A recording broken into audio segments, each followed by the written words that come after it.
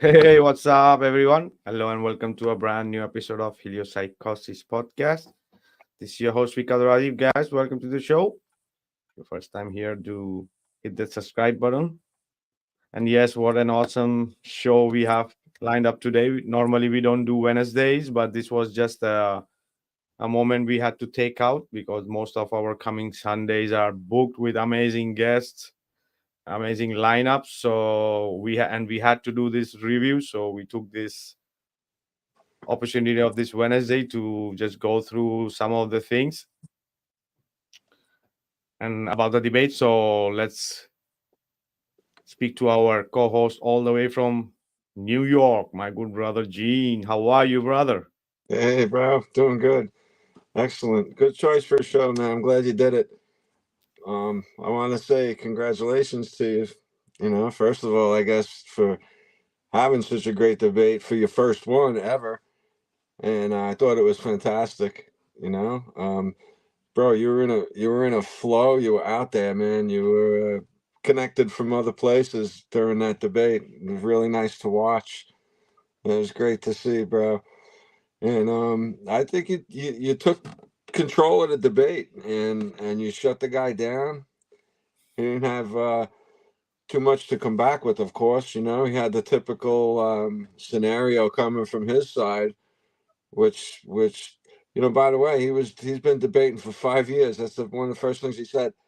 And so that was like a flag immediately, kind of. But I don't think it's as much as changing that guy's mind as getting to his audience and helping them understand things. 'Cause I think that's what really was important about it, because he's obviously not gonna switch his tune up. He didn't understand. He said one thing you would probably get to it where you're like, oh yeah, that makes sense, or that's interesting. But like, the guy wants evidence that the sun is out during the day from you, or else he's not buying it. So he's a tough one. He's hanging that $10,000 carrot in front of everybody. Nobody's gonna get that money, no matter what. So, but nah, brother, congratulations, man. That was a really great hour and a half of flat Earth. Crushing, brother. You know. Absolutely, brother. So yeah, what could I say? I don't know if I won or lost, but it's also not about that, right? So Right. I got amazing messages from people from every platform saying things. So maybe looks like, but yeah, I could say it was a adventure. Like, I had an amazing time. Yeah. And for sure, Mctoon also had his amazing time. You know, we at least didn't disrespected each other. Because it was Yeah. morely about the debate, and it was no any personal stuff in the middle. We have people with different opinions. So in that aspect, I was quite glad how it came out. Definitely. So yeah, and as you say, brother, it was not only for his audience or our audience; it was for everybody, because even some many flat earthers had to take a lot from Uh, there. bro. Yeah. Yeah. It was really great. Even stuff you're saying about the Antikythera. I'm like, I know it, but it was like, what? Slow down. You know. So Excellent. that's the Yeah, brother. So that's the idea, to watch a bit together, maybe expand on some things. So we also had a new thing today. We have in the chat, in the top of the chat, Yeah. there's a link for anybody to join in. They can hop on for 10 minutes if they want. If there are more people, maybe 10 minutes. But if there are not so many people, you could stay here, even chat with us tonight. So Yeah. anybody can just click that link. If you want to do an audio, no problem. If you want to just do audio video, no problem. You can chime in, hang out, say hello. So the link is there in the chat, pinned, right? For anybody to jump in anytime during the review, kind of, right? So I'm gonna play just the opening and this so that it starts rolling, and all right, Yeah. and then we start speaking, right? All right.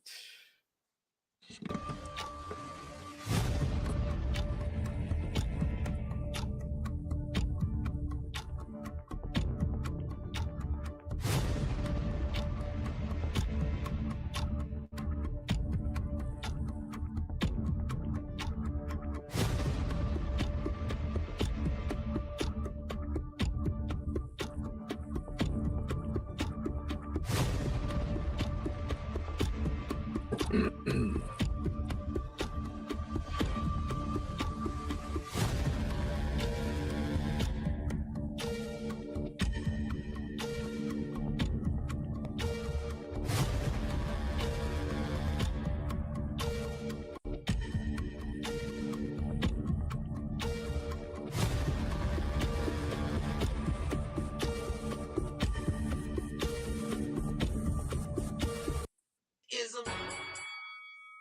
welcome everybody to another episode of Debatism. We are on to episode number 20. Believe it or not, it is Mctoon, MC Toon against Vikka Debatism. I think I got that right. Well, I'm not sure. We'll ask him here in a second. We are arguing on the shape of the Earth tonight. So let's see what's going on with the guys. Let's bring them on. Very happy to have them join me. We've got MC Toon and Vikka. So MC Toon, welcome to the show. Say hello to everybody. I'm sure they're happy to see you. Hello, everybody. Glad to be here. Awesome. And we've got first-timer Vikka on the show. Vikka, go ahead and tell us who you are. Oh, you're on mute, buddy. Just hit the unmute button in the lower left there, and you should be... All right. Hey, everyone. Beautiful. This is Vikka Debatism. Thanks for the invitation here, and thanks, Michael, too. Yep. All right. Pleasure to be here. Happy guys. Let's go with the coin toss to start us out here, and we'll let Vikka go ahead and pick it. You can go first, Michael. So I can go first. Yep. Mike, do you accept All right. that? Sure. All right, that was easy. No need for a coin toss. So what's the first thing? Is that that's the questions, right? Well, we're gonna go with the But intro. we have an intro, right? Yeah, intro. Do we So have an intro? 3 minutes of intro when you're ready. Oh, all right. My intro will be pretty simple. The Earth is a globe. Thank you. Now I'm a little more. I'm MC Toon. I have a channel, MC Toon Live, where I do debates. I'm currently streaming this live there. And I do also pre-recorded videos on my Conspiracy Tunes channel. So Conspiracy Tunes spelled with a Z at the end. Go on over there and find those. I've been debating. In April, it's 5 years since I've been debating. So glad to be here. Thanks, Sharon. Nice 5-year anniversary debate. Yeah. Yeah, Like, right. quite deep, right? Looking forward to it. We'll see how it goes. Beautiful. All right, and we've got Vikka. You got 3 minutes when you want to start. Go ahead. We'll start the clock. All right. So there's nothing more powerful than the idea whose time has come. And this is That's precisely great why I right find there. myself here.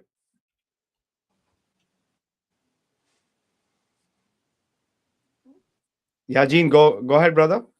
That's a great little one-liner right there, bro. There's nothing more powerful than the idea whose time has come. Oh yeah, brother, but especially with relating to the mechanism, right? Sure. Like to champion the authenticity of Earth's true cosmology. A heartfelt gratitude to Jaren for the invitation and kudos for his commendable efforts for the FE community, and special thanks to Michael for accepting this venture. I'm Vikka Debatism, producer and director of 2 compelling Flat Earth documentaries. One is Flatten the Curve, which explores testimonies of Air Force pilots, Marines, who testify Earth's stationary nature. And the second one is called The Mechanical Realm, which delves into Antikythera mechanism, presenting a geocentric stationary model. Plus, I do a weekly podcast called Heliopsychosis. My unwavering stance is geocentric, asserting the Earth's stationary nature without implying a spherical shape. Surprisingly, not all flat earthers may concur when I emphasize the significance of the sky in proving our Earth's immobility. In my view, the correct sequence is geocentric, stationary, and then level realm, because no diploma degree can alter the fundamental nature of water or land, turning into a curvature. This is why the sky and its luminaries become a paramount in dismantling the globe. While the proponents of the globe engage in a pseudoscientific discussion about the celestial entities and the phenomena light years away, the sky and its luminaries plays a crucial role in providing us with tangible information. From Timekeeping,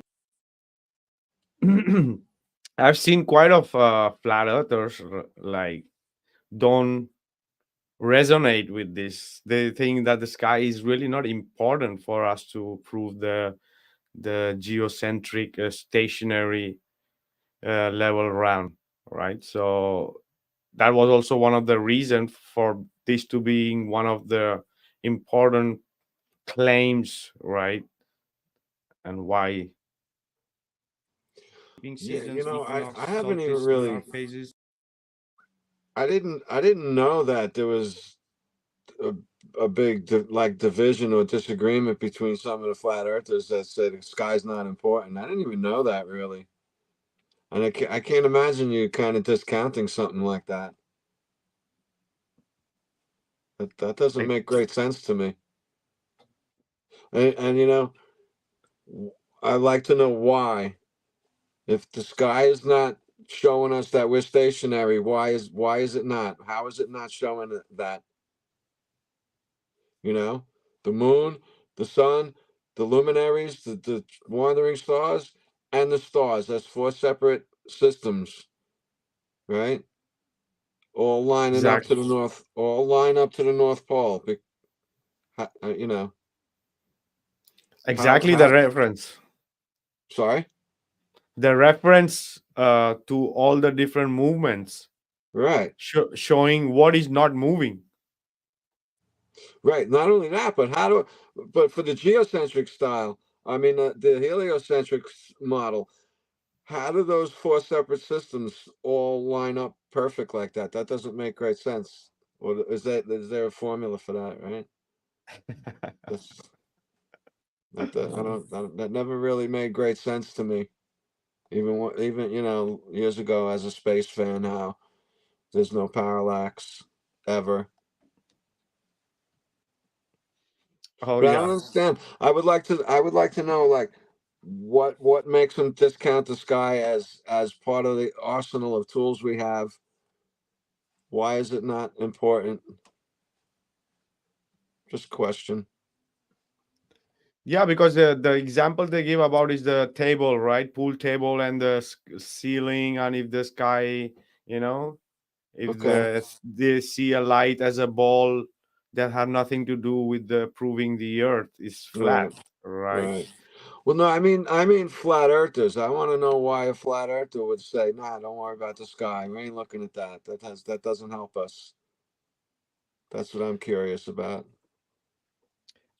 And I think there is where is the problem, because the people go too much in proving the flat Earth, right? The whole debate, I think my whole idea of going to the debate was this: to tell the people it's more than flat Earth. It's about if it's heliocentric or geocentric, because everything just changes if we show them what is the real observable reality is, right? There where it changes everything, because if it's not heliocentric, it's not it's geocentric, right? Both Yeah, cannot be really. true. Yeah. Both cannot be true. One have to be true, and we know that the observable reality is showing us geocentric. Exactly, bro. So and we use our tools. You're building a house. You don't want to leave tools over there because roofers use those tools. I'm a carpenter. I don't, right? You use all the tools we can use and make this as best as solid as we can in all of these areas. I think it's really important to use anything in the sky that shows it and all the different ways that it does. Over and over in different ways, just with the moon, the sun and the moon, just the sun, just stars, the planets. Everything's got a big combination of showing us all the different cycles and how it couldn't work if we were moving. Oh yeah. The smaller gears or smaller wheels moving the bigger wheels. That's how things work, right? And that's how it's counting. That's how it's maths, right? So whoever people are joining us just now, we there's a link on pinned on the top of the chat. It's for people to come and join us if they want to hop in and chime in on something, say hello, speak about it, or what. Today is open for anybody to join us in for a chat. The link is there pinned. Yeah, guys, if we're on a subject, a part of the debate that you liked, or have question, or have a great comment, definitely we hope you jump in and come hang out. Love to meet you up here too. It's maybe more fun than you think, you know. Don't be Oh yeah, shy. you don't have to do a video. You can just make the audio, right? It's but you're open, right? We are open. Yeah, definitely. A lot Coolio. of good materials, and you guys. I bet you a lot of you guys were there too. Oh yeah. Eclipses to the intricate dance of the constellation, astrological alignments, and navigational aids. In essence, the sky becomes a comprehensive tool in demolishing the globe theory in one fell swoop. My question and claim will be around these topics. Earth is geocentric, not heliocentric. Electromagnetics, and electrostatics go on the run, not gravity. Moon is not a sphere. Phases, lunar, solar eclipses is not due to the Earth or Moon being in between and creating shadows. And ancient text, math, science, archaeology, astronomy, ancient technologies, instruments are all based on geocentric stationary level realm. And last not least, Antikythera mechanism being a 2,000-year-old technology, a geocentric stationary level Earth model. Thank you. All right, awesome. Thank you, Vika, for that. And if anybody's interested in debating, you can go to t.me/debatism, or you can email debatism@outlook, and that will get you in contact with us. And you can either select a partner or tell us you already got one, and we'll get you on the show. So we'll do that. And all right, let's go into the next section, which is for questions. And I guess, Toon, you'd be going first. You can go ahead and ask your first question of Vika. All right. Vika, please show how the path of totality for solar eclipses are predicted using the geocentric stationary level Earth model. For example, April 8th, 2024 is coming up. Cool. The prediction of the path of totality for solar eclipses within the geocentric stationary level Earth model involves a comprehensive consideration of various factors. When addressing a specific date, such as April 8, 2024, it's important to emphasize that the accuracy of the prediction relies on a detailed simulation or animation or a projection or a physical instrument. It's crucial to question the globe Earth's source of prediction and inquire whether there's a simulation, CGI, or animation, or an instrument that accurately depict the entire model in real time. This includes ensuring all the celestial bodies are correctly positioned and located. The inquiry extends to understanding the constellation within which the eclipse is anticipated to occur.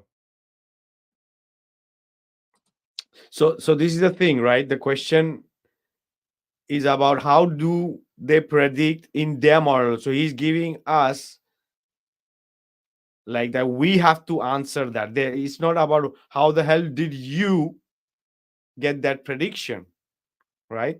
It's like just by saying that prediction is done by us, all the prediction is done by them. It's like owning all the predictions just because they try to show that, oh, there's a line on the globe.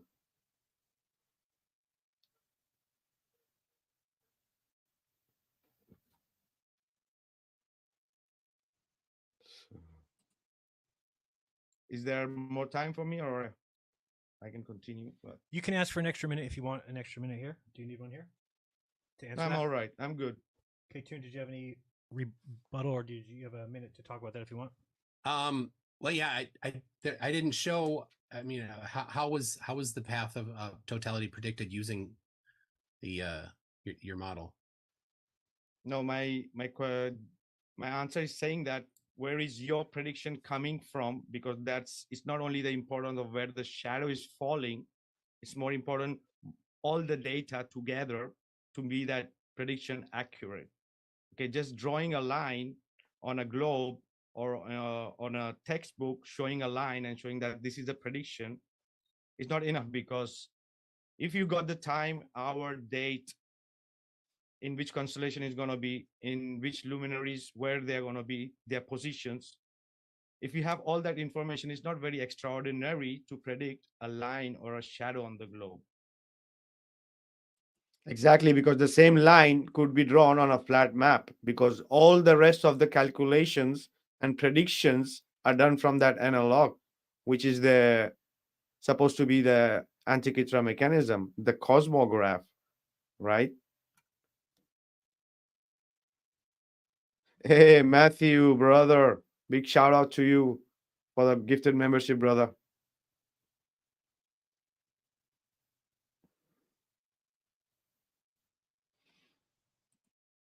So Okay, so you don't have anything. Okay. Okay, let's go with your first question, Vika. yeah, but what did he provide, right? What did he provide in just showing a line, because or in his textbook or on a globe just making a line?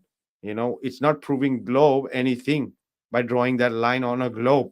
It's not proving a globe, or it's not proving that all the predictions that have been done is made on the globe like that, right? Instead of that, if you would have shown me the whole globe with all the luminaries Yeah. in their correct positions and Mm. the constellations, even if it's in a virtual simulation, right? That's part of the three-body problem. Once once you get the third body in there, you can't. It doesn't work.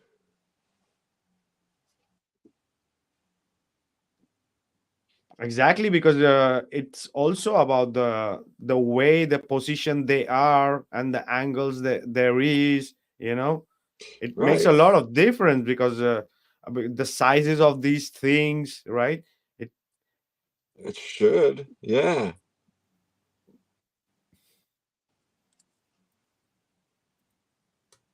No, but the positioning of it is too perfect to have that, to have what we have. And the predictions that we can make for thousands of years that these guys kind of swiped and they just applied it to their model. Exactly, but they do that with everything, with Yeah, all the science, with all the experiment. They just reverse and say, "Hey, it works." You know. it's Yeah, but true. it's very obvious. It's very obvious that they are doing that, right? All right. Well, I think I missed where the hell is. That's a Now I great cannot part right find there. the Bill Gates, player. whack, got him. Oh, I can't see the. Okay, yeah, I have to take out here. Let me see. And creating shadows and ancient text, math, science, archaeology, astronomy, ancient technologies, instruments are all. My unwavering engage in a pseudoscientific discussion about the celestial entities and the phenomena is anticipated to occur. Is there more time for me, or I can continue? But... You can ask for an extra. Okay. Well, I don't think that the Earth is geocentric, so it doesn't apply to what I think about things. But geocentric generally people take to be. Give me a second here. No problem. You go whenever you start already. Let me know. Yeah, that was a simple one. Just explain heliocentric, geocentric, and how it shows that it's sphere and moving in the word geocentric.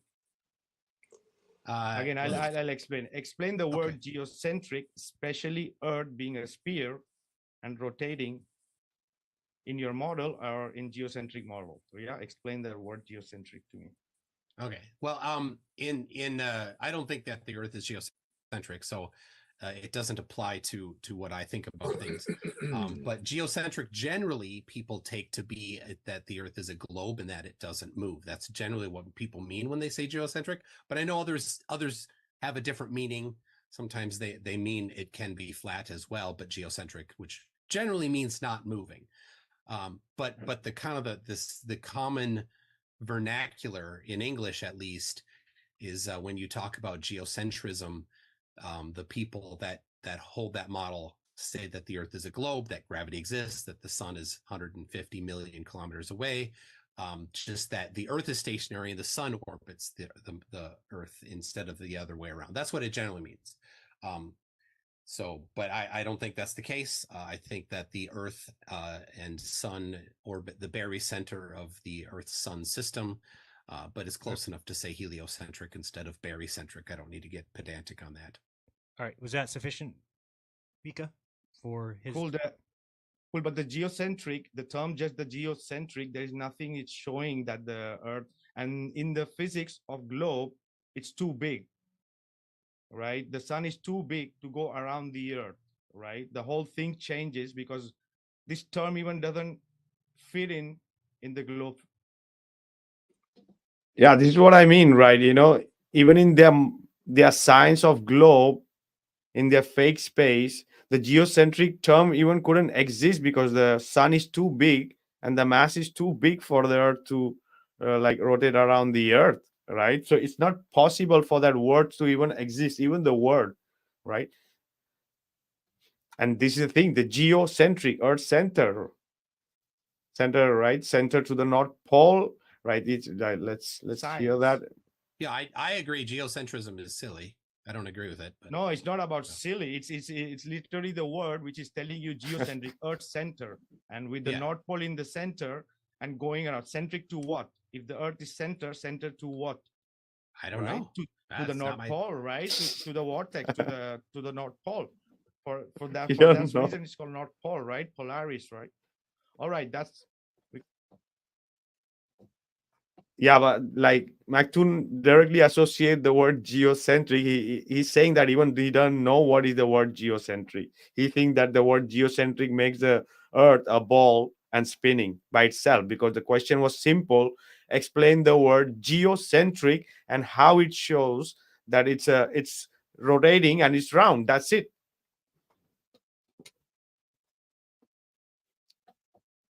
Hey, angle of elevation, brother. There's a link on the top pinned near the chat. Anybody can jump in for a chat. So there is it. If you want to jump in, if you don't want to do video, no problem. You can do an audio. You can go to the next one. Okay, right? Tune, your second one. All right. Show how electric and electromagnetic, those are the words you use, predicts the specific approximately 9.8 meters per second squared downward acceleration. All right, because I said I wanted to speak about electromagnetics or electrostatics, that doesn't mean that was right, that it means all what I'm saying go with that, right? The question should be, what is your 9.8 meter in our model, right? Okay, the acceleration of objects falling to the ground measured at 9.8 doesn't represent mere quantification or a measurement. Okay, rather it's a signifies a negative acceleration along the vertical axis of up and down. It is derived from the rectilinear uniform acceleration. The rise or fall of objects is influenced by mass, resulting in diverse speeds. This is like me breaking down what is density and buoyancy, right? In words, in scientific words, that this, right? Some people understand, right? Only the scientific word, because you're saying, density and buoyancy, things go up, float, and up. No, you have to explain how that happens. I wanted to see who the hell did ever explain that in a way that people could understand, right? Across the different mediums. This phenomena is, and this is the thing, the mediums are important, right? Everything works as a medium. The water, the earth, the air, the upper layer, right? Different medium, the cloud, everything is like looking for equilibrium, with their different densities and pressures, right? Water has its own pressure, air has its own pressure, the earth has its own pressure, right? That's why, Yeah. Thinking yeah. is a good illustration of that. You could do even if you pour different liquids in a cup, alcohol, oil, water, and you can different different objects will stop sinking through those mediums with their different densities. So you can have things floating in the middle of the cup because the oil is in the middle, right? And it's fluid dynamics, right? It's the same thing.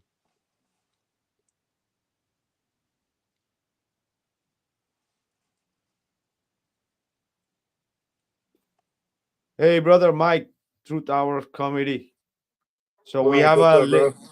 today we have an open house, right? There's a link in the chat if anybody wants to jump in to chime in with this chat. The link is pinned on the top. All right. So this is the thing. Yeah, Gene. That's the perfect example that this shows that the things can go up and down, right? Another good example would be like anybody can take three balloons, right? One you fill with air, one you fill with helium, and one you fill with water, right? And you leave them at from a certain height, you leave them at the same time, you know. So the one with the air is going to fall slowly, right? The one with the helium is going to go up, right? And the one with the water is going to go very fast. Three different That's speeds, perfect. right? They all are looking for equilibrium with their own density, right? And in their medium they are in. So the same example could be given in underwater, right? Sure. Now we Yeah, could do the same thing. We could just now this absolutely. time we could put only air in one balloon, in another water, and in another maybe much more stronger stuff, maybe sand. So the same thing is going to happen. One is going to go up, one is going to go slowly down, the other is going to go much faster. So it's a perfect example. So we humans also function the same way, like a balloon with sand at the bottom, which is the more dense stuff we are standing on the ground, right? We can't go more down because the ground is denser than us, and we are the next dense. So we are like almost in the bottom of a liquid, Ooh, more eh, denser, like how do you say, stuck to the ground, and they want to call this the gravity, and this is what is trying to explain in those scientific words, what is happening. So this is a perfect example of what I am speaking about there. Simply the acceleration of this thing. bro. So the vertical Hold on one sec, axis man. plays a, yeah, Bro, go ahead. there's no evidence of a center point of gravity showing that we live on a ball. All vectors are parallel, perpendicular to the plane, right? Exactly, that's why it's about those axes, that in the claims part that I go, that is about only the x and y axis, up and Right. down. That's it, man. There's So nothing things could else. go up or down, or exactly, or neutral, and Or depending in built. the mediums they are and their own density. Yeah, Right. Well, I'm thinking of the visual effects of living on a ball that has a center point of gravity. No buildings that do this, no clouds, no plane vitamins, nothing ever shows that there should be a center point of gravity. Nothing ever. exactly. Buildings sooner or later, buildings far away are going to have to show that they're not level with you, but they don't do that ever. I've never seen it. Right. Oh yeah, crucial role in both negative and positive acceleration. So then, so this is the thing: negative and positive acceleration, going down or going up in the medium that you are, right? Yeah. Oh, we have a caller. Awesome. Cool. Hey, how are you, brother? Oh, hey, I'm doing okay, guys. I actually have been in the hospital with some breathing issues, and that's a crazy place. You know, I was hit the emergency room at midnight, and there was no ER doctor. It was this Max Headroom character that was wheeled up on a computer cart. And it was very much like the hospital scene out of the movie Idiocracy, right? Where they're juggling the probes, the young nurse that doesn't know anything about it. And this one goes in your ear, and this one goes in your butt, and this one goes in your mouth. Oh, wait a minute. Maybe this one goes in your ear. You know, it was one of those experiences. So the Internet of People and Things isn't that great of a place, right? Especially when you're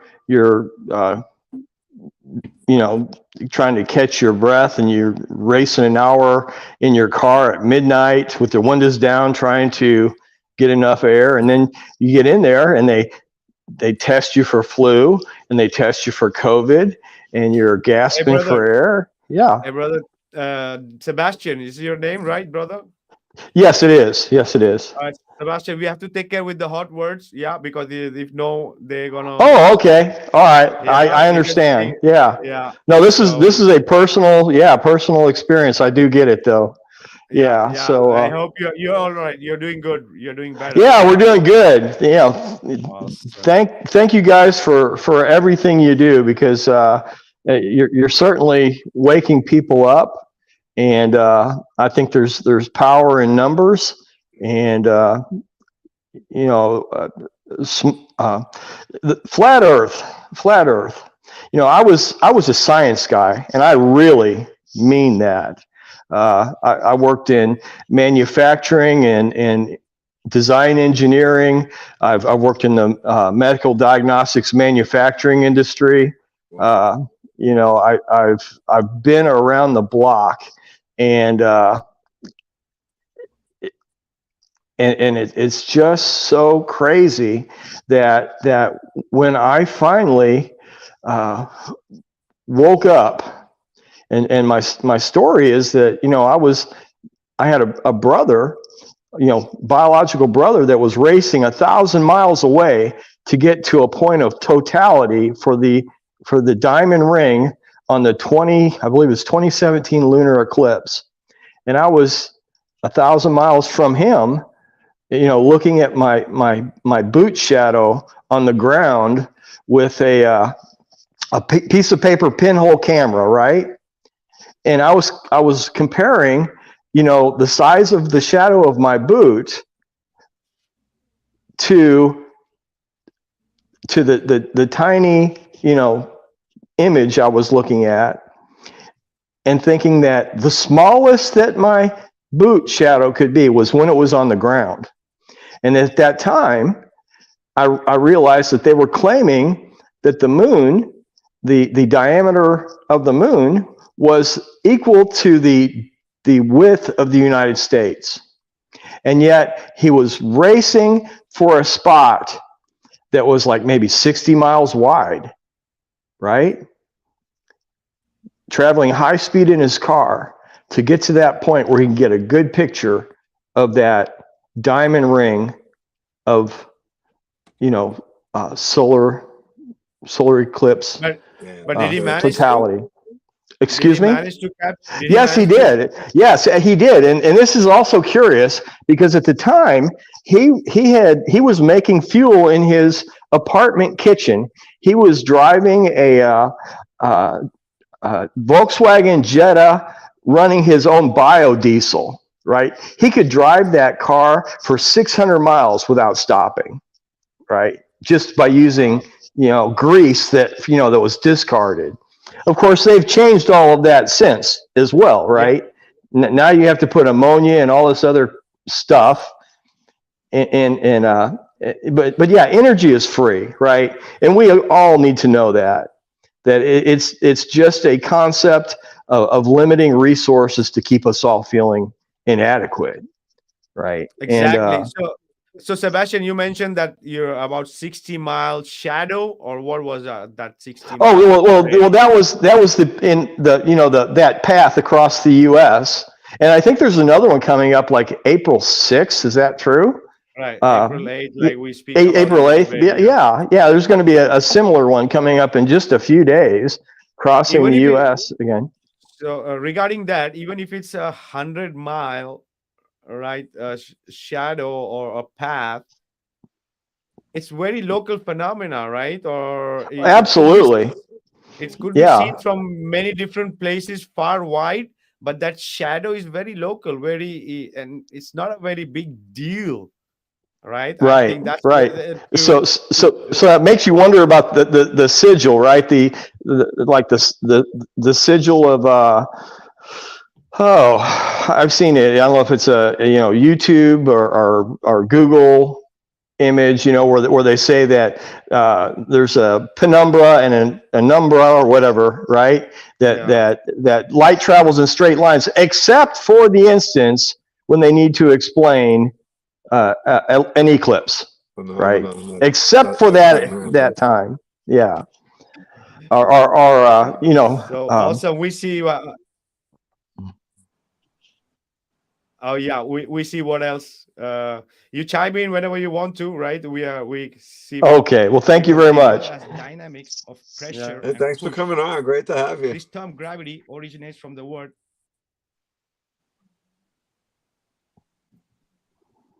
Gene, go ahead, brother. No, I was just saying thanks. I'm glad to have Ion Donut on here, and thanks for all you do to help. That you're here with us and you're putting our stuff out there. I really appreciate it. Oh yeah, brother. Thanks for that, brother. That's Yeah. awesome. Yeah. That's I support, wa- brother. yeah, I wasn't Absolutely. sure who it was. I blocked my camera and got my eyepiece out. Like, oh, look who this is. Very cool, man. Great to see you. All right. Gravitas, right? Denoting Okay, time. You want an extra quality minute? of weight. It's done. Yeah, but Objects fall due to their own. Give me a few seconds. you Just can a ask. few I'll seconds. give you an extra minute here. Go ahead. Okay. Objects fall due to their own weights in any medium, not solely because an external force is propelling them to the ground. Nature seeks equilibrium in densities and pressures, with bodies and objects reaching equilibrium.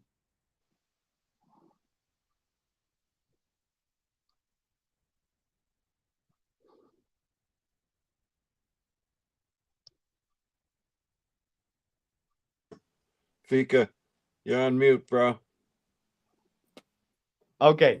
So the words there, I think if the people listen to it, it's people can understand what the hell I'm saying there, right? It's even though it's very science, some terms are scientific or very technical, but you can understand literally what is happening, right? Where their relative densities equals or is inferior to that of the surrounding medium. The interplay of negative and positive values and the two axes involving density and buoyancy explain atmospheric phenomena such as ocean, winds, clouds, atmospheric circulation. So this is the thing. What does it would mean what here in this part? Is like this, as I mentioned before, the different layers, the different that's why the clouds are going up sometime, they are sometime going down. Different Sometimes layers. the rain clouds are much higher, like heavier, right? The water is also trying with their currents, with the mixing with the winds. The winds are trying to equalize the pressure. That's why the winds are like making those higher winds and slower winds, right? It's all is looking for equilibrium, right? That's what is happening, right? From below to above.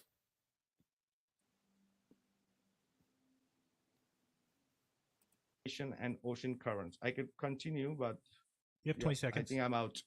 Yeah, I'm done. Okay. Mike, you have any come back to that? Okay, so nothing. All right, that's good. Okay. Then we've got. Wow, I Hold on. explained the whole gravity, density, buoyancy in minimum word possible, and that was his question, right? Explain how it's happening in our model. That thing is falling, and whatever number they are getting, what is happening in our model. And I explained it in the most simple scientific term you could, and it was okay, nothing. There was nothing to rebuttal that. Absolutely, there is nothing to rebuttal to that. That's the point, bro. That's the point. He had nothing. You didn't have nothing. He didn't have anything. Oh yeah.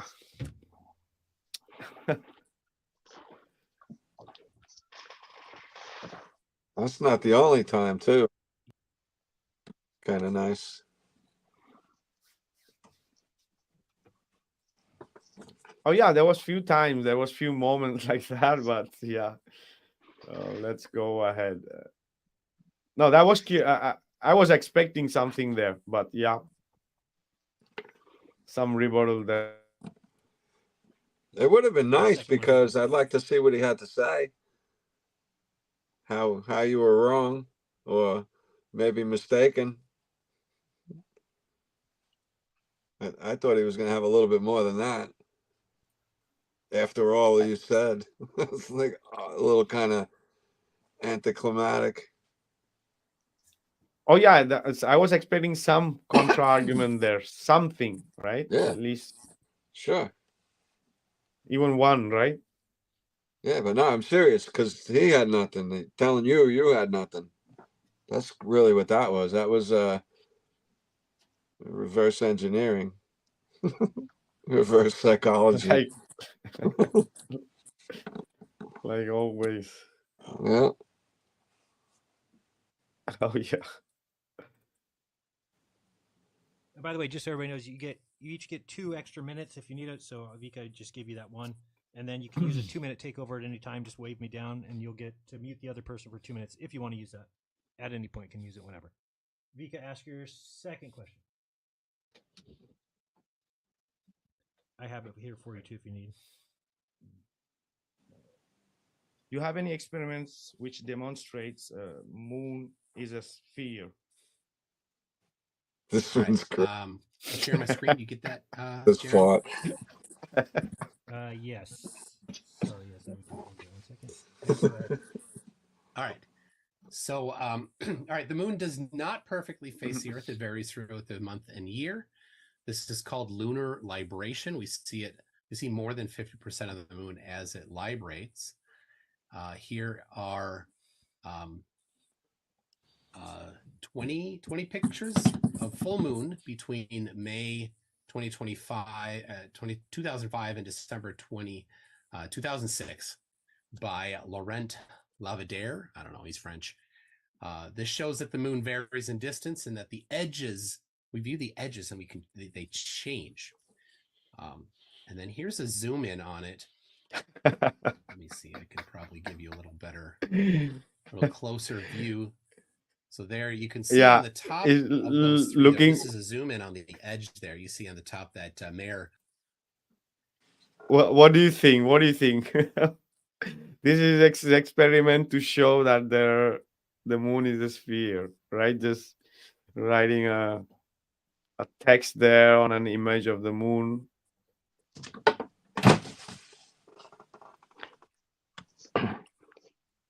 Everybody can take pictures, right? Exactly. Yeah. And it's not a 3D or something that you can say, oh, there you can feel something that there's a. No, it's not even a high quality image, right? that should have been the nothing answer, right? Oh yeah. Whatever that pronounce, that ocean, as they call it, is. That's, you can see it rather well, and then that middle one there, you can see it's being distorted a little bit in view, and then in the top you cannot see it at all. So this is a close-up of the libration, so you can see that the edges of the sphere of the moon when you zoom in on it. So there you go. There's an experiment that shows that the moon is a sphere. Vika, have anything you want to say back to that? All right. Well, these are from some sites, right? Just from sites, some images, right? I'm gonna Yes. share those are- some. I'm gonna share those are something photographs, as an experiment. Let me see. How can I share the video? Down at the bottom, you'll see it says share screen. There should be a green button in the middle. There you go. Okay, we see your screen now. So,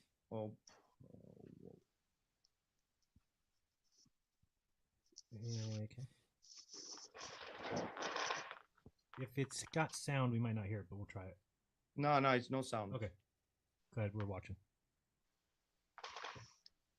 It just takes a few seconds to load. Just give me.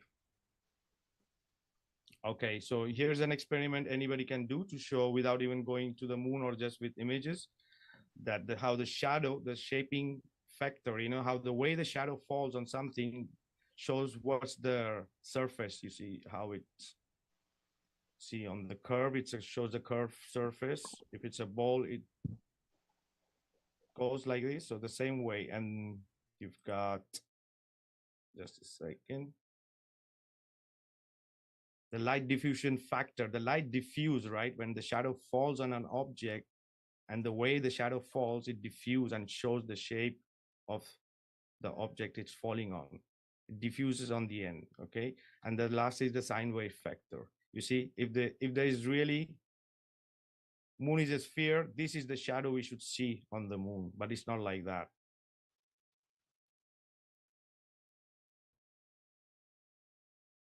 Have you ever seen an eclipse or a phase like that? No. No. It's not possible to see something like this because it's not a ball. Whatever it Look is, looks like a disc more than a. Yeah, go ahead, Gene. the light itself, the ball, the light, the light reflecting off the ball looks completely different. That, like, the moon doesn't look spherical. You're right. You were just gonna say it looks like a disc. It just doesn't look spherical ever. It shows, it doesn't even suggest, like, it might, the craters look like they're going around, but that could be optical.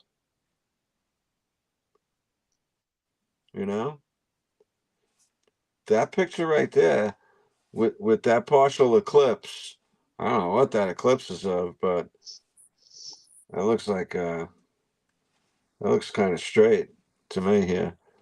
But it just looks like a disc. It, like you said, bro, the light diffusion doesn't give any illusion of being a sphere to me. And look at the sphere, the ball on the left. That is what I would think a sphere. But see how it fades off? It doesn't Exactly, just and stop. it bends and it stretches on the end. Yep. It makes that sine wave factor. Mhm. The logo that Pepsi uses. Pepsi, right? Exactly, Yeah. is that S should be that there. Let's check. Right. That's on the right side of the ball, but look at the left side where it diffuses into the darkness, where the light doesn't make it around the ball. Exactly, you don't see it, right? It doesn't look like the moon on the right. That doesn't ever look like the moon. Exactly. That's what I mean. That looks spherical on the left. The right doesn't, to me. It doesn't look like a sphere at all. And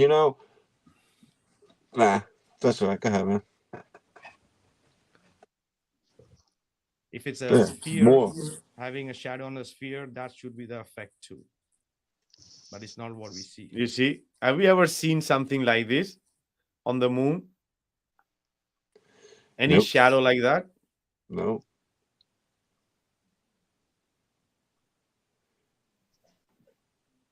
Nope, not during an eclipse or any of the phases.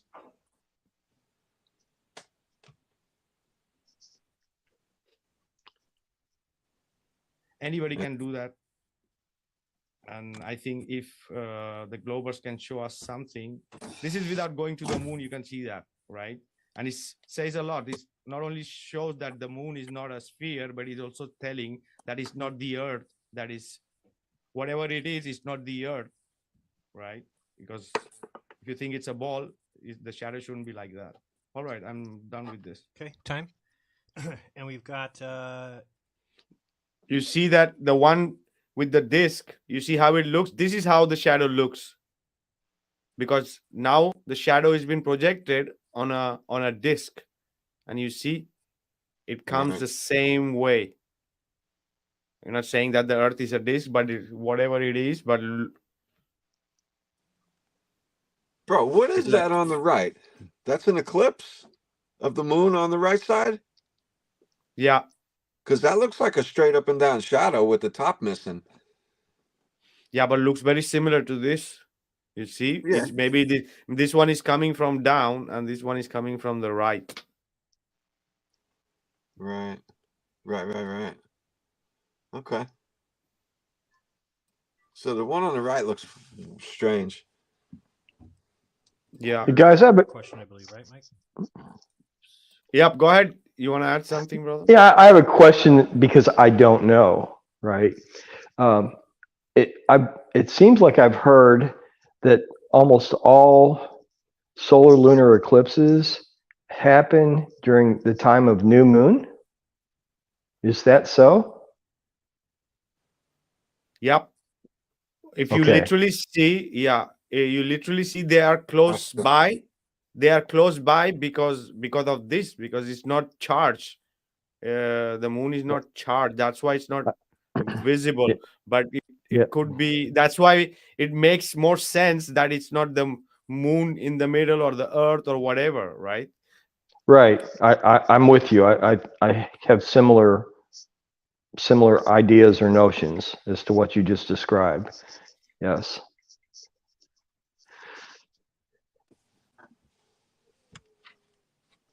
Anybody can do that. And I think if the globers can show us something, this is without going to the moon, you can see that, right? And it says a lot. It not only shows that the moon is not a sphere, but it's also telling that it's not the earth, that is, whatever it is, it's not the earth, right? Because if you think it's a ball, the shadow shouldn't be like that. All right, I'm done with this. Okay, time. And we've got Done with this. your third question, I believe, right, Mike? Yeah. Okay, go ahead. All right. What specifically causes the moon phases? All right, just a second, because I'm trying to close. Some people were like in the comments saying, "Oh, look at this guy. He has his image of himself on the computer. That's me. That's my image of me, like playing. I play music. Also, is also one of my, you know, uh, I love doing. So I have that image there just for me to remind every time to not get carried away with every other thing than that too, right? So that's for it. That's good. Stop my. I did it for you. Stop. Go ahead. All right. Cool.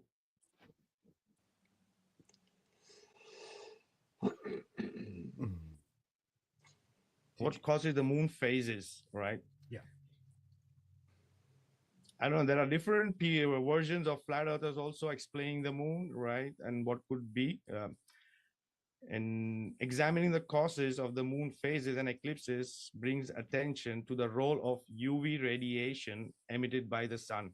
The sun could be seen as a bulb, a light bulb, and the moon could be seen as a fluorescent tube, UV light, ultraviolet radiation.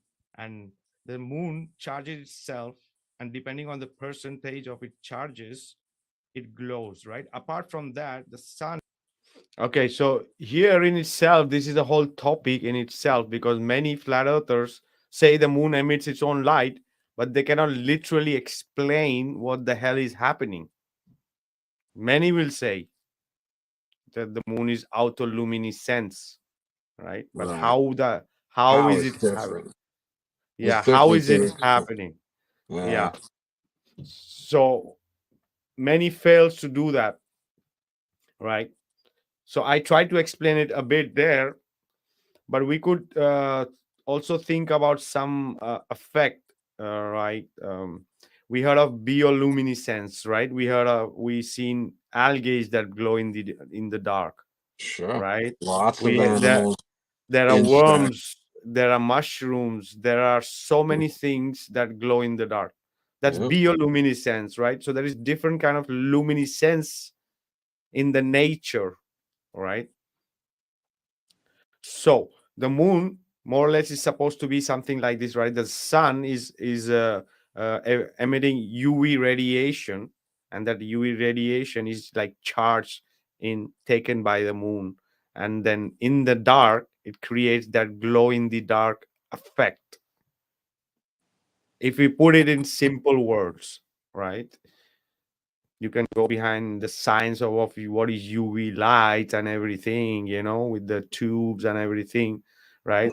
And how the UV light also like can glow in dark certain substance or colors or particles or as we say this bioluminescence, right? So there's many different kinds. So that's could be most probably is that what is happening with the moon charging itself, right? So another thing when I said about the angles is important in a way, angles, because on the north pole, with the north pole in the middle and how the sun and moon moves around on the top, those angles are important for the charge, the percentage of the charge, right? Yep. You know, Yeah, the full moon always rises 180 degrees at sunset, right? And then was it 14 days later, the half moon is 90 degrees above you, and then it fades into nothing. The new moon comes right back around, does it again, exactly.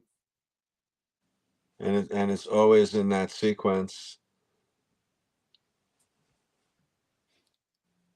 Oh yeah, and also many cultures say, no, right, the moon is self-illumination, right? So but it needs the sun. It needs the sun. It's not a reflection, right? No, It's not a reflection of the how the global people want us to believe or what they are selling, right? It's not no, also because it's not bro, yeah. the Go ahead, go ahead. this the sun is behind the moon in these circumstances.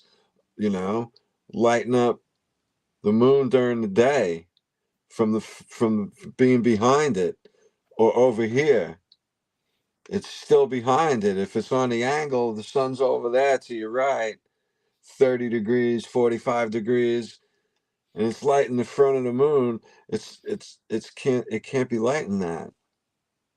It's behind it. Exactly.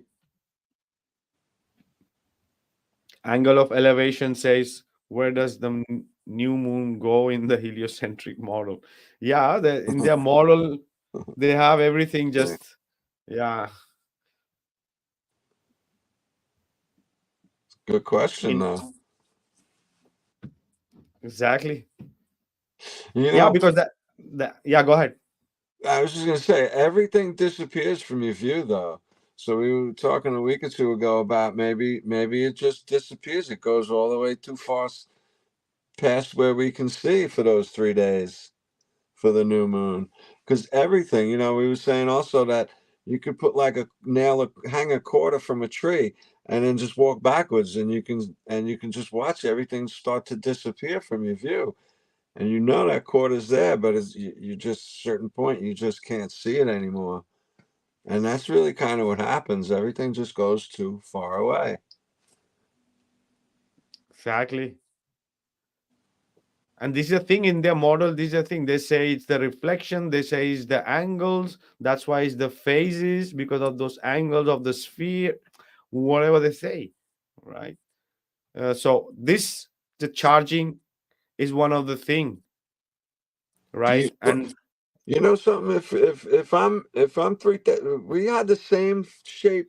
How come me and you have the same phase moon with how many thousand miles away from each other, bro? 2,500 miles away from each other, something like that. How could me in California? How could we all, California, New York, and Spain, all saw the same shape moon at the same time? We would have different shape. exactly, if it's the angles or if it's the reflections, right? It's Right. yeah. So I'm just pointing things out that don't seem to really work well on heliocentric model with the sphere and the curve. Yeah, and this is the thing, in our model. It looks like the sun when it's not really seen, the moon when it's not really seen, is that because it's not charged at all, right? Right. Or maybe it's loses its charge and it's charging. Exactly, starts a newer cycle because of its position. It's in the constellation. It's in the cycle that it's completed, right? There's many factors. Is also taken into account the factor of the sun's angle. That's the second factor which is taken into account. And the third factor is the vortex, the electromagnetic fields of the earth. So these three factors, and which makes the moon phases the way it happened. It's nothing that the earth or other whatever the globus says is coming in the middle. Okay, Tune, any comment on that? Or I'm anxious to hear how the magnetic field does it, but that's for a future discussion, I think. So yeah, thanks. Oh, we will see that maybe in the claims part. Yep. Okay. okay, great. And then Awesome. Vika, your last question. My last question was: did you consider the watch, a clock or a watch, a scientific instrument capable of doing precise calculations? I think a watch or a clock is not generally doing calculations, but it does a fantastic job at the high quality of measuring time. But if you want to, it depends on how you're going to use the word calculation. I suppose you could bend the word a little bit to mean that, but I wouldn't put it into the category of calculations. There are certainly mechanical devices that can do calculations. The Enigma machine, for example, in World War II was a mechanical computer. So a good example of it. Okay, awesome. So yeah, a watch is also a mechanical computer, but a simple version that is doing the calculations, because it needs to turn 60 times to make the next one, and the next one makes to the next one. It's all calculating the gray ratio from one to another and getting the results. But you know Oops. what, bro? I think he's wrong when he says it does a really good job at keeping time, because the Antikythera was by far more supreme at timekeeping than a watch today. Watches today go off at 3 seconds a day, right? The best watch is off by 3 seconds a day, and Antikythera was off by half a second a year. Oh yeah, it's totally precise. Totally precise.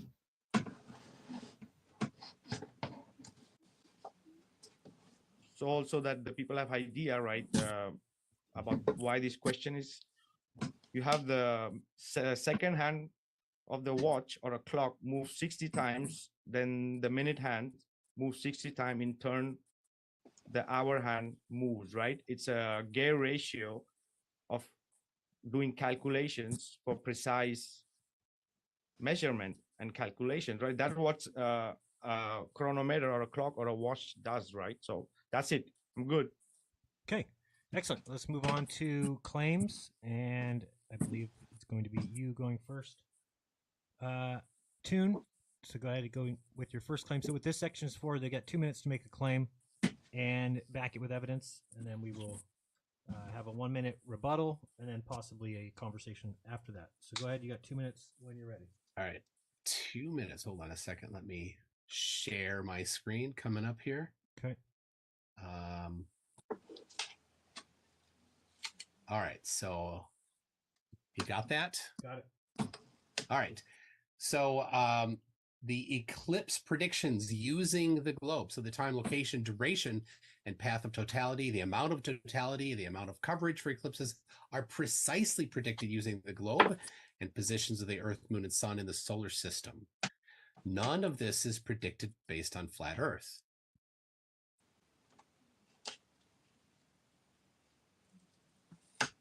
Yeah, it's just a word, right? There's nothing to back it. Let's see. The earliest eclipse I'm aware of where they predicted the path of totality was 1715 by Edmund Halley. And he got very close. He was about 20 miles off at the most. And then he updated his methods and improved his precision for the 1924. But this is the thing, the path of the eclipse. We spoke that before when Sebastian was there. You know, he was speaking about 60 miles, right? It's very local phenomena, as I said, and could be seen from further distances. But a path is going to take at that hour of the day that be known by everybody, that is going to pass from in this constellation when the sun is going to be there. So it's nothing out of this world, right? To draw a line or to show something like this, that and say, you see, we predicted this and now the earth is a globe. No, there are hundreds of other calculations or other observations or other predictions that a model needs to do in real time for it to be accurate. And look at the date, 1715. Yeah, amazing. Eclipse, he was significantly closer for that one. That sparked a rash of people doing eclipse predictions using the globe and the distance between the moon and the sun and the moon and the earth. Yeah, what is this? What is this? I'm not sure. Pretty confusing.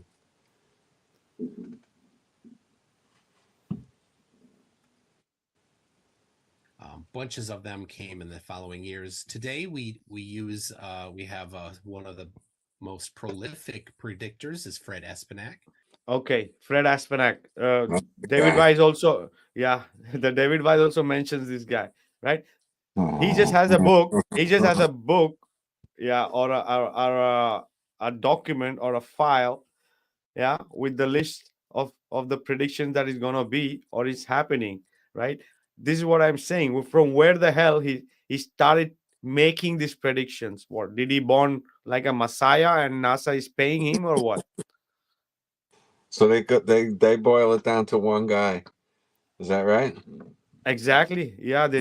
But this is the absurdity that they boil it down to one guy and they're saying that is doing science.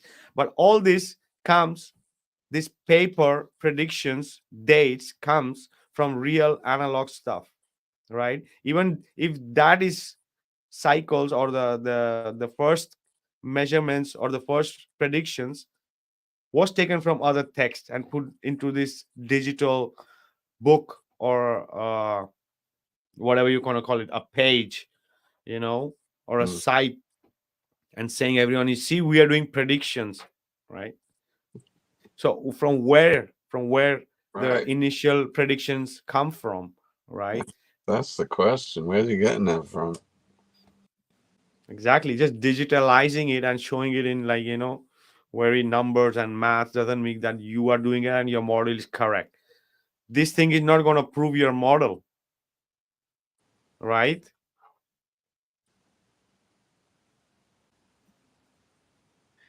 And he uses the VSOP 87 and ELP 2000 ephemerides to do that. I'll cover what both of those are. I have one of those books myself right here. The first one, the 2021 to 2020 or 2030 Eclipse catalog. He has predicted the eclipses for 5,000 years. You can download the 5,000 years. Quite interesting. Wow. I'd like to know how he's doing this. the PDF of that if you're interested on his website, Eclipse-wise. So how does he do it? Well, VSOP 87 is an ephemeris of the positions of the planets Mercury through Neptune in the solar system, including the Earth, and it has a specific additional ephemeris catalog for the Earth-Moon barycenter, which is a little different than the Earth alone. Like, even if there's some truth to that, right? However, that prediction is taken and the rest is calculation, the rest is just predictions, right? If you have a simulation and it could do predictions, right? Maths. But bro, why do they only have Mercury through Neptune? Exactly. Where is the Earth, right?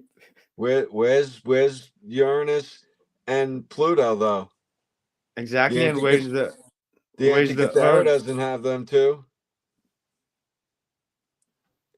That's Exactly. funny. Exactly. That's kind of a curiosity right there, you know? Yeah. So this is like showing. This is like showing the HTML of a site. People need to see it. Also, like, you can see, like, like with graphics, right? In real time, right? Just showing the numbers like this, because the same thing can be find of the calendar of the moon. You can find, right, in hundreds of years ahead, right? Yeah, but because they had the initial,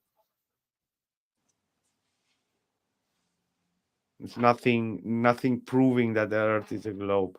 No. Position. That's what one of the rows looks like. Here's what one of the Fortran program that came with it looks like. I have written software in Fortran. It's been a long time, and I don't miss it. This is the thing, how it's done with the fake numbers and fake formulas, but you can't really explain in a human language and explain what the hell and how it's done. We do this, and this is the maths. That's it. Right? Or this is the numbers, right? And then ELP 2000 is also an ephemeris specifically about the position. Am I over time? Can I get another? You can have a minute. Go ahead. All right, positions of the moon in relation to the Earth. There's a couple notes in there. You can get this download this yourself. It specifically lists the mass of the Earth, the mass of the moon and the sun, the distance on the bottom right there, 384. Yeah, the mass of everything. They have the exact weights, and they're just feeding everything together, and everything is working perfect. And everybody have to take it in, right? This fake mass. 1,000 kilometers is the distance between the Earth and the moon, and it has different distances because the distance varies because of the elliptical orbit of it and tidal forces. And then this is the output of the those calculations there. It's much.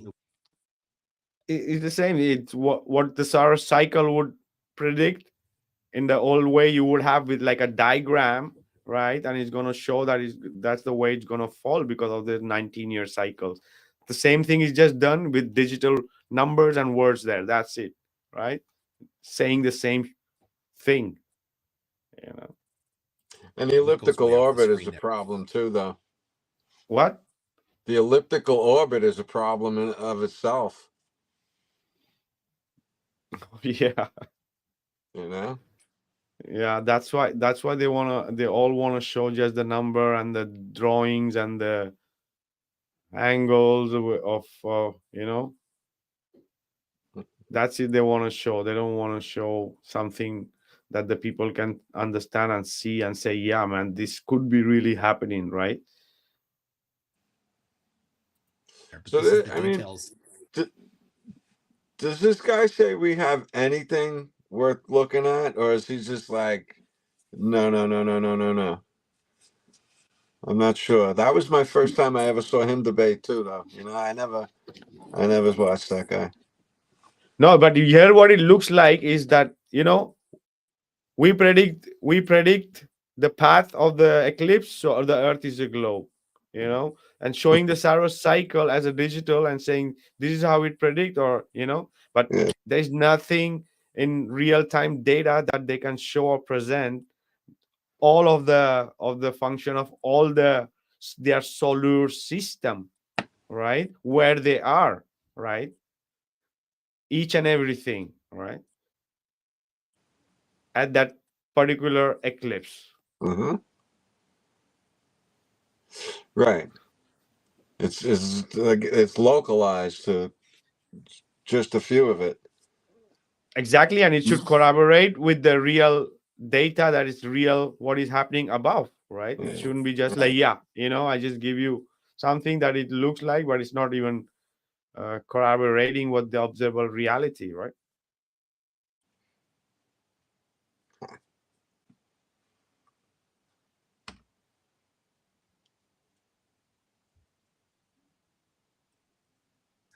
Of the positions that the sun and moon will be for different positions on the surface of the earth. You take that, you plug it into a map, and then you get this kind of animation is what you get when you plug those into a map. Can speed that up a little bit there. So, and this is for the eclipse coming up. So if it's right, then when I drive myself to Texas, I will see the eclipse at the exact minute that. This is the thing.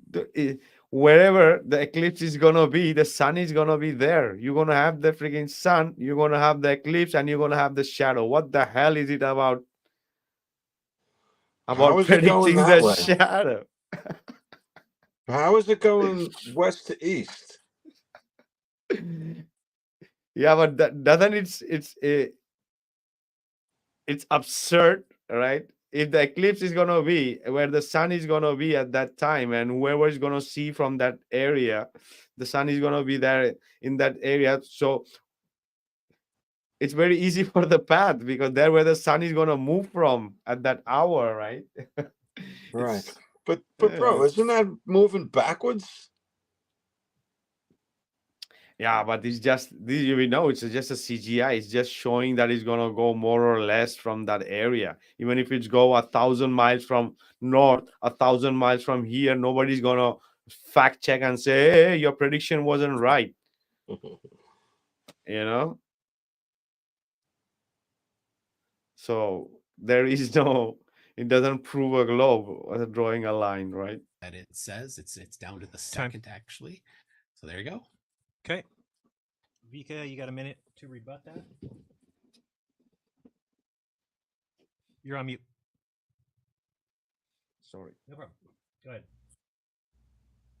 Just predicting the eclipses doesn't make the Earth a globe. There are many other predictions that the Earth a globe model needs to present for the whole model, complete model. Because why it's just the eclipses? Why not other cycles and other alignments and all the luminaries, their right positions, right? Why is not there a digital version of what you showed, but a complete model seen from not just a simulation, which could in the even the simulation is showing the stretch the way you are showing that stretch. We are not seeing that on the earth, on the moon, right?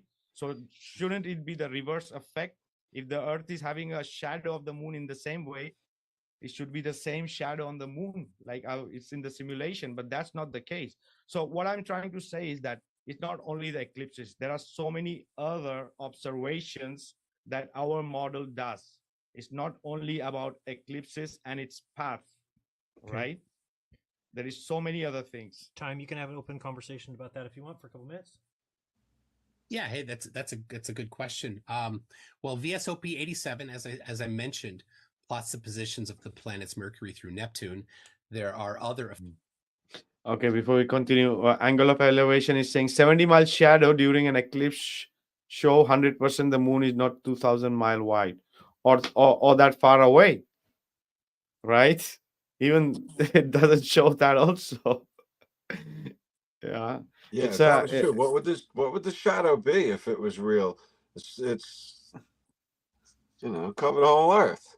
It would be a big, huge shadow. No, it wouldn't be so defined. exactly. It's not a very have to be a really an eclipse that seen from many places, have to be also in Yeah, part of between the tropic where it takes a lot of continent. There are many different factors for that to happen, and have yeah, to be a total that is seen from different countries, right? yeah. And I think if you were under it, the people over there miles away would see the effects of it. Whoever saw the totality, other people would see the effects of it as well. Exactly. And I think the most visible one, the rest they don't even count, right? There have to be few that we don't know about because it's happening in a area or a time that it's not possible to see from anywhere. Yeah, it could be. Right? The Pacific Ocean is half of the globe. So that's a lot of space over there for them.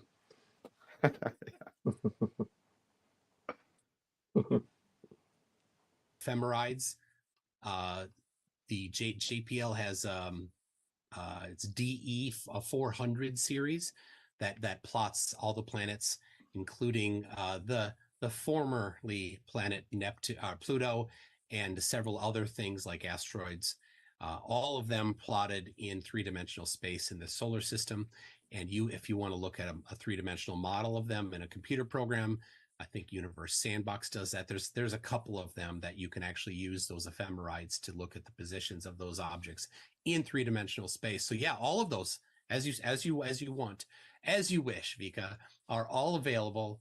Most of them are free to download on some of these apps are free to download. Of course, all of the data from Yeah, NASA is free. I'd love to see. I'd love to see if it's in real time observation and does it really corroborates with what is seen above. Because as I Yeah. said, it's not only about eclipse, it's the time, date, month, zodiac, the position of the sun, Absolutely. Yeah. the moon, the luminaries, the phases, the lunar and All the of them. solar eclipses, the penumbral, the total, the partial, the equinox, the solstice, that it Yeah. and then Every one of after those. that, yep, okay, we will see All that. 100%.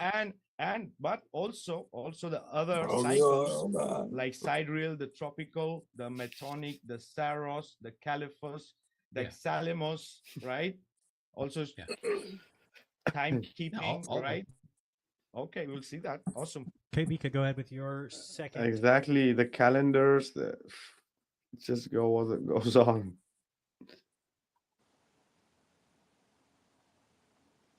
So this is the thing.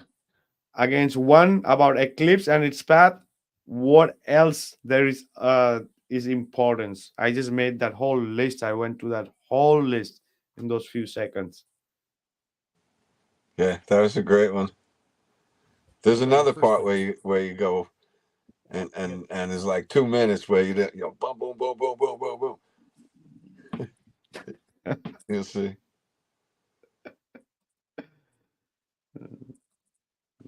2 minutes. Tell me whenever you're ready. My first claim. All right. I assert that the Earth is geocentric, then heliocentric, governed by electromagnetics, and electrostatics forces instead of gravity. The governing forces shaping Earth's dynamic are centered around electricity, electromagnetics, and electrostatics, challenging the conventional understanding of gravity.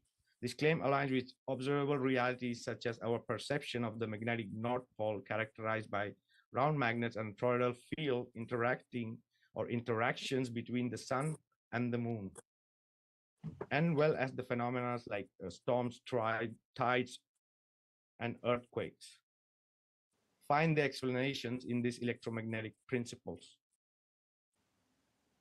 Key experiments and inventions further support this perspective, including Tesla's experiment with the Tesla coil and ball lightning experiment, and the functioning of the AC motor based on similar principles.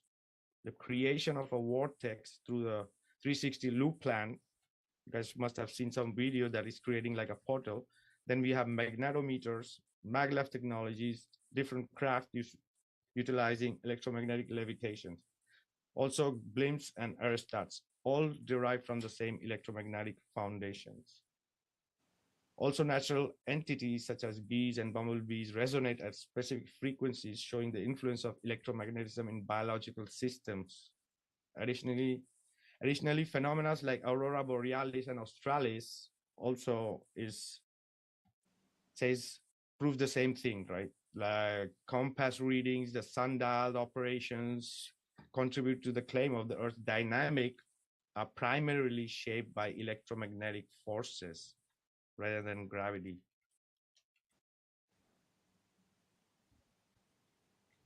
Okay.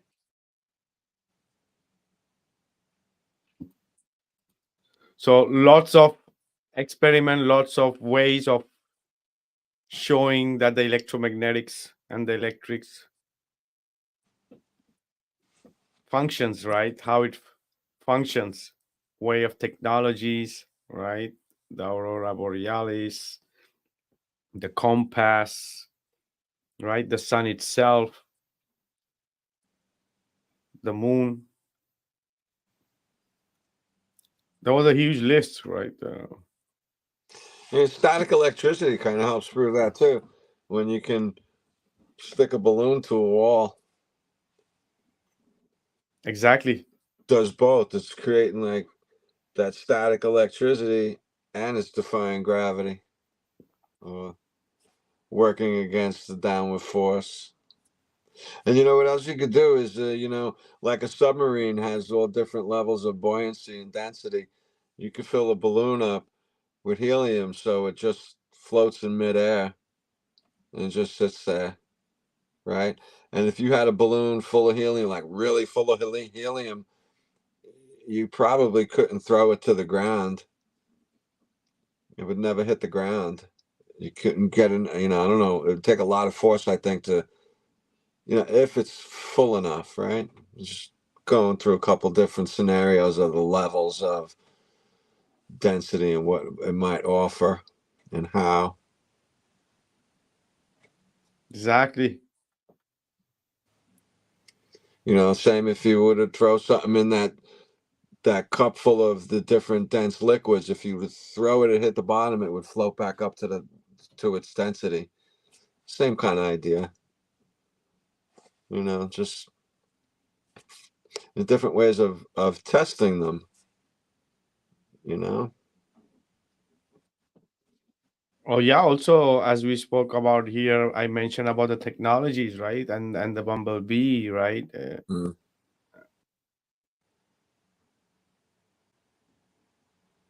That is not gravity in effect.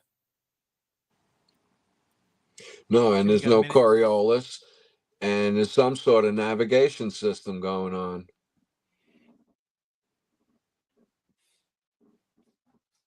Exactly. And also if we speak about the bumblebee and all this, yeah, it's also the resonance frequencies playing. There could be also levitation because of that sound, because of uh that wings flapping and creating that, right? Why not? Yeah, like the Vimana they had back in the day. It creates a force around itself that negates all the other, properties. I don't have a problem with that. Oh yeah, it's we are seeing it in reality, right, with these insects and other technologies, or uh, that it's not gravity at play, right? What are they really having in natural form or in technological form that can say that it's the gravity, right?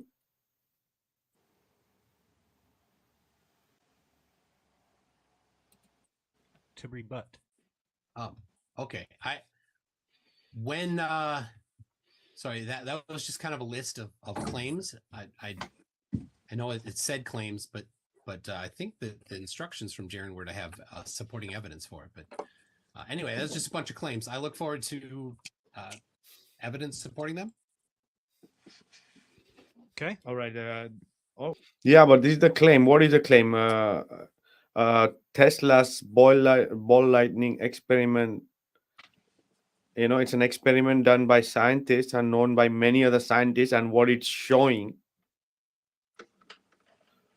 right? A Tesla coil is also another experiment that anybody can do it, right? How toroidal field, and you put charge and it starts spinning around itself, right?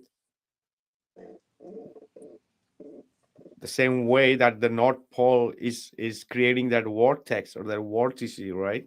Very simple, right? Claims. These are what I'm mentioning technologies, I'm mentioning observations, I'm mentioning different ways of how these electromagnetics, electrics, and electrostatics are working in different medium, different ways, right? From biological to technological to whatever is observable to, right, and tests, right, which back that up to the aurora borealis, yeah, why it's happening and in the places it's happening, right? Yeah, I don't I know. don't What I do don't you, need what to do you know. expect you to bring these things with you? I don't understand his angle. Exactly. And if I'm saying proportional technology, right, or magnetic levitation, what I need to now explain you or show you what is magnetic levitation or sound levitation or proportional technology that have nothing to do with gravity, right? Yeah. Right. Exactly.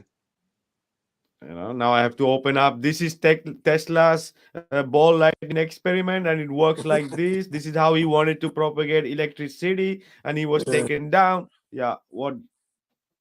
Yeah, I don't know what he wanted.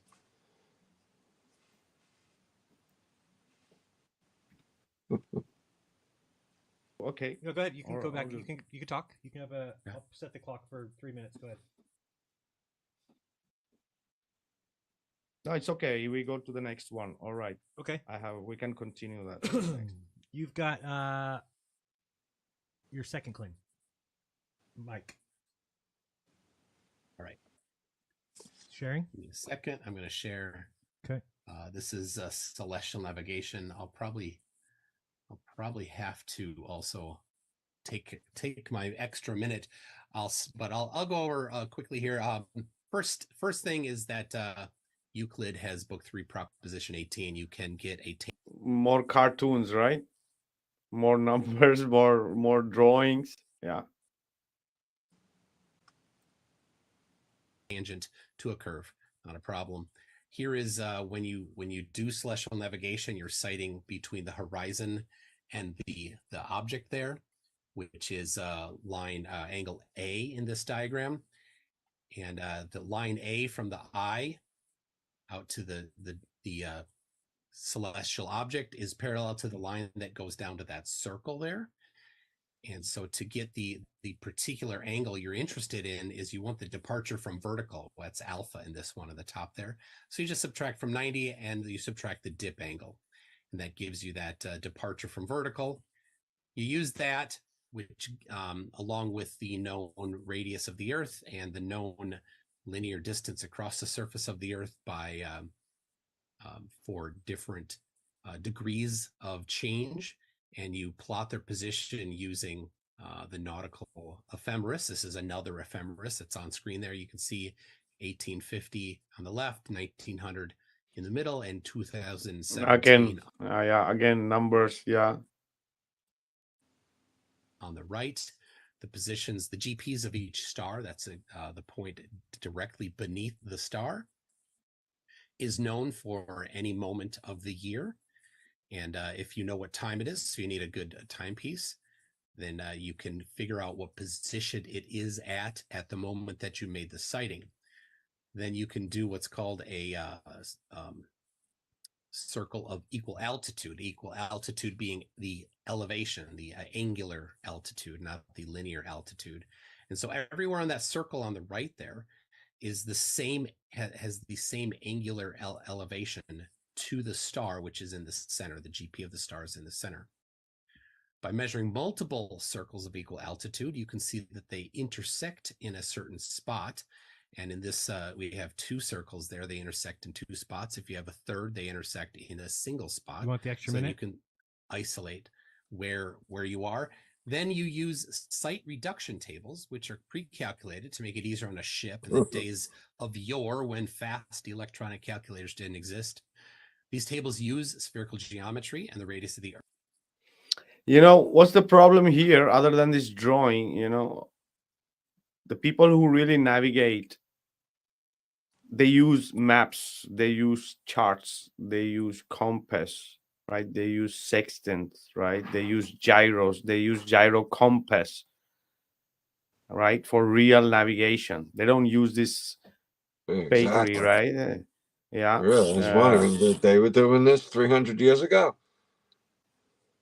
Exactly. And whatever is now they are doing in digital form is the same thing. Even in the digital form, you zoom in and it will show you on a flat.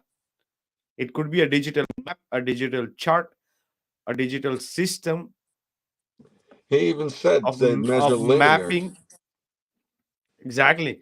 Or of any mapping of the zone, whatever.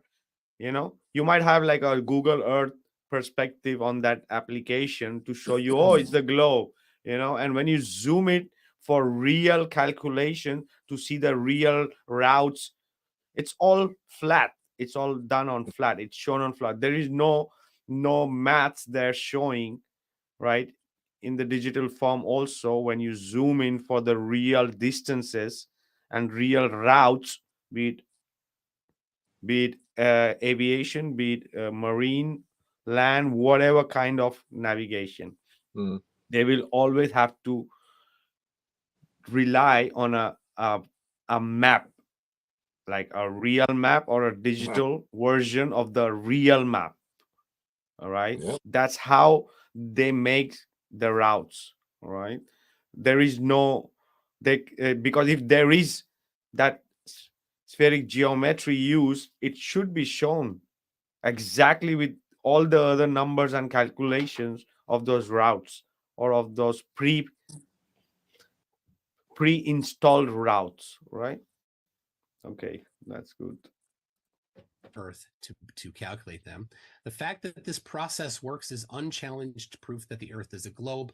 I have a $10,000 challenge. It turned 2 years old this month. mc2.net/10K sextant V2, or just go to the website there. You'll find it. Right there on the right side is a sample star angle measurements. I can get the position of the observer using the And no one takes a globe, no in a cockpit, not in a ship, you know, nowhere. They don't take a globe, right? They're nor they did in the past, nor they do now, and nor they're going to do in the future, right? So it's just for them to be happy when they open an app, any app, if there's a navigation app that they're whatever is they're using, any instruments or so, it will always show you real time flat what is below and where the hell you are traveling and where is that route going, right? globe. 2 years, no flat earther has been able to get the position using flat Earth and not using the globe. So this is unchallenged, and it's got $10,000 to reward anybody that might give it a shot and find that it's correct. There you go. Okay, you've Cool. got your Okay, that was just some drawings, right? All the navigations they use, or digital or paper form, pre-planned routes, and different methods which are based on a flat surface and are challenged to demonstrate the same calculation on a spherical model, right? You speak about sextants, right? The sextant needs the horizon as a straight line for its measurement, and also the one from the star, right? And that imaginary arc is for the perception. It's not proving anything of a globe, right? Vika, So throughout, have you done let Hold on, celestial me he's navigation? got 20 seconds left. let me Okay, continue. yeah, sorry. Yeah, throughout millennium, tools like compasses, sextants, sundials, gyros, charts, bearings, and celestial bodies have been utilized for navigation, right? This comprehensive approach considers the horizon and the constellation for location, measurement, and direction in both maritime and aviation contexts. Even units like knots You want an commonly extra used at minute? sea, yep, Okay, go ahead. even a unit like knots commonly used at sea find their counterparts on the land. Emphasizing the measuring distance in longitude and latitude is just another method of measurement. It's nothing proving of a globe if they're using the knots. Contrary to the common belief that these traditional navigation tools prove Earth's sphericity, the digital version of this technology do not inherently support the notion of the spherical Earth. I could go on into and explain what the whole GPS. Okay, that I said a lot of things there in very short time. He just showed a book, and he's claiming to that he does celestial navigation, right? Eh, no mentioning of any instrument, how it's done, just by showing a drawing. That's it. Thing is all about, but yep, I can stop here. Okay. All right, because I don't have time. I'm going to put Right. 3 minutes on this clock. You can just go back and forth if you have more things to say about that, or we All can right. move on. Go ahead. All right, Vika, have you ever done celestial navigation? Yeah, so this is the thing. He claims that he has done celestial navigation. What I say, I have not done because I didn't had to. I didn't been in a situation that I have to navigate myself out of. But if I have to, I would, and I wouldn't need anything. Maybe even just with a compass, I could, right? So if I have had a map, some charts, or some digital version, for sure I can. You know, uh, I'm not a pilot, but if in a case if I have to land a plane, I would, right? I know a lot about navigation, a lot, and about aerodynamics and everything to do about aviation also. Okay, more than him, right? And about celestial navigation, how they exactly do that, and how they use the different instruments, and how they use the bearings of different celestial bodies for precise navigation, which has been used from thousands of years. All right. So just making drawing a globe and line and showing this is how we do navigation and it proves the globe. No, because any instrument we can go into, any instrument, Yeah, all of compass, them. astrolabe, sextants, or whatever there is.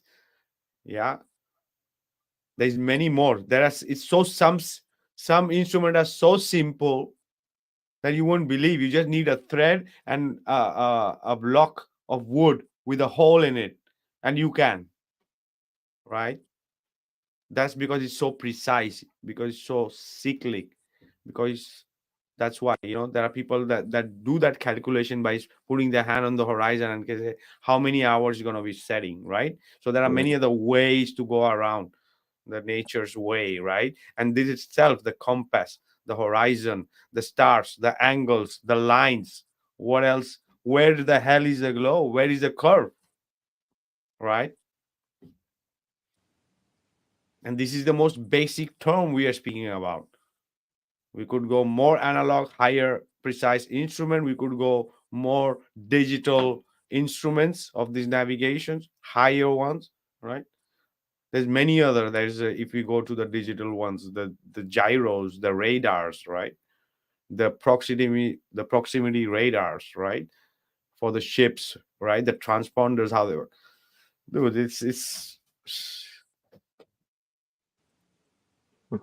I don't need to do celestial navigation. I have done a lot of research. Like I don't fly a plane, right? But I know a lot of aviation and about navigation. I've done documentaries. I have done interviews and Okay. a lot of discussions about these instruments. Yeah, go ahead. So I have done celestial navigation. Okay. And I know how celestial navigation is done. So when you tell me how celestial navigation is done, but you've never done it, and I have done it, and I know how it's done, then when you say make claims about it, and it's not true because I know it because I've done it. So it uses the globe.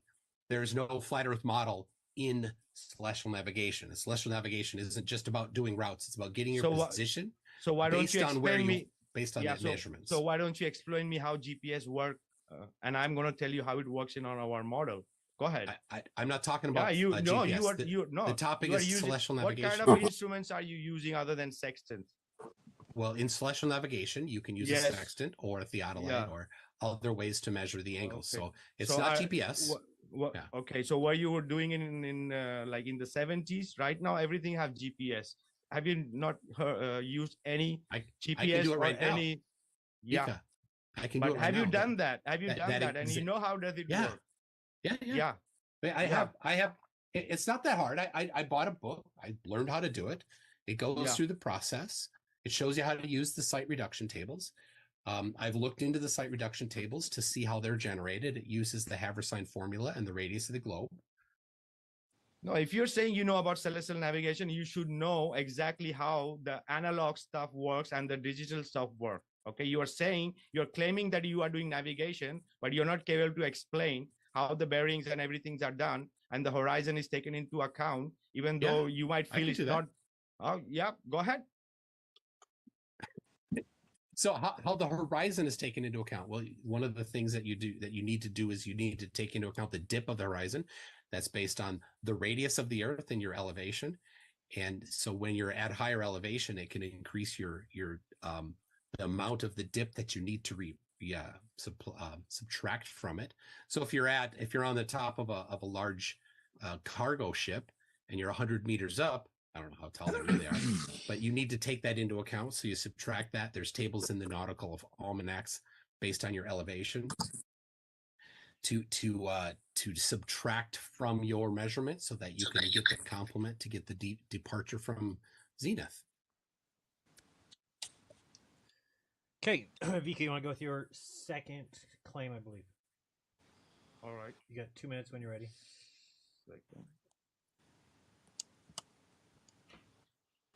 And if anybody has any questions for these guys, you can send in a super chat or a Rockfin tip or even a Cash App if you want, $Geocentism, and we will get to those here at the end.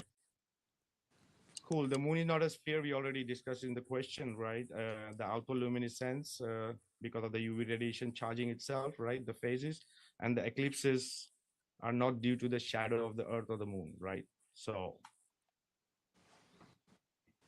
this challenge, my second claim challenges the unconventional understanding of the moon positioning that it's not a sphere and possesses autoluminescence. The various phases and eclipses are not attributed to shadow of either of the Earth or the moon. Factors such as Rahu, Ketu nodes, there are different views of even the flat earthers. But for me, the magnetic element is in play, which is one of the more strongest, right? And which is supposed to be the Rupes Nigra, the Polaris, whatever we're going to call it, which contributes to this perspective of that it's not the Earth or that is creating the shadow or the moon. The interaction of the lights with electromagnetism is the more emphasized on that, leading to the creation of distortion known as Faraday effect. This is the reason. The Faraday effect is what can be testable and repeatable. When light meets electromagnetics, create distortion, and that is the reason the phases is happening. Not because if the Earth or the other bodies are in the middle. So, do you know anything about Faraday effect? Yes. Yeah. Yeah. So that is the reason, not the Earth being in the middle. Yep. Go ahead. You want to? Oh, he's got a minute. Yeah. What experiments did you have? Can you cite that confirmed this to be the case? No. The experiment, which is called the Faraday effect experiment, right? When you do that experiment of putting light and electromagnetics together, that is creating that distortion. that in itself is an experiment, and that phenomena is called Faraday effect. And he's literally asking me, he's saying that he knows what is Faraday effect, and he's asking me which experiment have been done. The experiment is called Faraday effect, that it shows that light is distorted by electromagnetism. And what I'm trying to tell here is that that is not any kind of shadow, that is the electromagnetic is playing the part. I'm explaining what is the effect. The effect is called Faraday effect, and you can back check if that effect is there or not, or if there is any signs of Faraday effect. Light distorting, Great. light meeting with electromagnetics, creating distortion. That's it, and that's the real reason for the phases and eclipses. Yeah, but what experiment was done to confirm that? But what experiment do you need that the Faraday go and try out yourself? What is Faraday effect? That is it's creating that effect of light with electromagnetics, right? And that is creating the distortion. So what we see, the phases and the eclipses, the phases and the eclipses are very similar phenomena, but on different time periods. Okay, the eclipses are much quicker than the phases, but the same phenomena, the electromagnetics is playing part in that.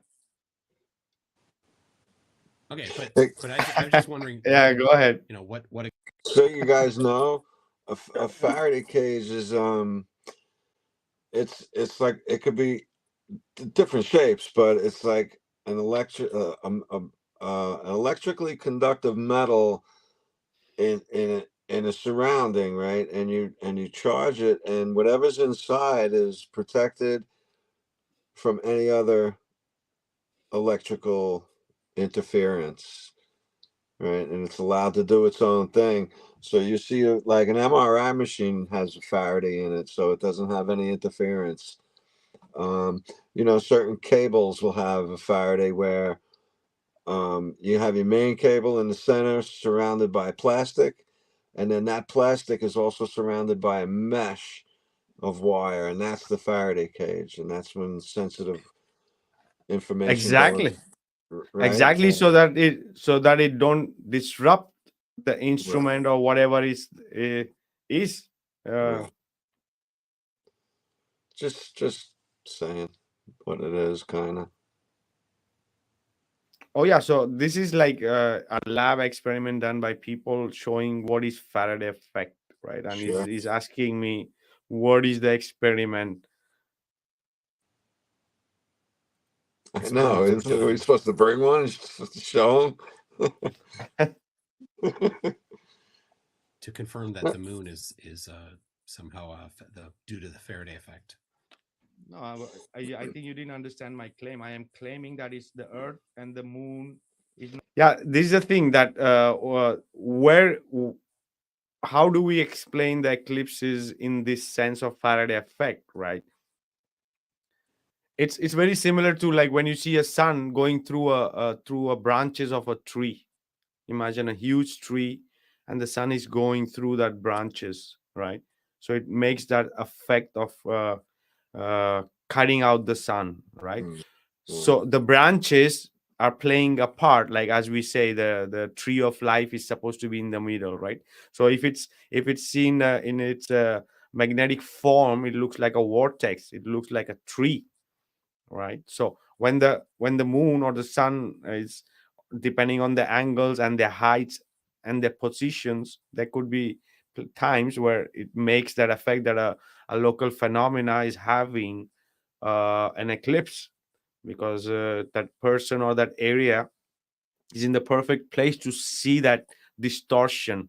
All right, so this magnetic north, this tree of life, the Mount Meru, the Mount Olympus, the Rupes Nigra, the Black Rock, whatever any culture have the way of representing this, is one of the reason for the eclipses. Like, is the why it's happening, right? As I said, there is people who are saying is the node, some people are saying is the Rahu or Ketu, some people are saying there are invisible bodies, everything may maybe have some truth in there, but what, according to what is logically what is happening, this is what it looks like. Because imagining ourselves with the North Pole in the center, with the plane, with all different continents and all the luminaries moving above, right? It's it has to, in some times, seen, right, as an eclipse to different places. It makes sense because you have that pole in the middle that is gonna block sometimes, right? So not in the middle or taking. And this is the thing that the North Pole, or that tree of life, or this magnetic vortex or vortice, is in many different parts for this whole creation to be going around it, right?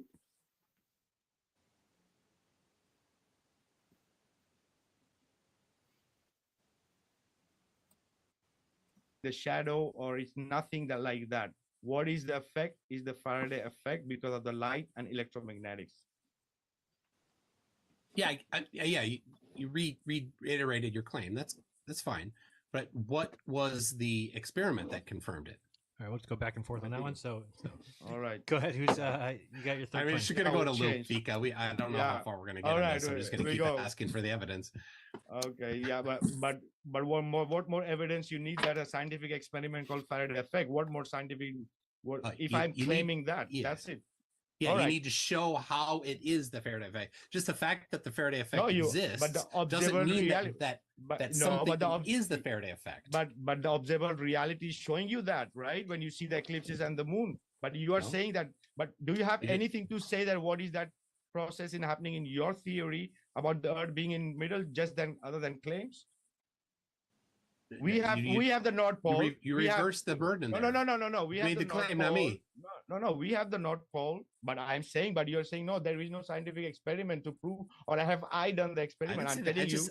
I don't care if you did it. If somebody else can do it, that's fine. No, the observable reality is showing you that, and you have an experiment. The same way I showed you about the phases, the shape of the moon is not because of the shadow, the way shadow falls. There's another way to know what is really happening, and it collaborates with the observable reality, the North Pole, the vortex, the magnetic field of the luminaries and the Earth. There's many things more. Okay, you want to go on the next one? Okay. It's you there, Mike. All right. What are you on? Claim 3? This is my third. Okay. We're rocking. Moving right All on. right, hold on. I gotta share it. I like Vika. Vika, you're great. This is fun. All right, here you go. The horizon does not rise to eye level. Samuel Rowbottom and Eric Dubé both claim the horizon always rises to eye level. This is a requirement for flat Earth. There's a Rowbottom in his book, Experiment 15, he called it. And so I'm not going to go over the math, but I do have the math on my website. If you're interested, you can look it up here. This goes through the derivation of it for flat Earth. I'm calculating for 46 degrees north latitude here. The prediction for flat Earth, this is including refraction, will make it higher, or sorry, less. Refraction will decrease it. The prediction for flat Earth is no more than 0.0417 degrees dip. So very close to zero. If your precision of your instrument is only to one decimal point, you're going to measure zero. And if there's refraction, it's going to be less than that. So that's the prediction for flat Earth. But what is observable reality? Well, observable reality from 46 degrees north latitude is that there is a 3.3 degree dip of the horizon. This is from an airplane at 11,000 feet. I didn't specify here. This is for that specific 11,000 meters. 11,000 meters here. I said feet. I meant meters. So I did the math for flat Earth. So, all right, he speaks about navigation. Yeah, he's showing here the Flat Earth. horizon. Yeah, and he's showing that this is from an instrument that is called the ADI, right? The altitude directional indicator, right? What is its job is to keep this line on this line, you know, with the help of the gyro, right? That's what its job, right? To keep it level.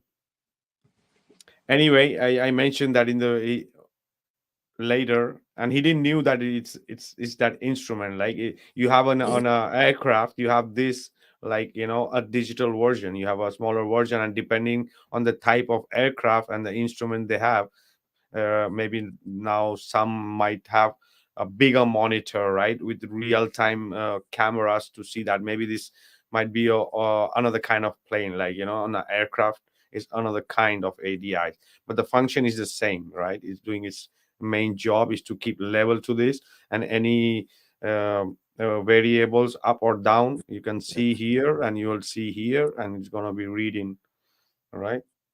Computed the consequences of flat Earth here for everybody. Both Rowbottom and Dubé agree.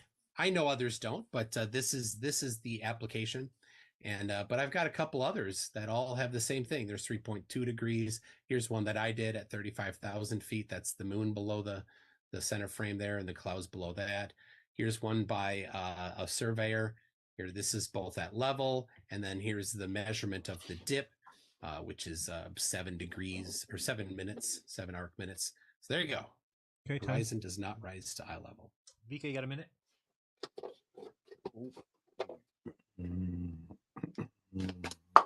All right. There might be some truth to that. You say that the horizon don't rise to the eyes level, but it's not physically rising. Like it's an optical effect, right? The cone vision, like that, it creates an effect similar to the sky touching the horizon. The sky is literally not coming down. So the same goes for the ground. It's just an optical effect, but it's a visible and measurable effect, right? And for example, you can, as you showed from the cockpit view, more than 180 degrees, the pilot views, you don't see any, you see that it's almost there, but it's not physically rising. That's because of the vision we have. When we are on an altitude, on a flat realm, that's physical geography is in front of you. If it's the Earth is globe, it should literally dip much more. So that ADI.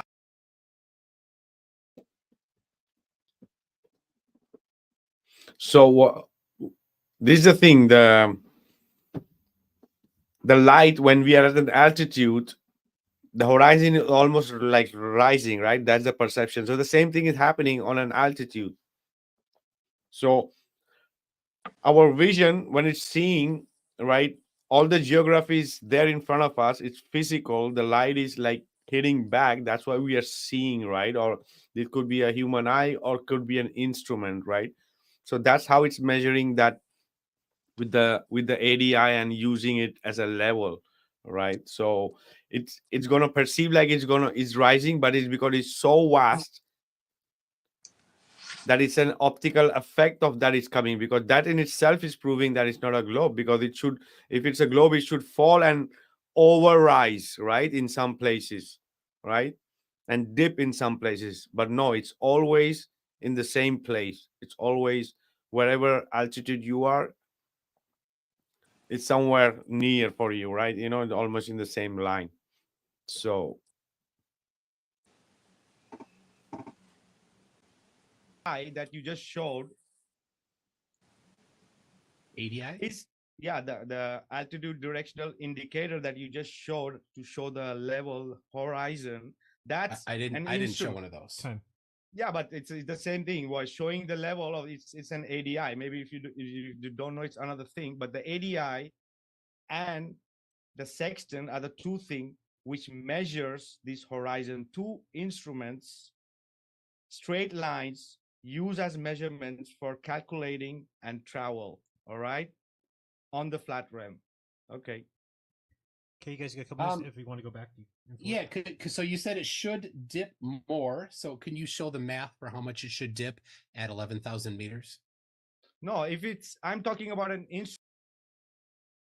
Yeah, it should dip more if the Earth is a curve, right? But the Earth is not curving, so there is no dip. Right. That's the rate of descent, right, Vika? No, the rate of descent is another thing. The rate of descent is when landing only, right? And uh, how how much speed and how much altitude you're gonna have to reach the runway to touchdown. And that's the speed depend on your height and your altitude. You have to go lower or stay at that altitude to have that exact touchdown. So that is the rate of descent. So there are people confusing these things with different things, but that is a real uh, rate of descent. Right. But wouldn't they have to factor in the rate of descent if they were following a ball around? Exactly, rate of descent, and they also have to have it in the vertical speed. They have to feed it in the Right. vertical speed. Exactly. Which is like, it's really cruising speed is really fast. When they start coming down, it takes them a half an hour, 40 minutes to lower down to, right? And so the same way they have vertical speed for ascending, they have a vertical speed for descending, and they have Right. to input it when they're taking off till they reach the cruise altitude, and they have to put it in before starting the descent, right? And there's nothing happening in the cruising altitude, it's all level. Right. Exactly. Now, I don't know if cruising out like, when do they slow the speed down? When you know what I mean? So is that proportionate? Do they drop altitude? Do they also decrease speed? Because you can't fly that fast down here. You can't fly cruising speed down at this atmosphere. Your plane would fall apart. Exactly, that's why they have to take that altitude for higher speeds. And yeah, that's why they just, when they take off, they just like go almost vertical. They want to go to avoid Right. the, Up and out. yeah. Right, because that's the lower parts are the more dangerous places for airplanes. Up in the air, when you're up there, you're pretty safe. Exactly, for that's the reason, because if there's some kind of failure, that they have time to glide back or whatever, right? That's the Yeah, reason they want to go higher. So it's like, all the higher you go, the more time you're buying for any kind of yeah, yeah. Then you got more, glide speed to come down at a reasonable rate. exactly. Wow.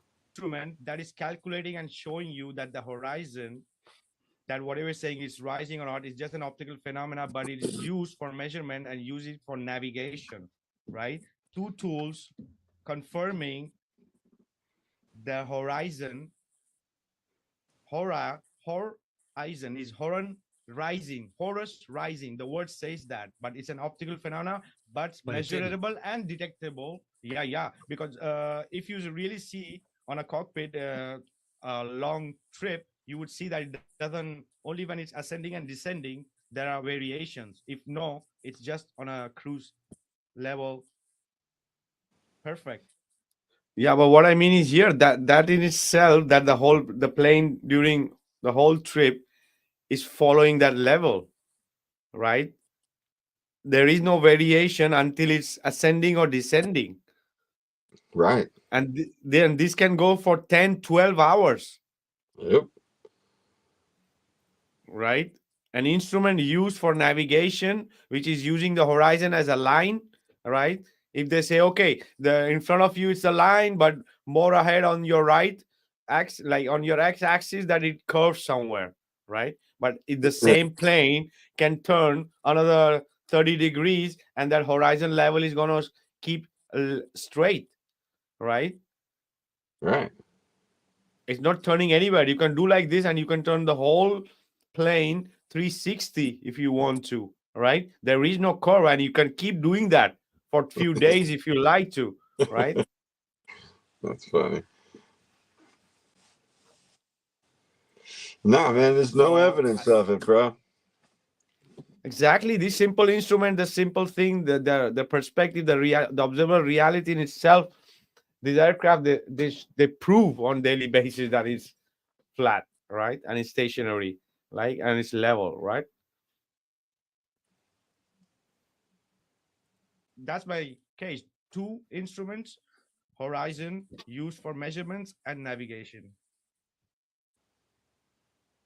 All right, but you did say you made a very specific claim. You said it should dip more for the globe. How much should it dip for the globe? It should dip a hell of a lot, like, like a lot. There is no, like, just Can a you give mad me? words here Yeah, here and how there. much? How much is a hell of a lot? You see, he just understand numbers, right?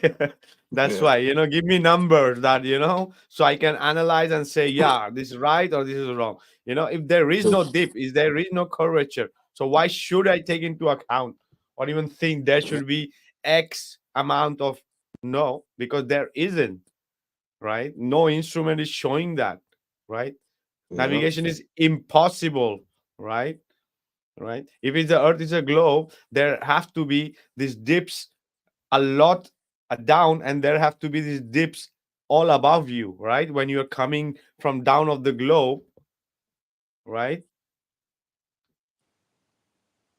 Well, somewhere you got to, you know, within 10 miles, it's 60 feet difference. So you got to think that 10 miles away is, your friend's table is that much off level from yours. 10 miles. Oh yeah, we all have been in a plane, right. We know when it's ascending, we know when it even go for a few seconds, like, and in the turbulence, right. Even if it's the most, uh, I've flown a lot in my life, a lot, right? And I know, right, when it's perfect without turbulence, perfect level flight, and even if it has to descend sometime and ascend in some turbulence, Oh, you yeah. feel it. You freaking feel it, even if it's this most smoothest descend or ascend, you feel it. Sure you do. And I bet you the faster you go, the more sensitive it is. Oh yeah. Oh yeah. You know?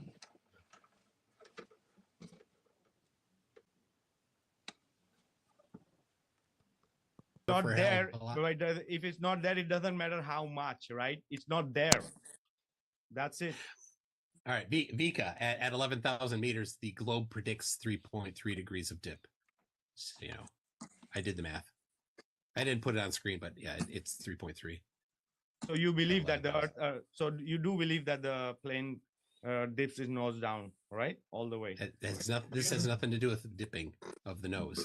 No, That's but not what no, we're whatever. talking about. We're talking about the dip of the horizon, and not a different type of Or dip. whatever. But you're trying to show that there is curvature or no, anyway, or the plane or the Earth. Something has to dip. Yeah, just If there is a curvature, something has to did dip. Yeah, Yeah. it did dip, and it's a measurement using an instrument that's specifically designed to measure it, and it's precise to 1/10 of 1 degree, so 3.3 degrees is what it measured. The flat Earth predicts 0.04 degrees, and the globe predicts 3.3 degrees, and the observation was 3.3 degrees, so it matches observational reality. Let me just ask you a question on that. Is that a linear thing? 6.6 degrees would be 66 degrees? No. Sorry. All right, Vika, we're done with the time there. No, if we're speaking about that, there's nothing in even in the avionics which shows that there is the correction being done for these dips. Yeah, there's no dip of the horizon necessary in avionics. Or the plane dipping, right? Because it's not happening. There is no dip. Vika, your next your claim. And your clock is ready when you are. Oops. Now it is. When you're ready. Oh, you're on mute. Sorry. Go ahead and unmute, and then we'll start. Okay.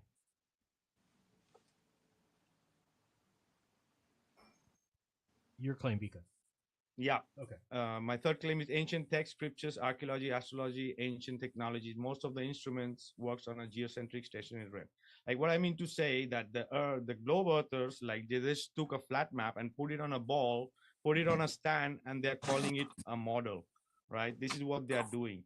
They don't want to acknowledge the ancients. Like, you know, if we give the handicap to the globes for 500 years, even though it's very less, it's just a new kid on the block, right? What do you think, that we didn't have science, maths, technologies, and way to do everything, that all the construction that is aligned to the constellations and to the north? This all happened before the globe earth came into, even the globe earth idea came into being. All right, so how come they don't want to see that they have been indoctrinated by the fake timeline? Like, you know, the pyramids, the Mayan pyramids, the Stonehenge, the temples, all are aligned to the constellation, luminaries, stars, ley lines, to the Polaris. You can see analemas, you know, there are points of solstices with marks with different archaeological sites. They work as calendars. Timekeeping is done. They work as markers to the constellation above. All this science, high-tech construction, even can't be even done today, right? That's aligned to a geocentric stationary astronomy, right? Coming for a few hundred years and saying this is the truth, it's not working.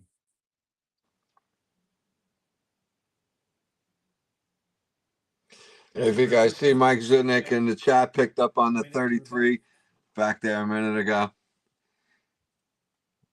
That kind of caught my ear too. The 33, what was it, 3.3 or something with the dip? Like threes. There's a three halfway to sixes or the 33 degrees. So what's up, Awesome. Mike? Hey, everybody in the chat. Hey, come on, guys, jump in. Yeah, there are people in the chat. Come and join and have a chat with us. Yeah, say something. Yeah. Ask question, right, and say something. Right? It's open. You have the link. Is there. If you don't want to do a video, you can just do an audio. The link is pinned on the top. Okay, and kind of similar to the previous, you made a bunch of claims, and then of course the next part after you make a claim is the part where you bring the evidence supporting the claim, and then you describe how the claim and the evidence are connected. That's called the warrant. The warrant is then what you'd say to connect the evidence to the claim, but you didn't bring the evidence, you just stated the claims. So maybe bring the warrant. Yeah, but this is the thing. Maybe on Discovery Channel, on all the aliens, we've been grown up by seeing the pyramids and how they line up with the celestial bodies, and oh no, or I'm making up. Bro, yeah, that was tough to watch, man. I was just like, what does he want? What's he talking about? Yeah. That's when I came up. I'm like, this guy wants to prove, he wants you to bring him the sun during the day to show him that it's only out during the day, or else he's not gonna believe you. Oh yeah, it's the pyramid is just one of the thing. Is the Mayan pyramids? It's so many temples around. It's the Stonehenge. It's so many other that we have not discovered. Right? They are all aligned with all the stones. Yeah, and so many others, bro. It's like you know, all throughout history, how many cathedrals, you know, with the obelisks. Exactly. This in itself destroys the globe, right? That how these things align with these sites, because they all work as markers to one another, starting from the sidereal to the tropical to the sun and the moon to the constellation to here, all the points All these places are on different points for that reason, right? On that plane, on that circular plane around, right? And you think that these people, like 500 years ago or thousands of years ago, these people made it and they had any globe in their dish? Nothing. This is still till today are based on those kind of maths, those kind of calculation, those kind of alignments, right?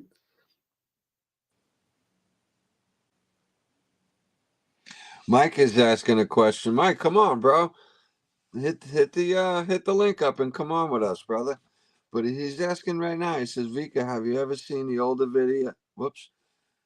Where'd it go? Vika, have you ever seen the older video of the orbs and the eclipse through the airplane window video? Yeah, I've seen that. Right? I guess he wants to know if we had any thoughts on that. Some people I are haven't saying, seen it. yeah, I have seen that, but some people are saying that it's is the Rahu or Ketu, or there are the darker bodies that is playing, is having that effect. That was if I don't know if it was a solar or a lunar eclipse, but I remember that there was some videos about from an airplane, and just before there are some black orbs, right? Yeah, but this could be just a light phenomena, atmospheric phenomena, you know. But there's a lot of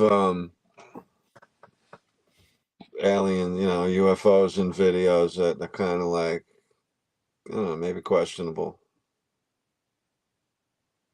Well, can't even really say it, but there's a helicopter view of Manhattan a long time ago on a day, and supposedly things flying in and out of behind the buildings and stuff like that. I don't know, just saying. Oh yeah,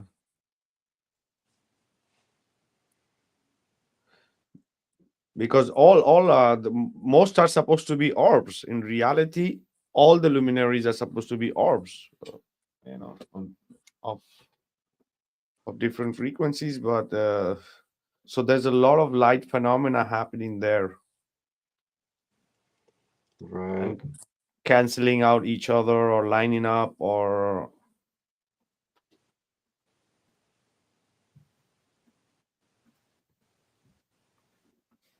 it could be in itself like sometime could be even some other luminaries is playing a part, right? So Warrant and the evidence, and then kind of link them together. That's how that's done. So okay, so do you need any evidence that the pyramids were built before the globe came into being, and all how they are aligned with different constellations, right? Yeah. That is the thing. No, you come to me with the contra argument, right? Come to me, like say to me, right? No, the pyramid is built after they thought the Earth was a globe, and there is the science. This is the science, and this is how it should. That there is no alignment of any north star, or the North Pole, or the true north, or the Orion, or any other equinoxes and solstices that this all aligned to, right? Yeah. Show me that it's not happening, Bro.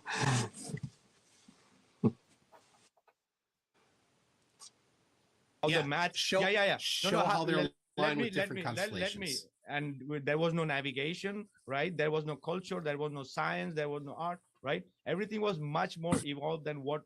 But this is the thing, right? Here the globers are so stuck in this timeline, because for them it doesn't make sense that how this ancient could be so evolved and so advanced. That's the problem. That's the main problem. And these people think that they are at the highest peak, right? Yeah, of bro. technology. This is a problem.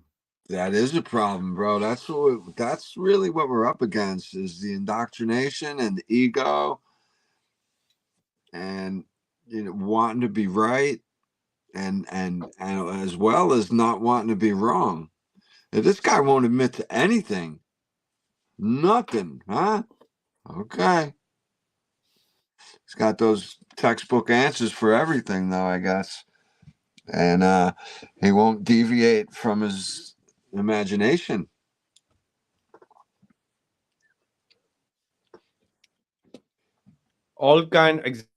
Exactly, all kind of navigation technologies, we could imagine constructions, art, science, metallurgy, alchemy, medicine, anything we speak about, they were much advanced than us. That's why they had figured it out, everything. That's why that instrument, that cosmograph or the Antikythera exists, because they were so freaking advanced, Oh yeah. right? Even today, these people cannot do it with their fake model. It is so amazing technology.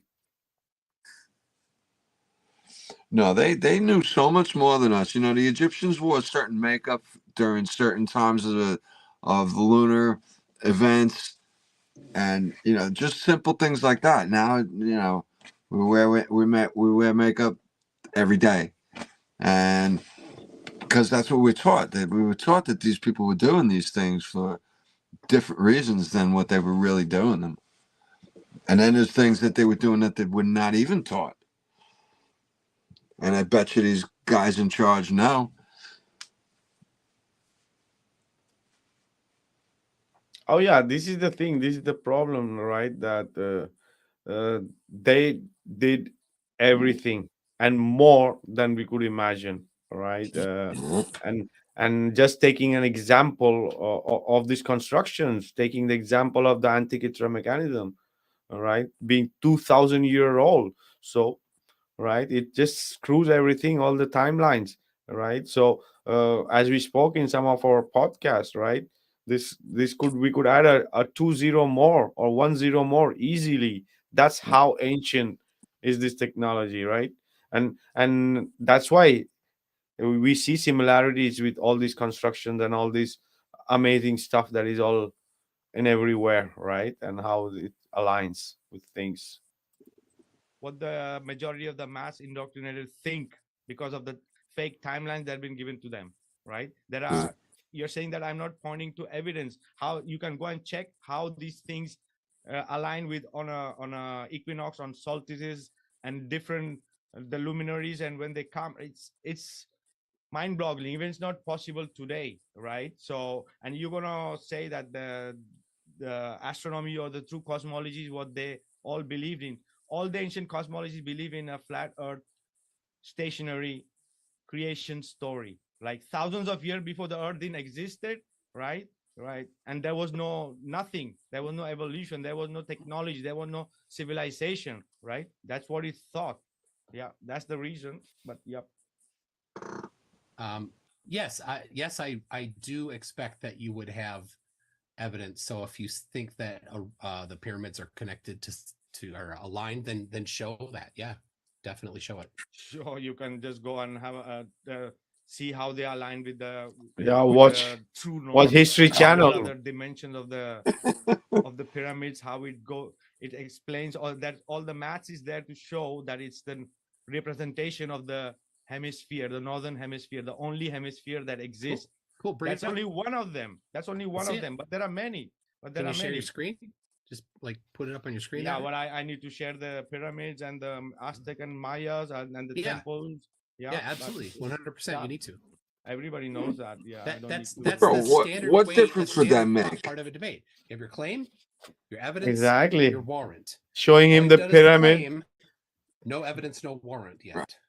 I don't need to prove evidence that the how these things aligns with everything and how it's stationary. Yes, Prove you stationary. totally Get do. It? Yeah, You yeah, absolutely. because they completely work. do. No, because they work as markers to one another. You don't want to understand, So you but said. yeah, Exactly.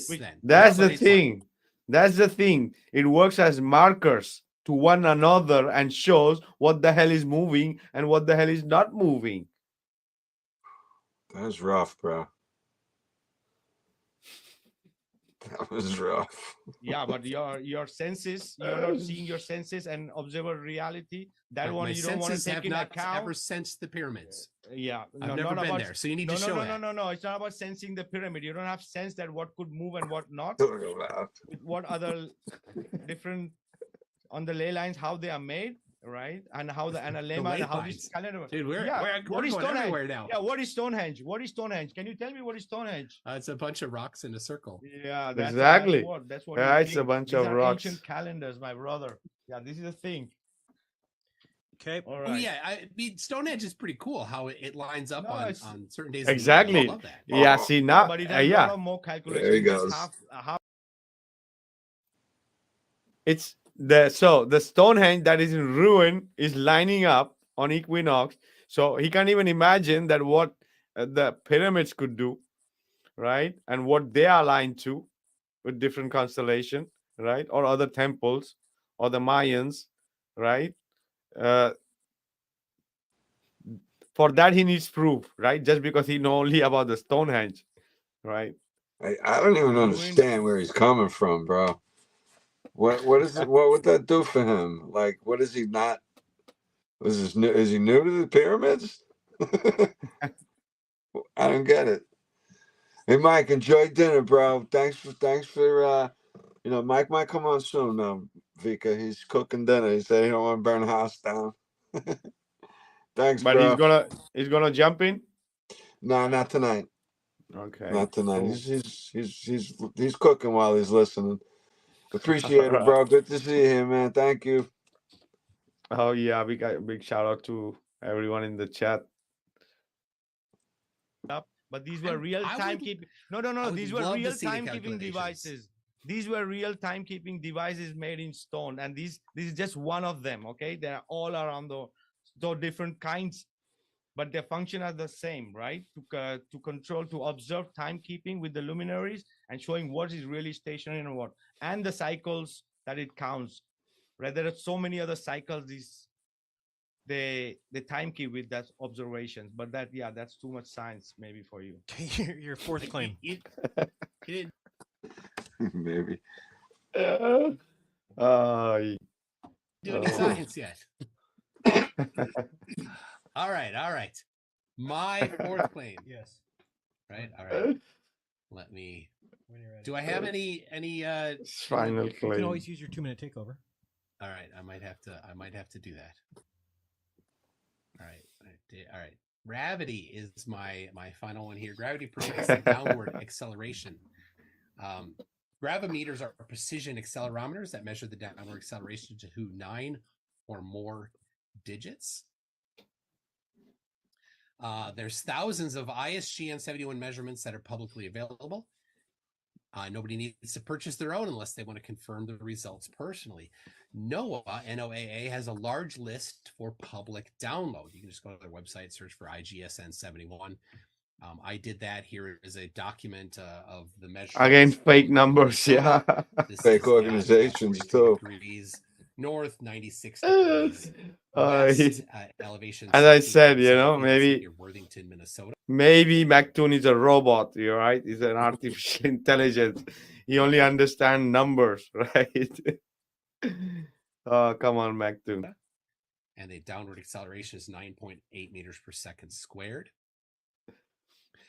There's where it is.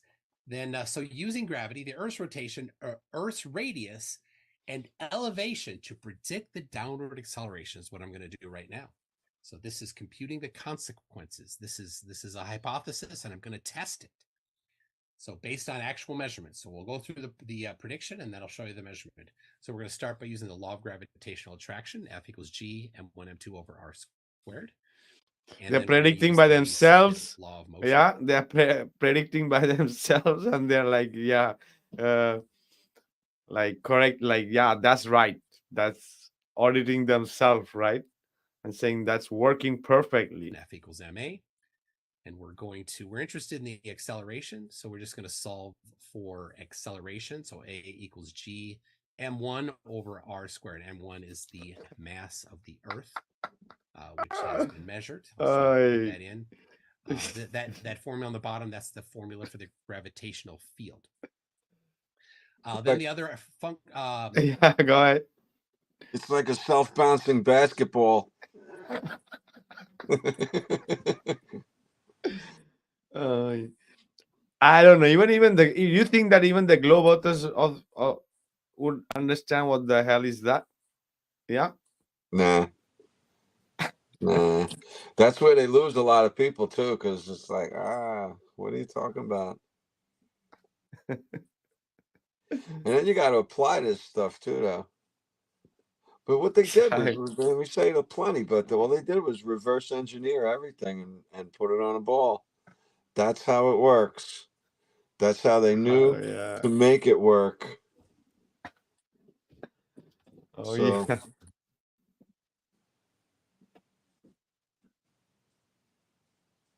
All right. formula we need is a centrifugal acceleration. There it is, A equals V squared over R. There's our two formulas on screen. So IGSN 71 measurements for a mountain on Kauai, Hawaii are publicly available. And the location You want your there 2 is minutes? 22 degrees north latitude, 159 or 160 degrees Give me your 2 minutes. west latitude, elevation 1130 meters. The distance to the center of the globe using WGS 84 is 6,376,255.1 meters, and the tangential speed is 1,500 kilometers per hour. So the predicted, using those formulas, the predicted gravitational formula is 9.804 meters per second squared. The predicted centrifugal acceleration is 0.29, and the total predicted downward acceleration, 9.77 meters per second squared down. That's the prediction for the globe. What's the actual observation? The actual observation is 9.78, a difference of 0.01 meters per second squared, and it's a 0.15% difference in calculation. So we have a good confirmation of the prediction for the globe to the observation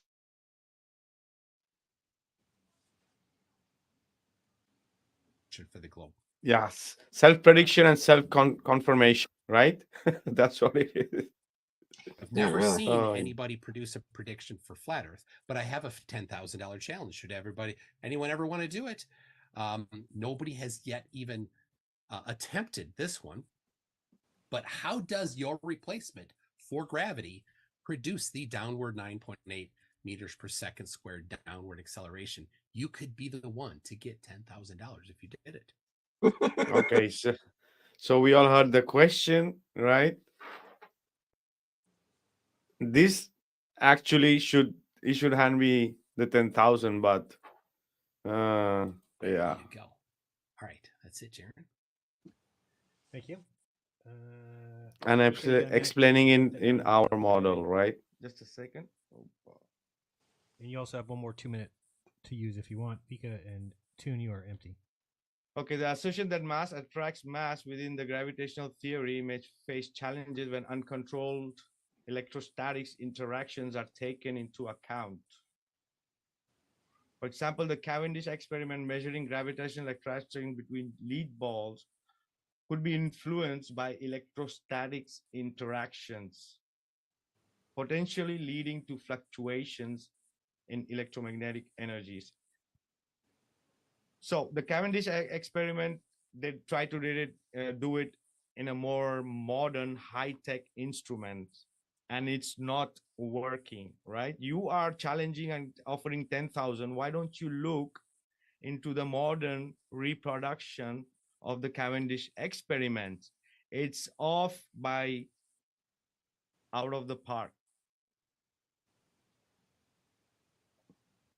And which is done by the way, it is done by International Office of Weights and Measures. All right.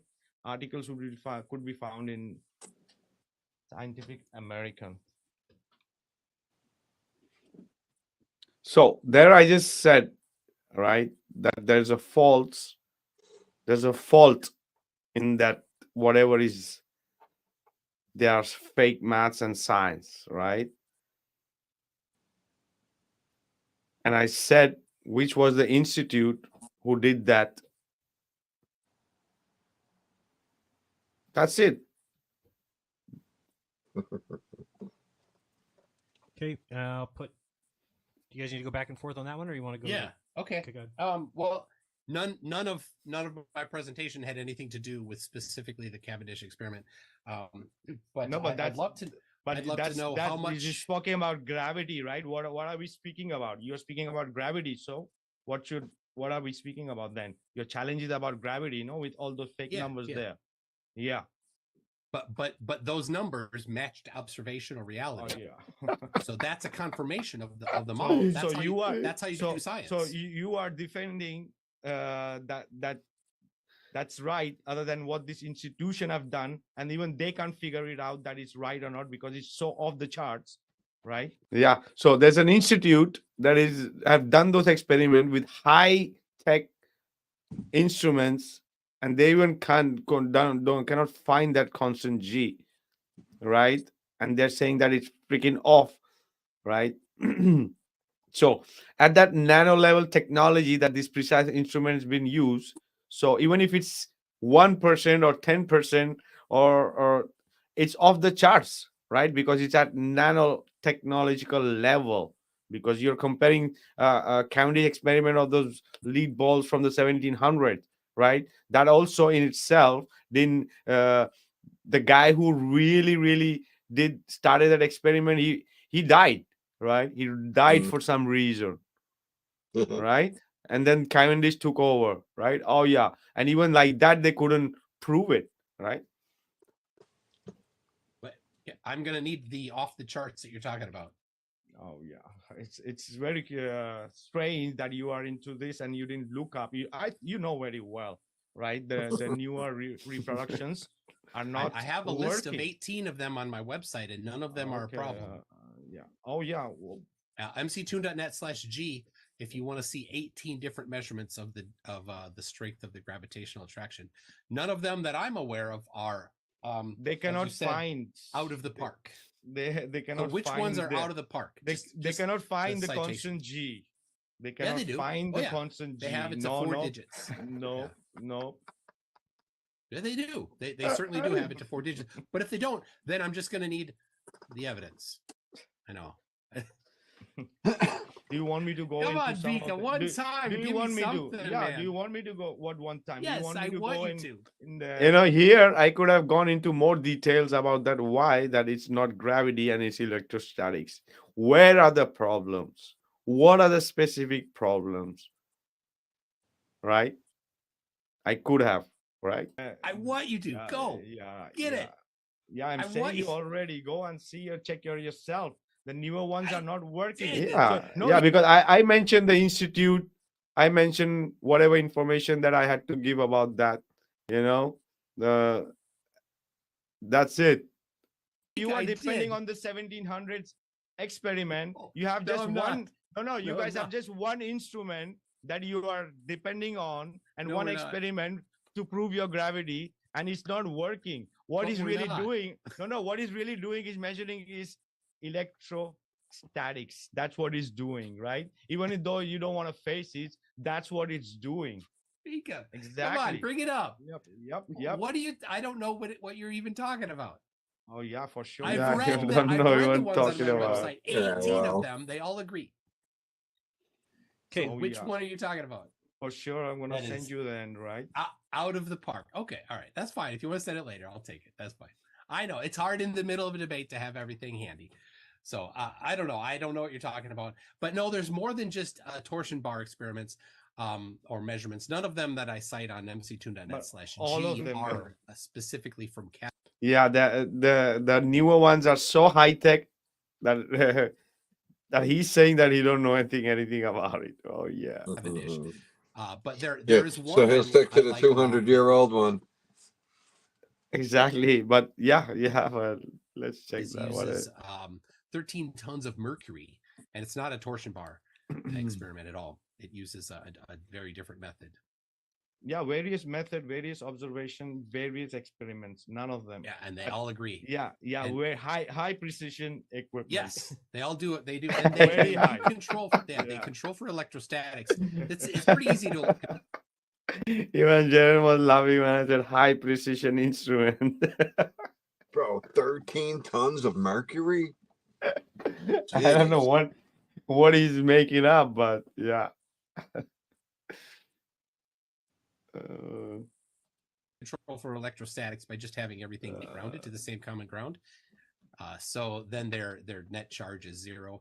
But if it is in it like in a torsion bar, if sometimes people claim that the net charge is not zero, but Coulomb's law says that like charges repel. So for some reason they had a non-zero charge, then they would repel instead of attract, but yet they attract. So that doesn't go very far with torsion bar. Okay, let's go to your fourth claim, Vika. all right, my last claim. That's my last claim. Yes. Oh, that's the reason I'm here. All right.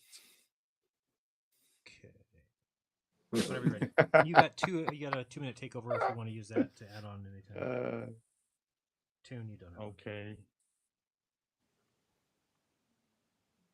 When you're ready. Yeah, just give me a sec. Yeah. Sure. All right, my last claim. The Antikythera mechanism is a geocentric stationary level realm model. Like, take note, everyone. We have a working model that is a scientific instrument that's called a cosmograph. I could have put this as a question, but so what is a cosmograph? And a cosmograph is a machine that describes the cosmos. A planetarium. Yeah, because I didn't want it to waste time. That's the reason. That's the reason I didn't put it as a question by asking what is cosmograph, you know? Nice.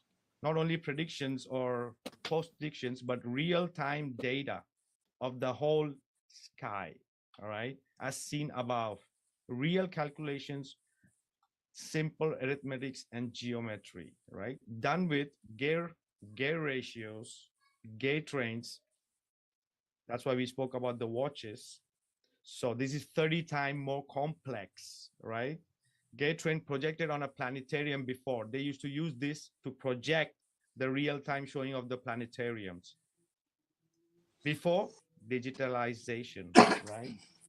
So the cosmograph is a geocentric stationary flat realm model, observable reality put into a mechanism, corroborates, testable, and repeatable.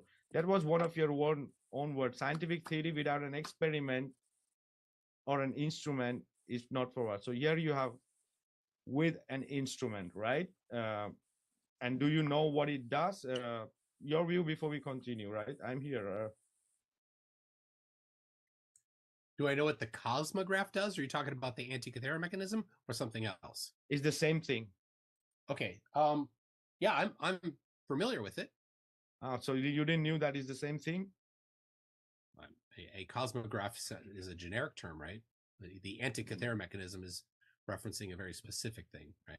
No, it's the same thing. It's just because it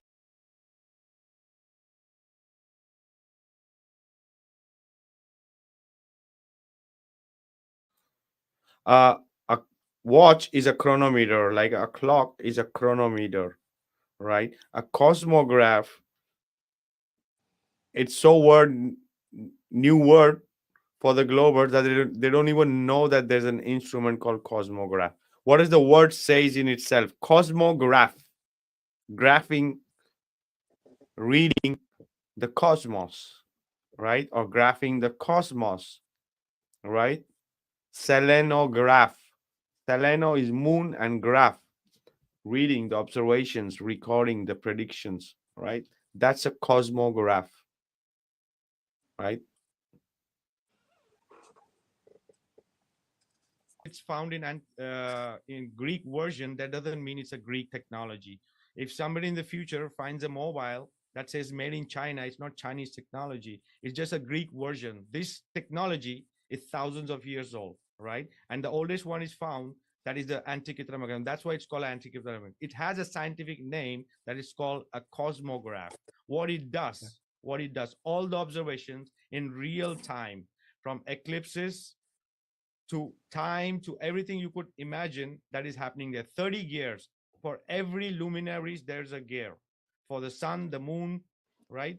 You can see the time, date, month, zodiac, position of the sun, the moon, the luminaries, the phases, the color of the phases, the partial, the total, the equinoxes, the solstice, everything can be done in one machine, an analog machine, no digital CGI, because all the digital comes from the analog, right? We didn't, it just the analog, the digital just didn't manifest it in itself into. So this is the thing. This is the thing. That people have to understand the concept of digital and analog, right? Everything digital comes from the analog. And what is analog and digital? What is it? It's just doing maths. That's what it's doing, right? These people like so much the maths, but this is the maths, like analog or digital. So everything we had from before analog, now we have digital. Same like the watch, right? Exactly. We had the analog players before. We have everything digital, right? That's the difference, right? It's a chip, it's a computer chip with electronics, right? It's doing its work of calculating on ones and twos, right? What is the algorithm, right? So the gears used to do the same thing, right? Doing the maths. The stars do the same thing, doing the maths.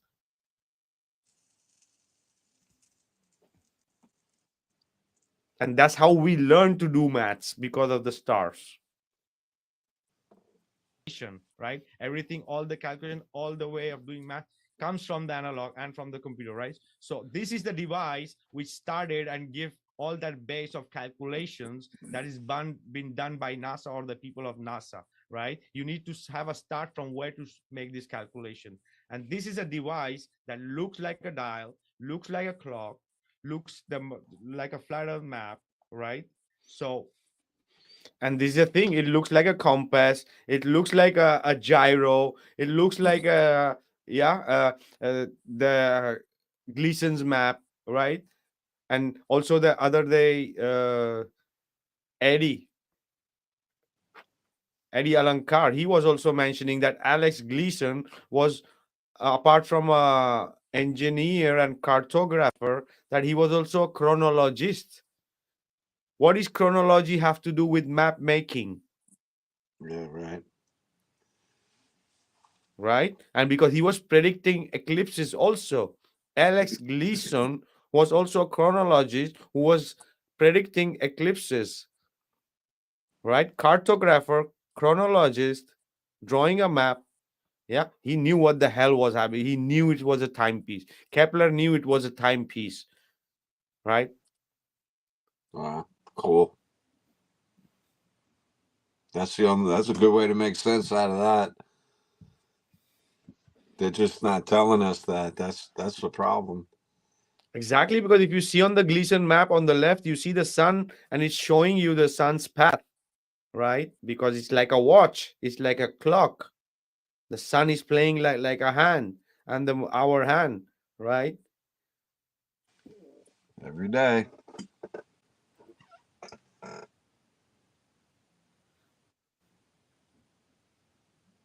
I think I got that right. Well, I'm not sure. We'll ask him here in a second.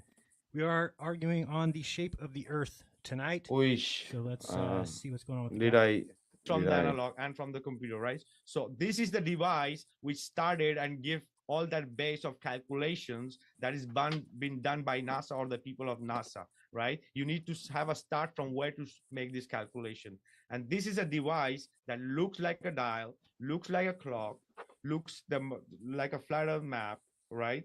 So looks like an astrological wheel, looks like a birth chart, right? Looks like the dial of destiny in Indiana Jones, the Antikythera mechanism.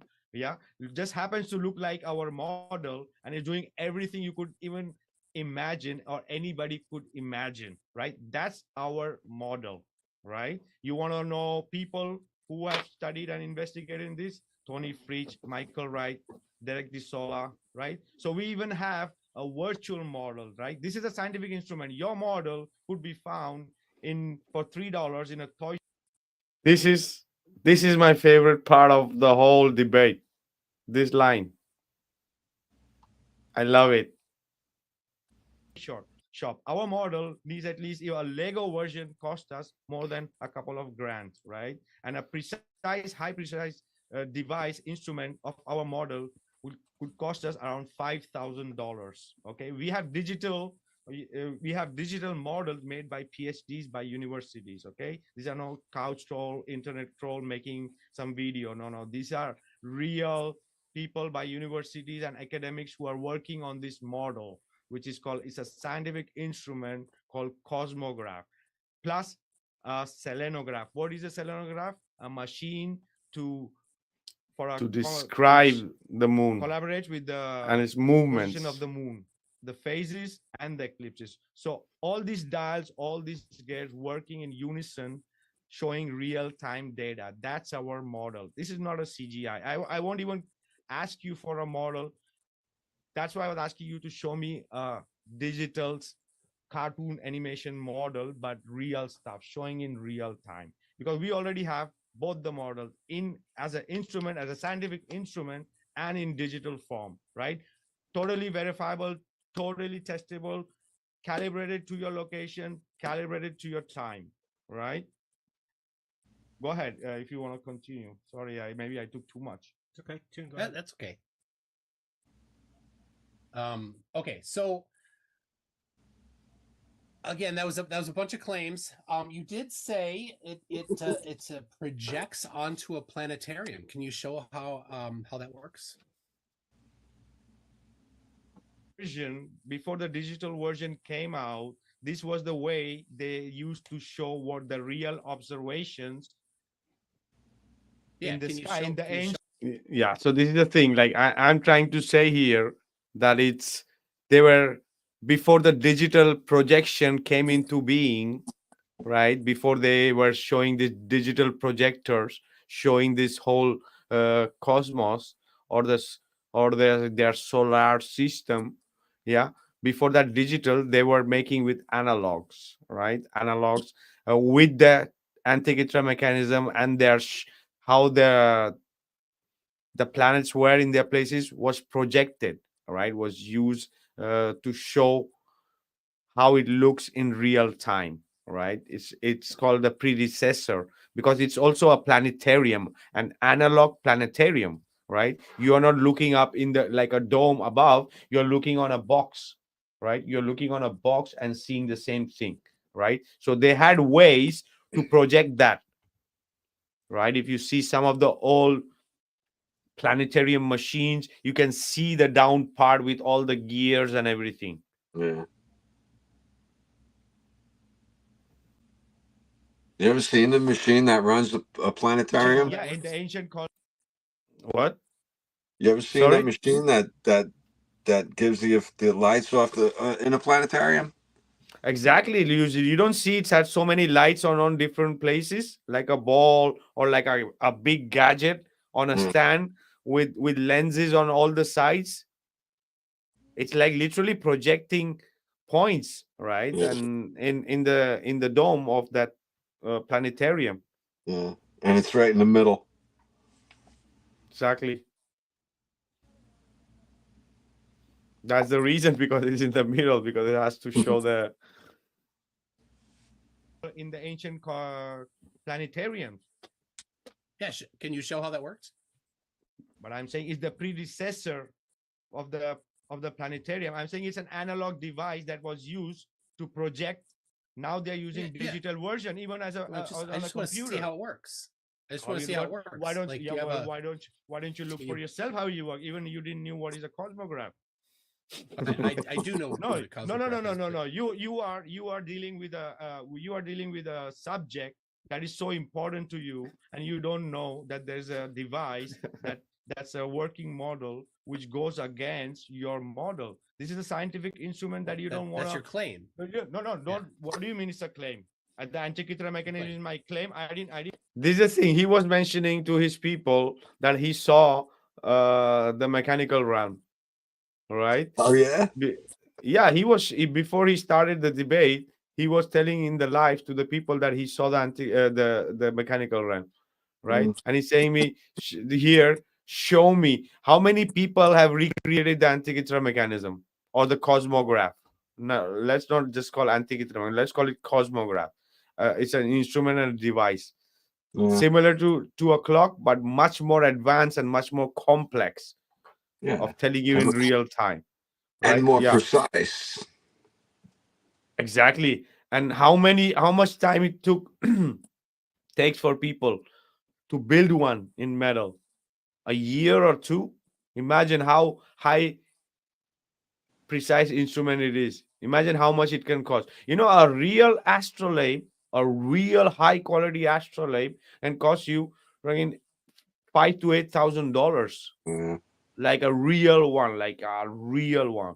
Yeah. Yeah, made of metal and having everything. So imagine how like really really high quality a cosmograph can cost one. It's crazy, yeah, man.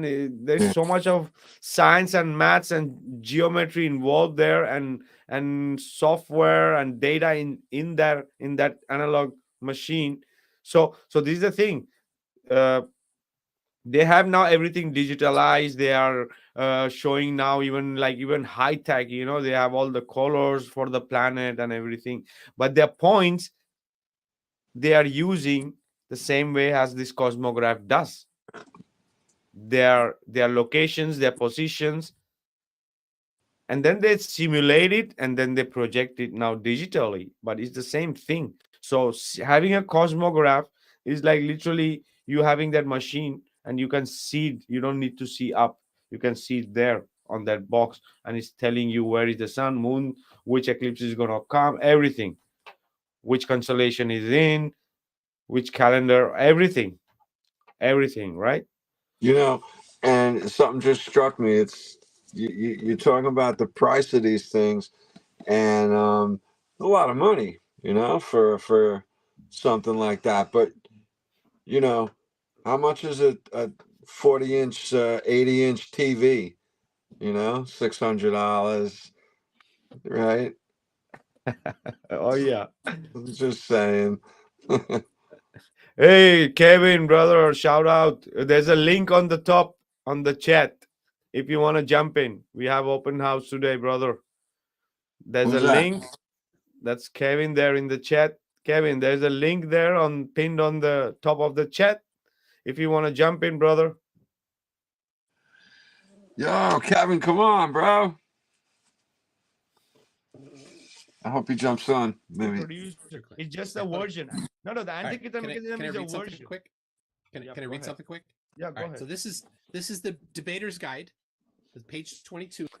So this is the thing. If he has seen the mechanical realm and how many people are there in on the internet, and people making of wood and brass and so many different Lego, every kind of version. There are printables. There are so many versions and people making this. And he's saying, "Well, you are claiming, but you're not showing me the evidence." No, what should he be Mctoon doing? Is telling me where I am wrong. That the Antikythera mechanism is not what I am saying. This is what you have to do instead of saying you are claiming, but you're not showing any evidence. No, if you have seen the documentary, there are people who are making it. It's a real scientific instrument. So how can this just be a claim, Right. right? Again, he wants you to mail him one or something. I don't know where he's Exactly, coming from with that. exactly. And he knew that in one of my question and the claim is about Antikythera mechanism, right? Maybe he should have done a little bit of research before coming to the debate, right? About it and show me Yeah, where I'm wrong. Yeah, exactly, bro. Where is it wrong? Because it's doing what you're saying it's doing, but there's want to see how it's not right. oh, you I'm got cut. curious. Exactly.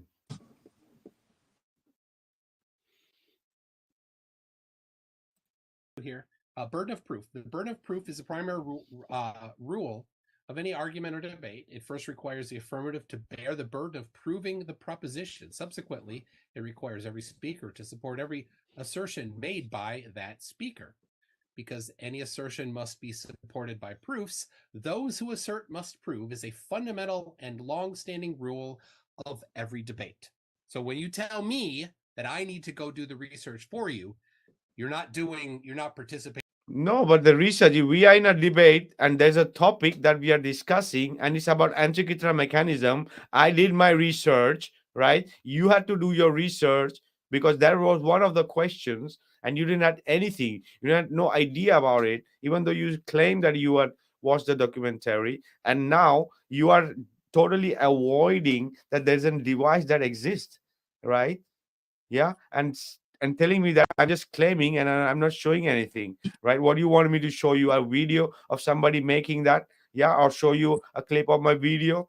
Yeah, what other excuses going to be there, right? You cannot, nobody can deny that this device exists, that this device functions, that this Right. device is ancient, this device is geocentric.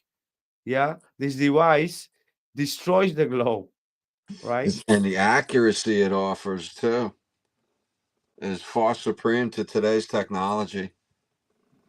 Oh, yeah, you don't need any power. You don't need any CGI. Real time data, as you see above, you see in that box, right?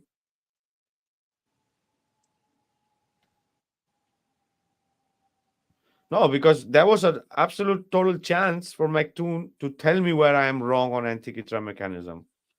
Just denying its existence is not a debate.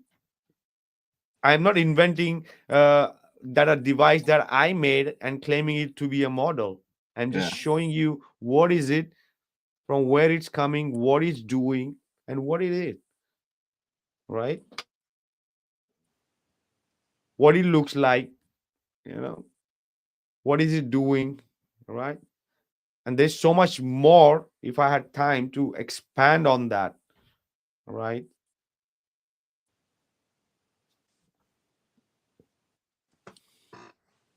In a debate. You're No, just no, no, no, shifting the burden no. of But proof.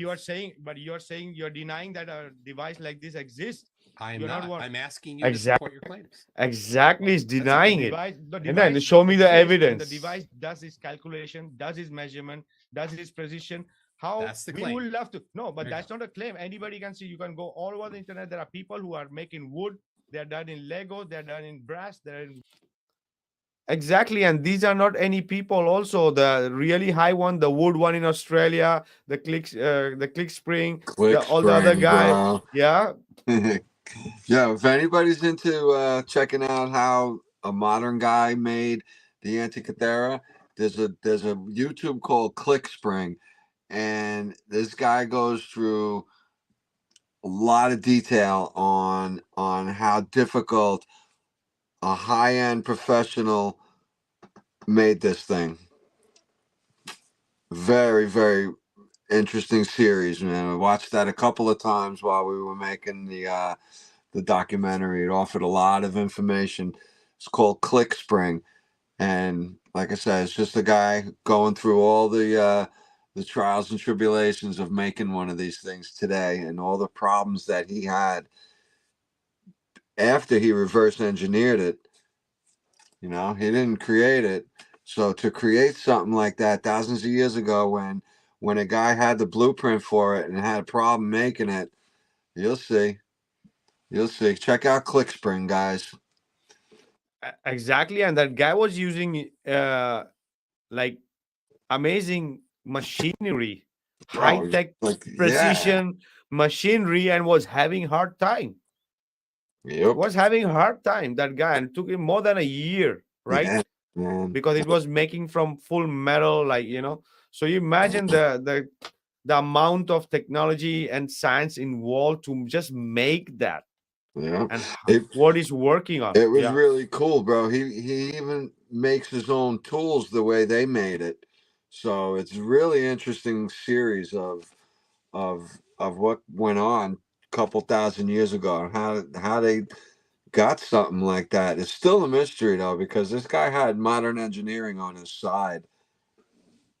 So there's still questions after ClickSpring when you put 2,000 years on it. Oh, yeah, absolutely, brother. This is the thing. It's not we didn't invented it. We are no one. We are no one, right? The ancients had already solved everything in a way for us, because there Yeah. has to be, guys, there has to be this.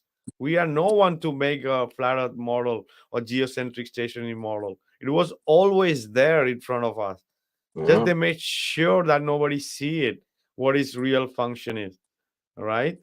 I know that there are even flat earthers that are having hard time, right? Yeah, Oh but yeah. whatever, take your time, right?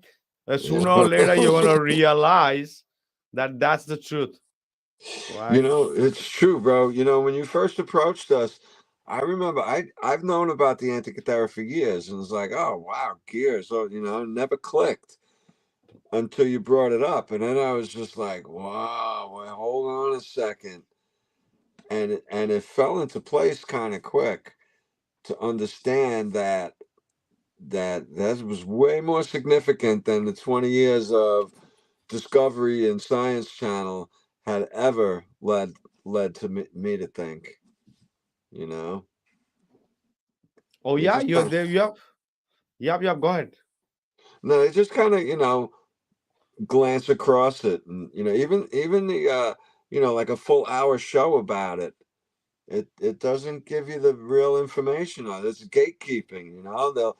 They'll hang stuff in front of you, but then they'll swap it out with geocentric, heliocentric, you know, Nonsense. Yeah. nonsense and equations and so that's what gatekeeping is. Oh yeah, in the documentary it's there, right? When Joe Rogan is there with Graham Hancock, and they're both discussing as if they don't know what it is, Right. and the other, the hidden history, we are just Wow. seeing the front part. There is something behind. Yeah, yeah, exactly. You're gonna try to confuse people. No, it's not an. It's a navigational device. It's not fully understood. You fucking take millions of dollars by these channels and you made money, and you're saying that you don't know what it is. It's not fully understood for the masses. It's not fully understood. Yeah, They right. don't want that you understand what the hell it is, right? So all their fake globe and all their sci-fi and all their space goes to down the drain because of that instrument, right? Does in my opinion, it all goes away. The age of it, bro. And don't forget, there's no prior history leading up to it. So we really don't know. We really don't know how old that technology is and how long they were doing that for. But to figure out the moon cycles, man, bro, how long could that have taken them to do that? How many, you know, dozens of decades to figure out just to calculate it, just to write it on paper, and then they replicated it in a machine. Bro, that's more impressive than a lot of things going on today with guys like Elon Musk and these rats running around, Oh yeah. right? And the failed moon missions left and right, you know? Drones on Mars that last 3 years beyond their expected life expectancy. Parker. It's all crazy. And then there's the names, right? Last week we talked, Sunday we talk about the name of what is the name of that new one? The guy, the old the new moon mission that just landed there, but then they crashed. What's the name of that? I forget right now. Ah, I don't want that crap. Yeah. Well, you just hear about it. Yeah. But it was another Greek god, the god who, one of the guys who, The previous made, one was Artemis, right, or something. I don't know. I yeah, don't Artemis remember was right. recently. Oh, oh, Yeah. Osiphus. I can't think of the name right now, man. But he was the one who brought the Trojan horse in. And he's like, he was known for deceit and cunning, and So, they're telling us. And why would they pick all these Greek god names and these old ancient names in the first place anyway? Like, doesn't any of the globe people find that at least bit suspicious or odd? Nothing. That's okay. All right. Exactly. The Greek, they want to say that the Greek thought the earth is what? No, no, no, no, no. The Greek thought the universe was a ball, maybe, right? But the earth was a plane, the plane of inertia, right? That's what it is, right? So for them, the sky was like a sphere, right? We also spoke about it, right? Right. Inside a sphere, a plane, right? Right. A plane of inertia, right? That's absolutely possible even in the closed earth cosmology, right? If we are speaking about the dome or whatever barrier, so that barrier has to be above and below, right? It can be just above, right? Unless we are under some ocean or something. But inside that ball, having the plane and all the luminaries moving in that northern hemisphere, right? Everything, right? So that's what the Greeks were not stupid, right? They were so high advanced in their science, and they wanted us to think that the Greek thought that the earth was a ball. No, no. They knew about the whole cosmos as a ball, right? And all Right. the other part, as with the plane in the middle, right? But Which they makes always miss. sense when and then you think of um the planetarium. It does make sense like that. Exactly, that's how it is. It's very like same as the observable reality, right? Even the planetarium, how they're showing, that's how you see, right? So it's Yeah. amazing how they can change the perspective, right? You're seeing from the dome and putting it on a dial, right? Because it's kind of right. Amazing stuff. It really is. That Yeah, in yeah. yeah, and bronze. But your claim is that it's a some sort of a model of flat Earth. So No, that's no, what I no, need to no. see. I need to see the supporting evidence for that. Those who Okay, assert you must prove. okay. So I'll show you. Can I share my clip? Screen. Yeah, Yep. screen. Just a minute. And then we'll get into the closing arguments here, or the All right, just give me. conclusion. Okay, you're on screen.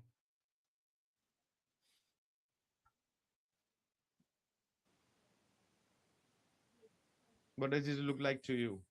Looks like a watch. Yeah, looks like a watch. This looks like a watch. Yeah, Yeah, it doesn't look like a yeah, three-dimensional model of a flat Earth. yeah.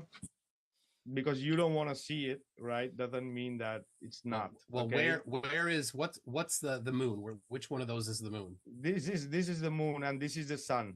Okay. And this is the way that shows as a flat realm, as our clock, as our map. This is a digital one. This is not, as I'm saying, this is not some couch internet Okay, troll who so made that this. all right. Okay. So that Look at the same. analemma No, on no. it. Do you see that? No, no, no. Do you see that Yeah. science, I would art, get good and clarification. mathematics? It's from a museum. Oh, now you need clarification. Just let me go ahead. You see this? Every gear is represent. The sun gear is here. Okay. The lunar gear is here. The calendar train is here, right? Uh-huh.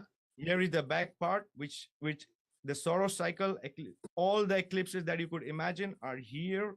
Here is another the calendars, and you have the front dial that shows and is exactly as our clock. You see all the moon phases, right? Okay. How does it look to well you? then let's really get to it. Show that See that. predicting the April 8th eclipse. Show how I did that. Look at predicting that. the 8th What does it April look like eclipse. to you? Just this look It looks doesn't like look like it looks like a watch with a bunch of gears.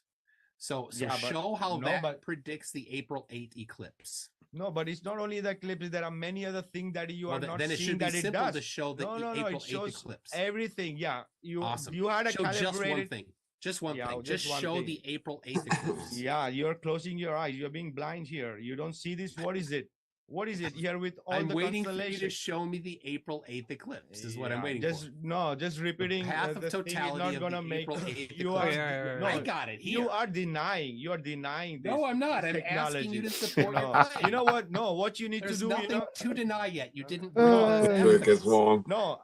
This was This is Show the me last April part. 8th CGI eclipse. I've on got a it here. print. Yeah, just Again, a aligned over book, the you know? globe. Yeah, this is the thing. Literally See showing here. Again, now he's showing a book, and we don't know what the hell is in the book. But here I'm showing a 3D model of from a university person, yeah, who has made this device, and he's made this 3D virtual version, and he's from a university, all right. And there are few guys like that who have made these kind of three-dimensional interactive interactive models, right, based on the cosmograph, right. No, And it's a these nice guys are version. PS exactly, and these are PhDs and academics, right.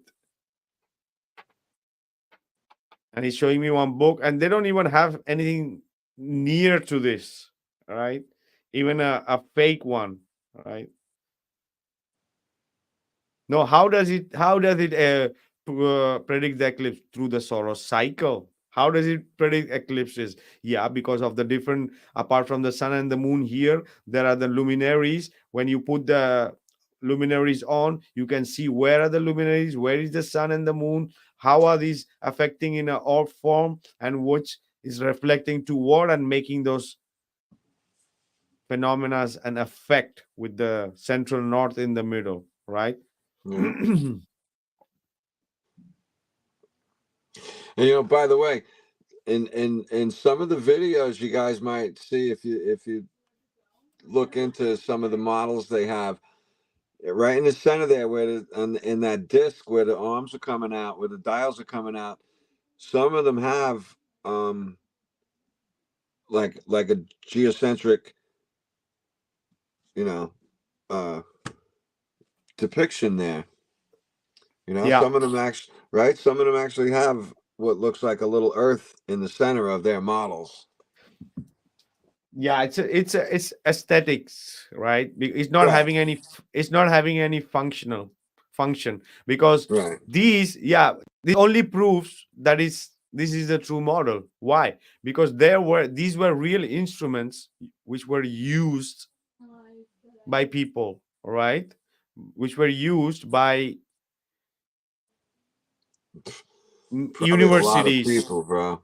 academics, right. So Yeah. when they bought the globe when they phased in the globe, they had to remodel some of the things, is to put aesthetically they just put that globe in some of the thing, because they needed to use the instrument for their predictions. So that's what it is, just aesthetic purpose. It's not doing anything, right? If you really put it in the middle and put the other luminaries in real, it's not going to work, because the angles of the luminaries and the sun and the moon is not going to create those cycles. No, well, they're backwards from it. They're under it, but they're really over it. It's different, but it's accurate. Yeah, the difference is that the most important difference that is on top of it, right, of the Right. dial. Yeah. It's not going around the dial. Everything is above the dial, like as we see in the sky, with the North Pole in the middle, as a watch, as a clock, right, as a compass, right. CGI right now. No, Vika. this is the Vika, no. this Yeah, is this is literally CGI. Oh, they are saying that we are showing CGI, right? Wow. Yeah, yeah. This is CGI. Yeah, but this is CGI from a university, right? It's a CGI from a PhD, right? I even said the name, right?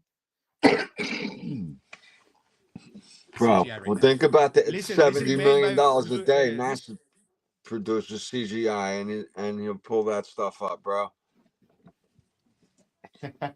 Right? Yeah, this exactly, because this is the thing. This destroys them. He's got nerve saying, "Oh, CGI."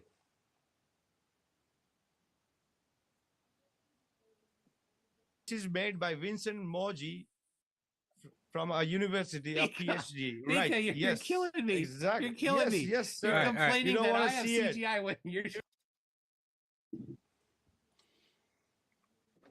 Hey, who's it? Hey, this is Robert. Did I Hi, make it Robert. in? I made it Yeah, in. you're here. You're here. Game Go ahead, on. Robert. Yeah, it's Vika. I had to give you a shout out. I caught you on Jeranism. I saw you doing the review on it, and yeah, you had a great debate last week. Thank you. Yeah, So it's we good are. stuff. Yeah, you shouted out the two documentaries you were in, Flatten the Curve and The Mechanical Realm. And obviously, I went and found them and found you in them. So again, you're not lying. So you watched the Mechanical Realm then, brother? Yeah, definitely. Like that. It leaves me speechless. Like for someone to be able to design that and create it, put it together, like that. Yeah, speechless. Oh yeah. Like we have done so many podcasts on that, even after the documentary, even when we were making the documentary, and even pre-productions. Even still, we are like mind blown with it. Like, how the hell is it possible, right? To have something like this, and how they managed to keep us like blind to that so many years, right? It's amazing stuff. So tell us about yourself a bit, Robert.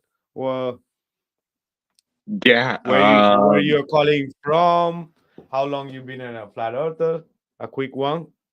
I live over in Iowa in the States. I stumbled across the ODD TV video many years ago.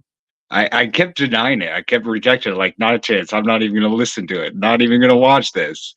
And one night I was like, all right, I'll give you your time. I'll listen to what you have to say and I'll crumple this up, throw it in the garbage and move on. Well, that was 8 years ago and I wasn't able to crumple it up. That's cool. It's phenomenal to see where we're at today. Like I float around on TikTok now, jump in the lives, have conversations with people. And to see where we're at today compared to where we were at 8 years ago, yeah, it can't be stopped. Yeah. Hey, what was your turning point? What was the the deciding factor for you when you said, okay?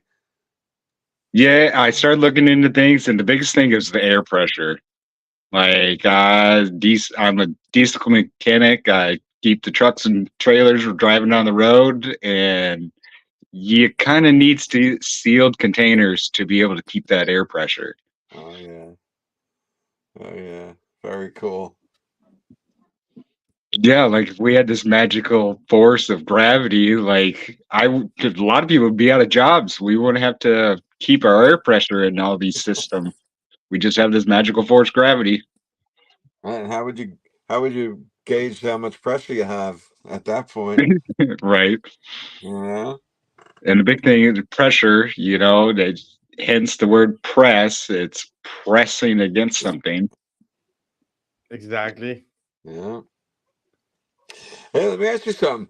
Do you know how does the pressure gradient happen in a propane tank?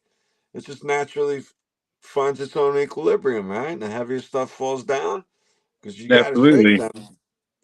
Everything Okay. seeks equilibrium. Okay. Yeah, that's what I thought. Oh yeah. I said it very clearly there, but he was having a hard time to understand Mctoon. Like, everything is seeking equilibrium in the medium it's in, Yeah. right? Yeah, All Yeah. right. So the entire Earth, everything is seeking equilibrium. Exactly. We went through before in here in this one in the review, right? All the pressures and different pressures and densities trying to equalize, right? In the medium, it's maybe it was because Mctoon likes so much scientific word, so there was for a little bit of science there. Oh yeah, Okay, we continue in this a bit. for sure. You don't want to see it. Yeah, you don't want to see it, and you Let's don't go to the see closing. here, right? Science, arts, and mathematics. These are real I love you, from the Vika. real physical instrument. And this was, as I said, this was a a recreation, a virtual model from a museum, and it's saying museum, maths, science, and he's telling me, where is your proof? Where is your proof? Right? Even if I would have showed him a physical one in his hand, he would say, "Where is your proof?" Right? Because this is a thing. There instead of contra arguments of where we are wrong in this, it's like you're just claiming, where is the proof? Right? Or it's just show me how it's making the eclipse. If we spoke about the Soros cycles, how they work within, it's 76 years cycles, right? Are ingrained in that too. Yeah. Oh yeah. How is it doing that? Yeah, but he also wanted you to show pictures of the pyramids, or he wasn't going to take it as valid. That's just kind Exactly. of that was so confusing. Like, where's he coming from? Where's he going with this kind of, you know? Oh yeah, and especially with the gravity thing, it was like, okay, nothing. That was the best part. Yeah, that was great. The guy, he went through 5 minutes of an explanation, and he just had nothing. Couldn't tell you why you were wrong. Just okay. All right, moving right along. Just let's move on to the next one because you know man, these are digital versions of those models. You don't want to see it, but it's Oh, dude, this is great. you see Mike, the sun, moon, earth. Do you see that? Yeah, how it All right. creates the phases. You don't want to see it for sure. Jared, No, did the you say thing is, something? yeah, Mike, you're up here with the you're closing. You got 2 minutes. We're gonna do Okay, closing. all right, awesome. all right. How Okay, can I well, stop this? Okay. I showed how you can use the globe model to predict the downward acceleration for any place on the face of the Earth, and tested it against reality, and it matched reality. I showed how the angles to stars can be used to determine the position of the observer on the surface of the Earth successfully, and it matched the globe model. Yeah, what did we see from his part apart from the numbers? Yeah, just numbers. Right. Yeah, and the CGI, even not of the highest quality. Yeah, Bro, the ISS has CGI in it. Live ISS fees is CGI. So Prediction. I showed, what else did I do? I showed how eclipses are predicted using the globe model, and it matches reality. yeah, but this is the thing. This is his whole argument about the eclipse is that it just showing one line on the globe and saying that this is what the globe model predicts, and now the globe is true, right? This is his point. This is his idea. This is what he wants everyone to believe. It's all a belief. Exactly, and we also said that it's just a so local phenomena, right? It's not even of that huge with the sizes and the way they speak about. Right. At least up until the most recent eclipse. We'll see if it works. Yeah, we'll see it works. What it works if it's already predicted for that date and that hour and where it's gonna be, where the hell is gonna the shadow fall, right? If we know that it's a solar eclipse and it's gonna be in US, for example in California, so is it very difficult that the sun is gonna be there, the eclipse is gonna be there? Where the hell is gonna the shadow fall? Right? Where is gonna fall? So are there any real signs that showing that the Earth is a globe? Right? If all the rest of the predictions is done by the Antikythera mechanism or the Soros cycles, right? Yeah. Cycles. So They're continuous. yeah, exactly. the cycles don't prove the heliocentric model. They really debunk it. You couldn't have these cycles and all that motion. If all those stars are moving independent of each other, we couldn't see them twice in a row. Yeah, 2 nights in a row, rather. It Yeah, I couldn't see the work. same stars in my sky every night, my entire life.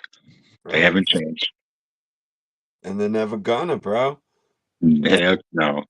And if we were moving with all those other things moving, we wouldn't be able to see that twice in a row.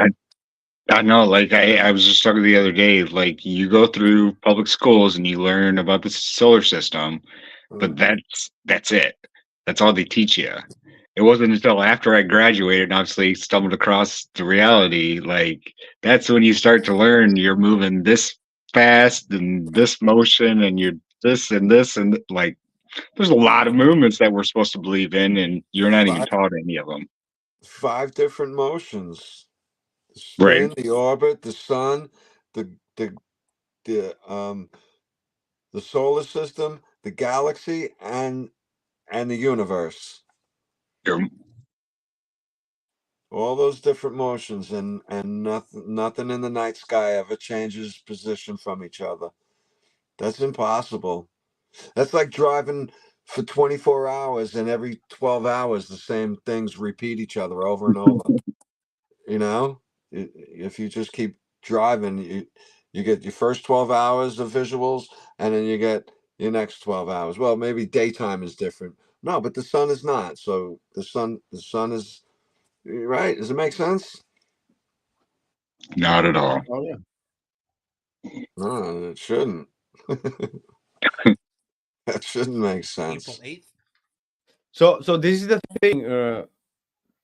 The It's important, right? For this machine in proving that what is moving and not moving, because it's showing you the constellation that they are moving, the sun and the moon and all the luminaries, right? So it's showing you those movement, the only and no other movement. The earth is not at a movement. So if you try to add anything or take out anything, this machine is not going to work, right? So that's how precise it is. This machine destroys that the earth is moving. This machine proves that the earth is stationary. This machine shows exactly where everything is and why is making that alignment or that eclipse or that conjunction or that alignment or whatever is the phenomena happening in that moment at that particular time zone that is calibrated to. That's how precise it is, right? So what do we really need, right?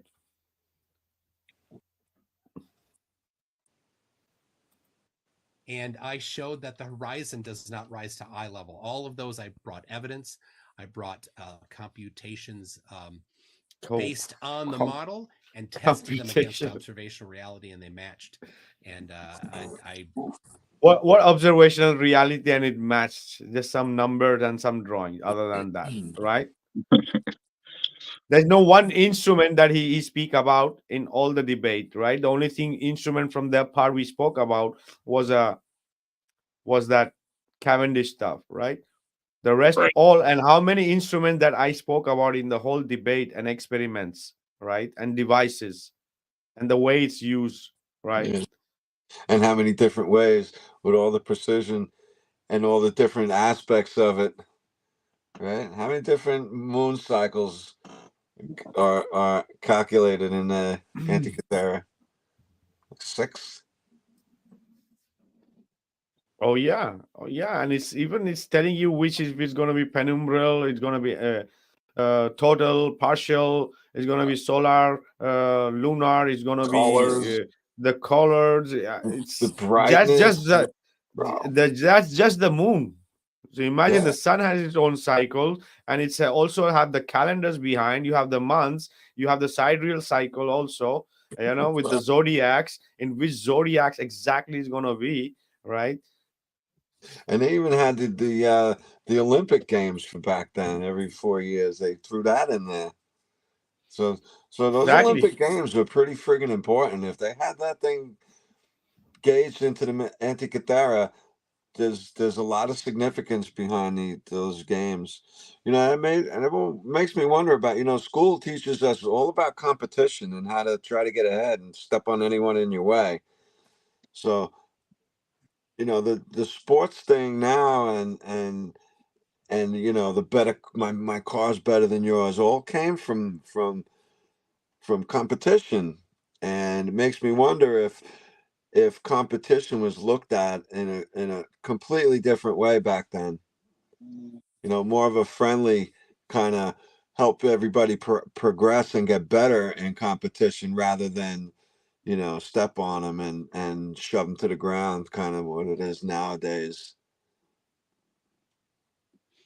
Exactly. And also in other culture, instead of these games, maybe there were some other kind of events they were Right. celebrating, some rituals, some ceremonies, whatever they had their way, right? So Right. they could do every 4 or 5 years, right? Or whatever, right? Yeah, But that's good. That's a good one, bro. It could have not been, kind of concentrated or geared towards games, more celebration and ceremony and things like that, and maybe some competition for fun in there too. But that just makes me wonder, because competition is real important for this game to work for them. Oh yeah. Oh yeah. And have to be also with the luminaries that have to be in those constellations, for those games and things to work, for their own way of why they were made, right? Right. So that's why it's there. All right. I've enjoyed talking with you, Vika. It's been great. Thank you, Jaron, for hosting this. And all right, there you go. Okay. Okay. The most of the thing, it's my turn, right? Yep, you get 2 minutes. Okay, 2 minutes. In conclusion, the evidence presented in the discussion is rooted in scientific experiments, aligning with observable reality and adhering to principles of repeatability and testability. The assertion challenges the widely accepted heliocentric model in favor of geocentric. The examination of various phenomena such as verification of compass, magnetic north Tesla coil experiment, ball lightning observations, AC motor dynamics, the aurora borealis, some of the support of the argument in that context. The moon is shown to be non-spherical when its phases and eclipses are attributed to the light distortion caused by electromagnetic fields, reminiscent of the Faraday effect. Contrary to the prevailing notion of gravity, it is argued that electromagnetics, and electrostatic forces govern the Earth with a strong electromagnetic On the fields, mouth. like keeping the celestial bodies in their orbit. The electric sun is also poised as a local influencing atmospheric particles and molecules, creating light, heat, and fluctuation in this field, leading to the phenomena like tide storms and earthquake. Then we covered navigation, celestial bodies using map, chart, sextant, compass, magnetic, and gyro compasses is a science that has evolved into modern GPS, digital maps, and navigation apps. The calculation only based on celestial observation and Earth's electromagnetic fields are now facilitated by sensors like Edwin Hall. The Antikythera mechanism is a cosmograph and a selenograph is a scientific instrument supporting a geocentric, stationary, and level realm model. The cosmograph, in particular, serves as an analog cosmic planetarium, providing real-time data and predictions while remaining unmanipulable. Ultimately, the instrument presented collectively challenged the prevailing heliocentric model and the geocentric stationary level realm, with the cosmograph standing as a venerable scientific instrument supporting the true Earth cosmology. Check the watch. It's Right, you want 2 your 2 minutes to seconds go. left. You see that? 2 That's seconds left. great, bro. Nice. I think Mctoon, like, he just took it like, like, okay, yeah, I have 2 documentaries behind me and I have 200 videos, yeah, and so many podcasts, yeah. I'm more than 5 years dedicated to this, yeah. Is it possible that I have not discussed in this, right? So, as I said, I was just surfing what I know, right? I was just surfing because he didn't give me any contra argument to give my contra argument to that. If he had any time of the debate. I'm done. All right. Okay. Let's go to super chat questions. Thank you guys for getting those in there. Let's see what we got first. We got No Longer on a Ball. Thank you very much. $2 is Mctoon a Freemason? Mctoon, do you want to address that for us? Or are you I am Freemason? not. I'm not. I know two of them. One is a flat earther, and one is not. Actually, and then a second flat earther is a I don't know. It's a sister organization, a brother organization to it. So I actually kind of know two flat earthers that are Freemasons. But you yourself, not one. No. Okay. Is Mctoon a Christian, as in part of a Catholic cult? I'm not Catholic. I'm fine. I'm just a kind of a run of the mill Protestant. Okay. We've got LJ says, since he loves to focus on the sky, if the moon is bright enough to be seen 238,000 miles away, how did astronauts not get blind when landing on it? It's funny. Uh, Local. When you're close to it, you're only seeing the portion of it that's near you. You're not getting all of the light from all of it simultaneously. So the Earth is actually brighter than the moon, yet we're not blinded on the surface of the Earth. Okay. We've got Taking Back Eden says, if biblical Christians and others are correct, would you feel bad about helping Satan? Remember, you're a Christian. What will you say to God or Jesus? Yeah, I would definitely for anything if would not like that. Hey, wait 1 second, bro. But okay, that's good. Taking Back Eden says, Mctoon, share video evidence of first video of Earth. What? The first video of Earth? Share video evidence of first video of Earth. I don't know if he means first video that you showed earlier. Or, that first NASA that was video. Like first video of Earth from a distance? Yeah, Taking Back Eden, I will look in the chat and see if you have an answer for that one. Angle of Elevation, thank you very much for $10, says, when Globers say the horizon doesn't rise to eye level, you are measuring along depth. You measure level along length, not depth. Also, curved lenses in a camera will refract the horizon down. You wrong and dumb.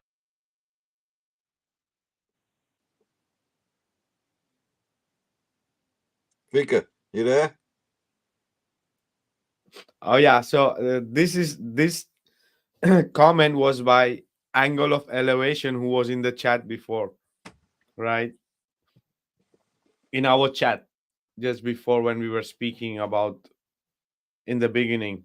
Okay. So he was the one who put that comment and he was explaining what is really happening, like, that it's not dipping any horizon. Yeah, it's just an effect, and he has an amazing video on that. Yeah, Angle of Elevation, one of our friends. Vikka, I got a question about what he just said, bro. Yeah, go ahead. He said that the sun, so you're on the moon and all you can see is the local light. That's why you're not taking the accumulative light, and that the Earth during the daytime is brighter than the moon. Is that what he said, right? Looks like. So would that have any effect on the moon then? And apparently not, but should it? I'm not getting your question, brother. Well, we see a half a moon during the day. Would the illumination of the Earth affect the moon at all and make it more lit? In a way, like, it's not eliminating because of the sunlight, right? That's what is Right. not you need the darkness for that luminescence effect to come in. So even if it's near or it's in the sunlight, it's not gonna have the same, because it's literally showing that it's very near. It's not that far away, right? Yeah, This in well, itself. yeah. I see that. I see that in plenty of ways, just the clouds alone show me that it's right there, and it couldn't be that big and that far away. So I'm gonna think about that more. I'm gonna see if I can come up with a better question for that, a better way to understand that.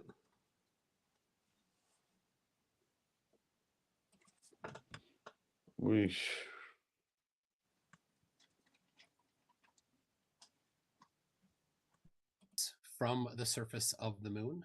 there are videos in transit between the moon and the Earth. So there are some. Yeah, I mean, if you want to come to the after show, we could maybe pull a few up. We're trying to get a debate going, a 2-on-2 debate. You know about that one, right, Toon? I believe the moon landing debate. Supposed to. Yeah. Who's it supposed to be? I think it's gonna be me and Austin. I think against you and FTFE, if I'm not mistaken. Austin? Oh, jeez. There were some things we Austin discussed, challenged me but to a I don't celestial know navigation. exactly what is moving and what is not moving. Second, we've got first Jason Bowles says, "Oh, $10, thank you." We've got Tony Coriolis says Zodiac taking up 30 degrees each. Is that correct? Question for both. Zodiac taking up 30 degrees each. I've never been into astrology, so I don't know. Oh yeah, that's because that's the precision that the astrology also works, and it's a device also used by the cosmograph, also device used for astrologers because it can show you in present time data about that particular horoscope or zodiac and can do predictions, past, present, and in the future. Yeah, this is a thing, right? Also in the documentary, somebody wrote in the comment that person was an astrologer and they would love to have this device. And for sure, right? You imagine having this device as an astrologer and telling whoever you're the king or whatever, or to the government or whatever, you're predicting all these different cycles, right? And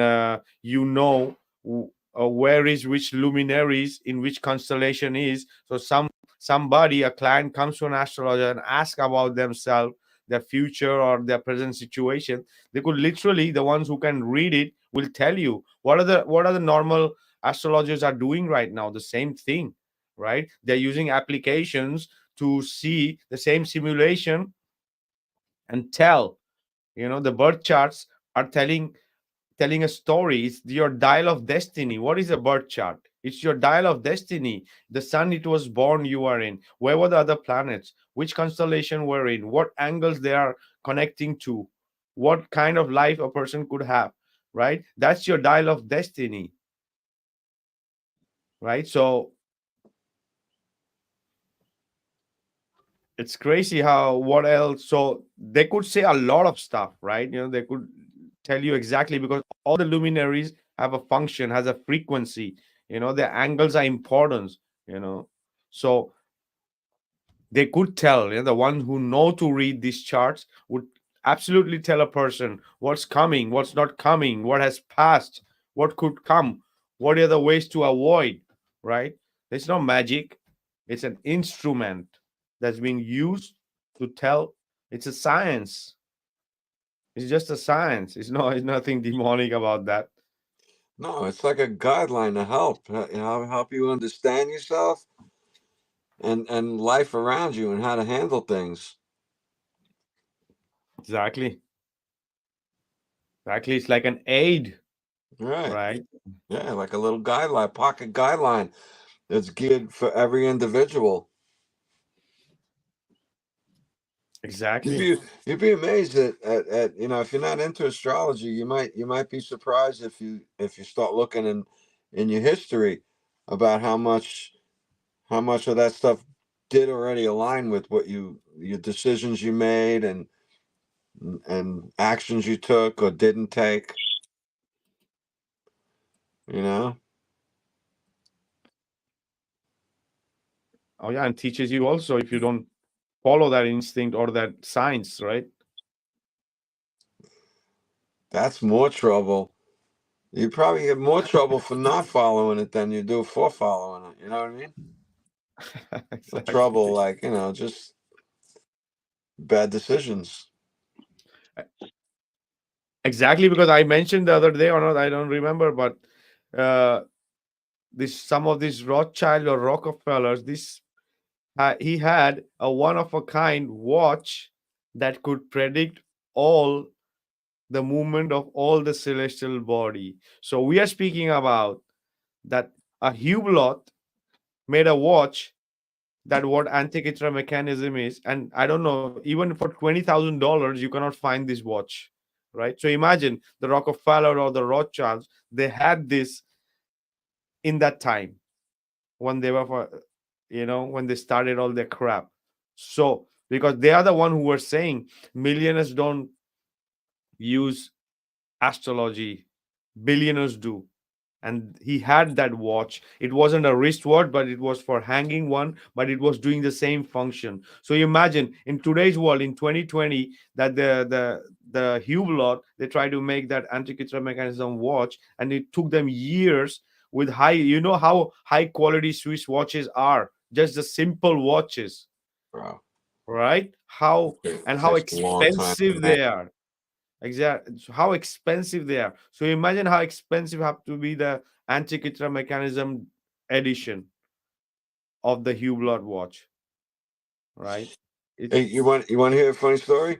The guitar player from Anthrax. Anthrax is a heavy metal band from New York, right? One of the original guitar players is now a high end watchmaker, That's awesome. right? Yeah, I don't know if you're a fan of those guys at all or know their music or whatever, but I know the name. yeah, yeah, they've been around forever, since the early '80s. I just think Karen B had one of the guitarists for a band that popped up in the 90s. Can't remember the name of the band now, but he was on with Karen B and Mark Sargent and taking phone calls one night. That's pretty cool. Heck yeah. It's definitely it's getting out there. You know, a bunch of UFC fighters been jumping the fence past couple of years. Yeah, Hitler production. He had a couple of them in the last video, last movie. Right. And he'll have another one coming out this year, won't he? I would imagine. I think he's got a good release of Earth Day. It's a pretty good day to release something. Huh. I still haven't seen New World Old World Order or Old World, whatever it's called. Old World Order, maybe. I'd like to it's see not that. released still yet, right? It's not released yet, or Oh, it's not even out yet. Okay. I no? was I wondering, don't I'm like, think so. I don't think so. Maybe I'm wrong, but yeah, me too. I thought it was released, but I could be wrong. Maybe that's why it's not. I just thought he was keeping it for people who are paying, and that's why you don't really see it. But I guess you'd see advertisements more if he was looking to just sell it. So yeah, it kind of does make sense that it's not out yet. And that's another one from Hitler.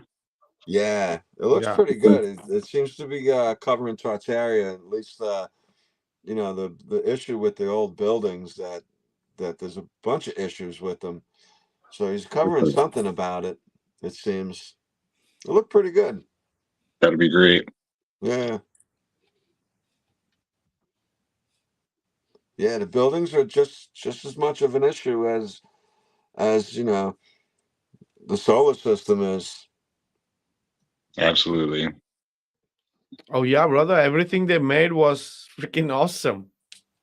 Even Oh. today, we cannot make it, right? No, I don't know if you guys have seen. I'll scroll through Facebook, you know, during the day, you know, once at least, you know. And lately, I've been seeing the past 2 3 months. I've been running into more and more videos of modern guys with a hammer and chisel whacking out a piece of stone and showing how easy it is. Ding, ding, ding, ding, ding, ding, ding. Bop, flips it around. So that there's no accident why that's happening right now. Those videos are going to get more and more and more. And I don't care what they do modern days. There's no way they made those buildings the way they did. They couldn't even level those buildings today, you know? And Oh I'd like to yeah. see some of the blueprints for them, some of the more modern ones from Manhattan, you know, from 1902 that took 2 years and demolished in 13 years later. I'd like to see the blueprints for these places, Oh yeah. you know, because you can't, maybe you can. I don't know. I never built a house without blueprints, but you can do it. You can do it. But I don't know about those old cathedrals and those churches. And those star forts, they're so precise. You know, if if you're off a quarter inch here and there, it's just not going to work. You can't have that. Oh yeah, absolutely, brother. Well, that's true, man. And carpenters know it. Somebody's going to hide that inch you messed up on in the framing or in the foundation, the framing. Somebody's going to find it and have to make it up. Whether it's the window guy, the siding guy, Or the roof guy, or the yeah. trim guy, the roof guy. Somebody's gonna see it. Whether how it gets Yeah. covered is a different story, but it's gonna be seen. Well, should be seen. How about that? Should be seen. All right, we have a bit left here. Accurate. Okay. And well, there's 12 zodiacs, correct? So 360 divided by 12 would be 30. But I've also heard some people say there's 13. So who knows? They're not precisely spaced, though. Gotcha. Okay. And then we've got Hubble's Horror says, hoping Mctoon can explain why the producers blatantly, obviously lied in the Hawking documentary. Oh. In the Hawking documentary, we've talked about this, Jaron.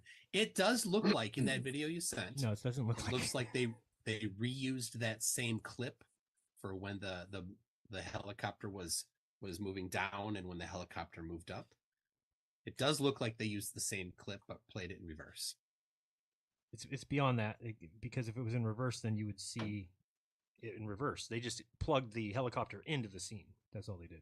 Because the water's the same. So if the water's the same, you get a fake helicopter.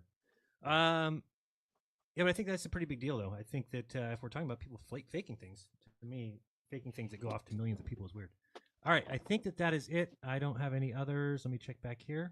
Any final words for you, Toon? You can tell people where they can find you. Hold on. Oh, wait. I people in Jaron's chat, give him more super chats. What are you doing? He entertains you every night. You got to support him. Hey, thank you for that.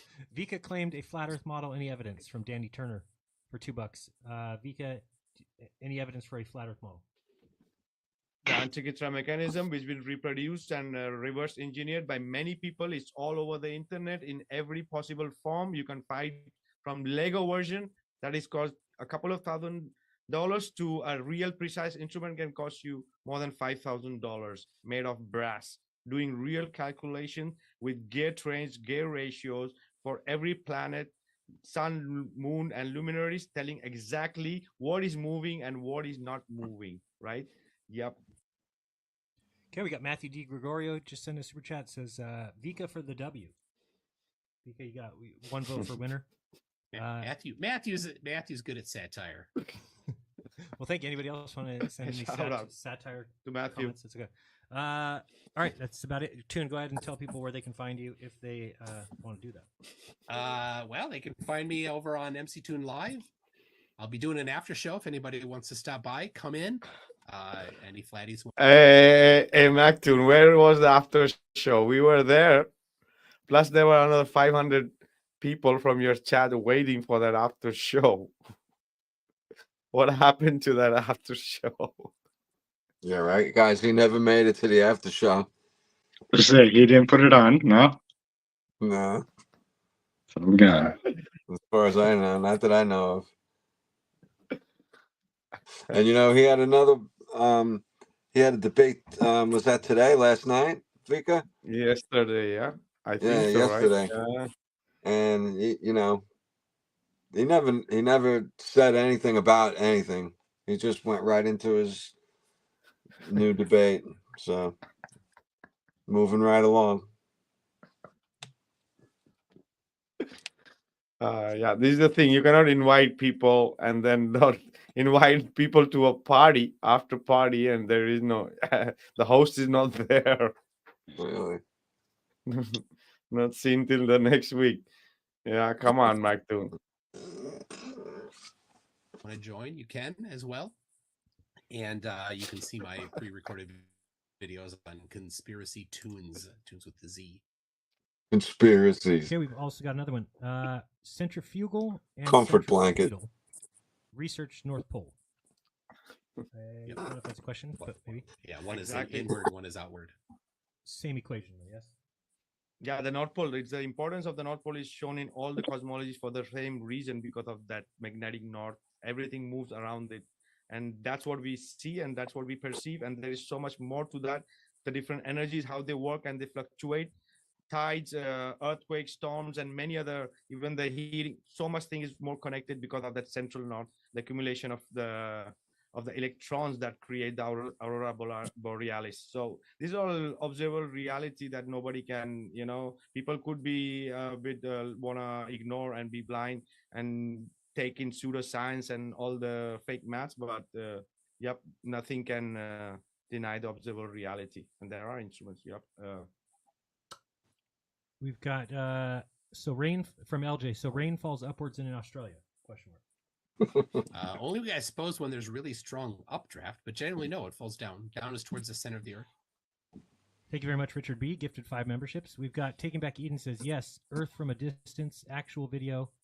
Moon landing? Question mark. There are some videos from the surface of the moon. There are some videos between the moon and the Earth. So there are some. I mean, if you want to come to the after show, we could maybe pull a few up.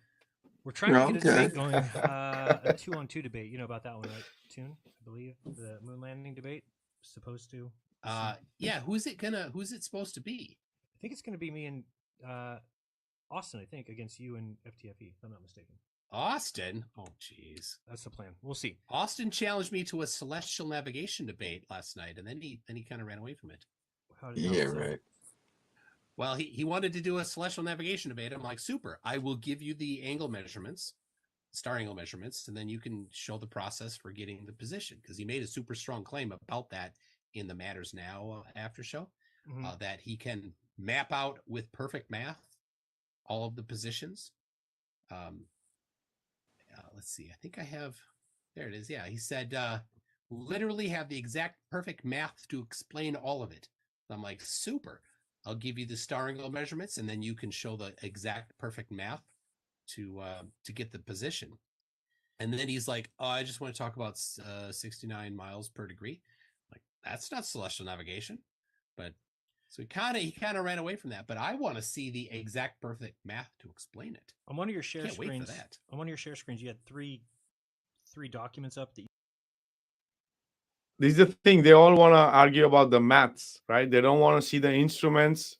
They don't want to see the observable reality, how these instruments work, and proofs against all their fake maths.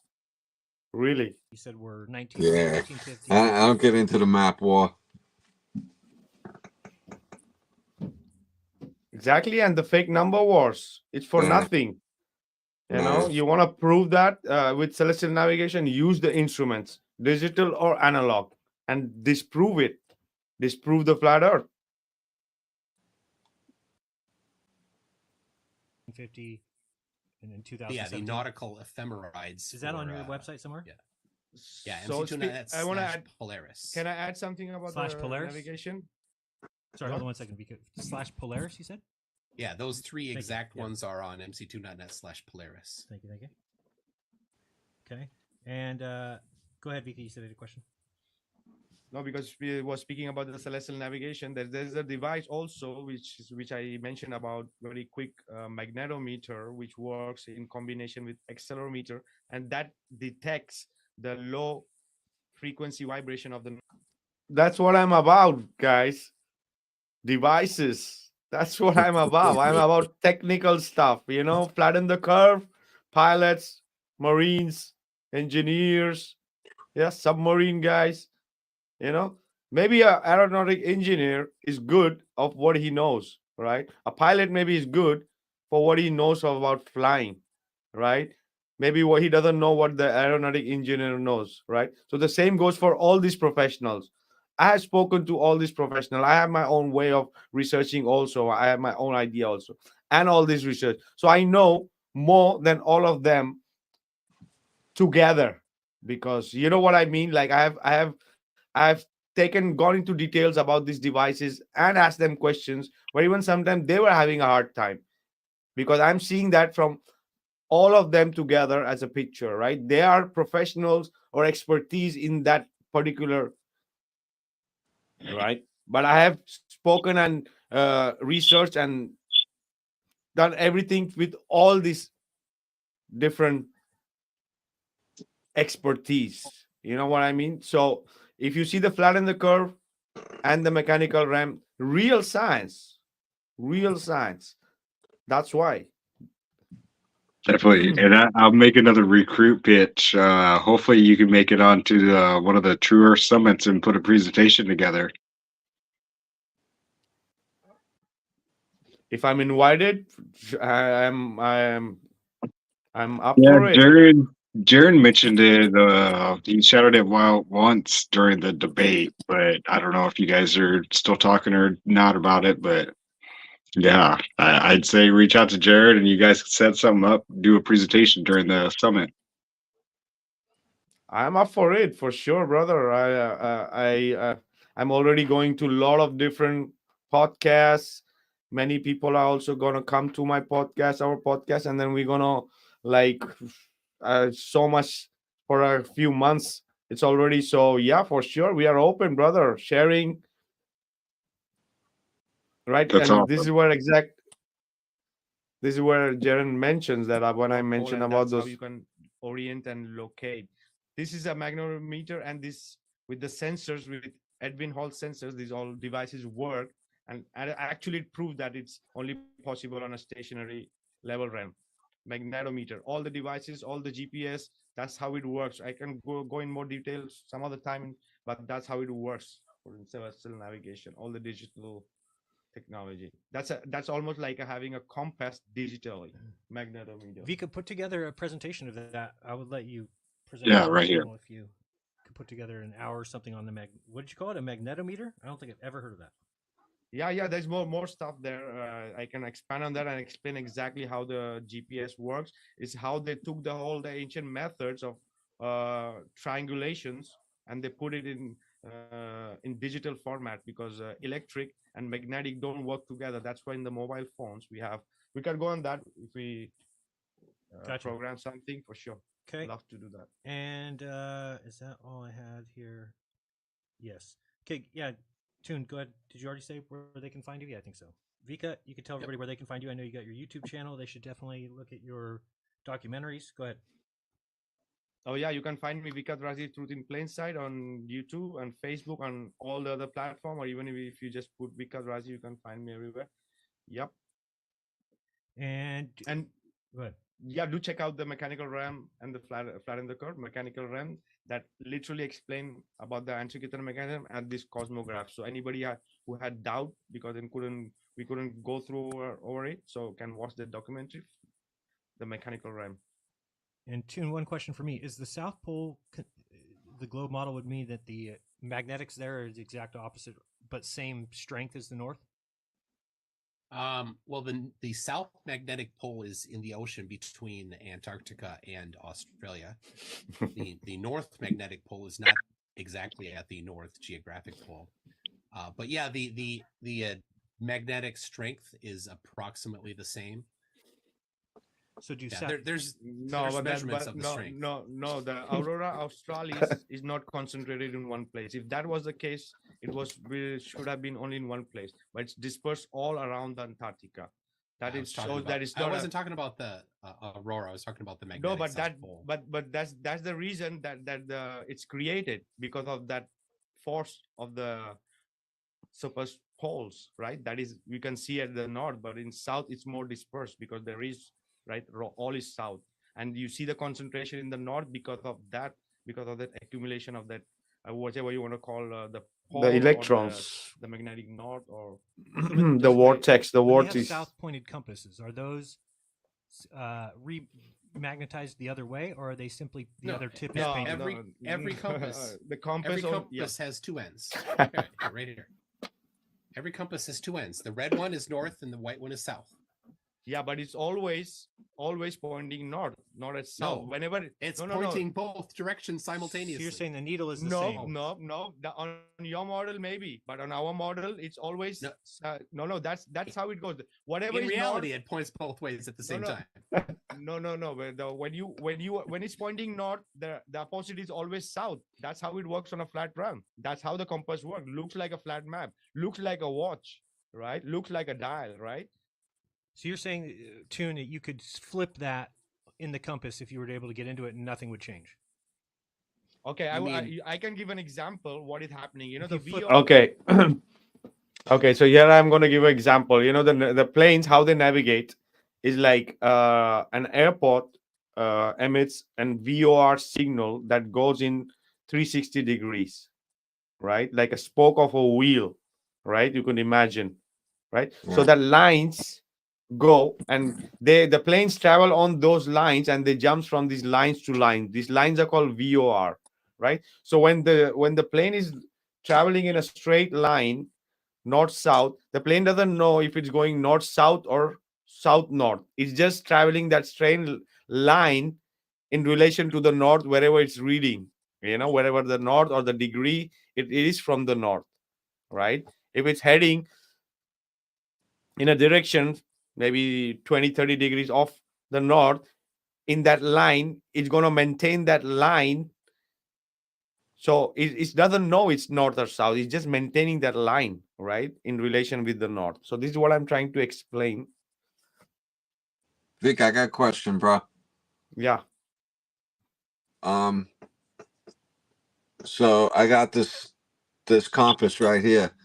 Does this compass work the same in an airplane as it does on the ground? Which one? Which compass? The I ones, the got ball one? the spherical one.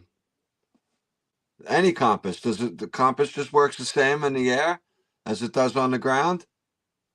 More or less, they have the digital version also, right? They're right. They're not using analog version, but there are planes that used to use those analog versions of Right. compass and gyros, right? And also the stall and the side movements. There are few Right. movements. They all use the same. Attitude. Yeah, they all used to use the analog versions. Now everything So is digital. so how does Yeah. how does the magnetic ball magnet work at that elevation also now? That Oh yeah, throws the because ball yeah, that because throws the right now, ball off. What? yeah, but what is doing the new instruments are all electronic and digital. So it's doing the same function of a compass, but in a digital way. But it's doing Right, the no. same But thing. I'm saying if I took a magnetic compass right now, just like the one he had, that $5 one, Yeah, and flew in a plane with it, it should work perfectly, right? exactly. It should work because it doesn't, the altitude doesn't matter because that's how you locate because of those magnetic fields. And there's many other ways other than the navigation it's used for in reference to the north, right? You see a travel as a clock. You say 2 o'clock, 6 o'clock, Right. right? Or degrees, right? It's a way for you to like orientate on Yep. your navigation chart in relation to Absolutely. wherever you are on the north, according to the north, right? Yeah. No, but what I'm getting at, if it on the ball theory, compasses shouldn't really work the same at that elevation, just like they Or shouldn't work on a ball in the first place. exactly, not even in the ground, on the ground, right? Right. It's not gonna. I'm at the 40th latitude. So they work the same at the 80th latitude and the 20th latitude. They work the same on it that as a flat instrument. That can't work. And now you take it Exactly. up 38,000 feet and it still works the same. There's something wrong with that. That Exactly, can't because be. and there are so many flights all around the north. It's so many. You could go to Asia, Europe, Russia. You have all the way routes around, right, around this pole, right? And that it's they are using it as that center point for navigation, right? Right. Otherwise, how the hell they know where they are, right? The same thing. It's very important. The North Pole, even not only for everything, apart from so many things, the whole debate is about that and everything related to it, the experiments, the instruments.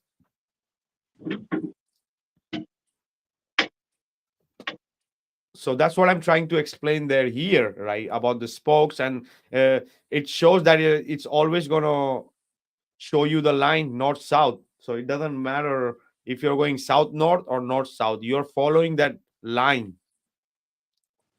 Right.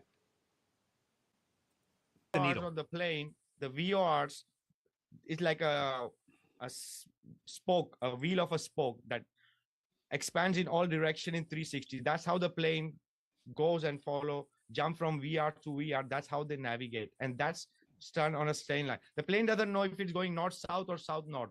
It's just traveling in a straight line because of that compass and to the readings around that. Around it. Navigate. Okay. All right. Well, Jared, to answer your question, the only reason why they have compasses for the southern hemisphere is because of magnetic inclination. Inclination is the angle of the magnetic field, and when your needle is near an inclination that's steep, then they weigh the other end of it so that it doesn't bind against the bottom. So in the North Pole, in the northern hemisphere, the inclination will pull the north end down, so the south end is weighted, and that's the opposite in the southern hemisphere. But there are international compasses that have a different gimbal that don't need that, but they're more expensive to manufacture. You know what could be happening there is just they want to use a more precise for the southern part of the earth. It's only for this they want to say, oh, we are looking for more precise, but it's only because of the magnetic fields are different, right, on the southern part than on the northern part, right? That could be the reason, but it's nothing that is proving a globe or there is a south pole that it exists. Yeah. So they don't just follow the field lines. They actually, or there's actually an So attraction. they totally follow the field lines, but the field lines are vertical and horizontal. And because they're vertical, then when you get to steeper vertical angles of it, then that you need to weigh the other end of the compass that are because they're. So imagining a magnet, a round magnet laid on a table, so you're going to have differences in the center part of the magnet and the edges of the part of the magnet. The differences in the magnetic fields near the center of the magnet and at the edges of the magnet. So that might create a little bit of that, but that's for more precision work. They might have some kind of compasses that are used specifically for the south, but it's nothing proven a ball or a south pole. The cheap one. So this is a cheap compass here. Right. It won't work in the southern hemisphere. This is a better one. It's supposed to, but it's a cheap, better one. I don't think it'll work I think it's weighted on the south end still. All right, got you. Wait, we got one more. Vika, why aren't we roasted by radiation from a local sun? If it's local, how come CME and SEP speed and arrival can be calculated with such accuracy? Because the sun is the heat, and it's a very local phenomena. If you go on a higher altitude, it's cold. Why is the reason? Because the electromagnetic sun, the electric sun, is interacting with the atmosphere and moving the molecules and particles, vibrating. That's the reason the heat is created.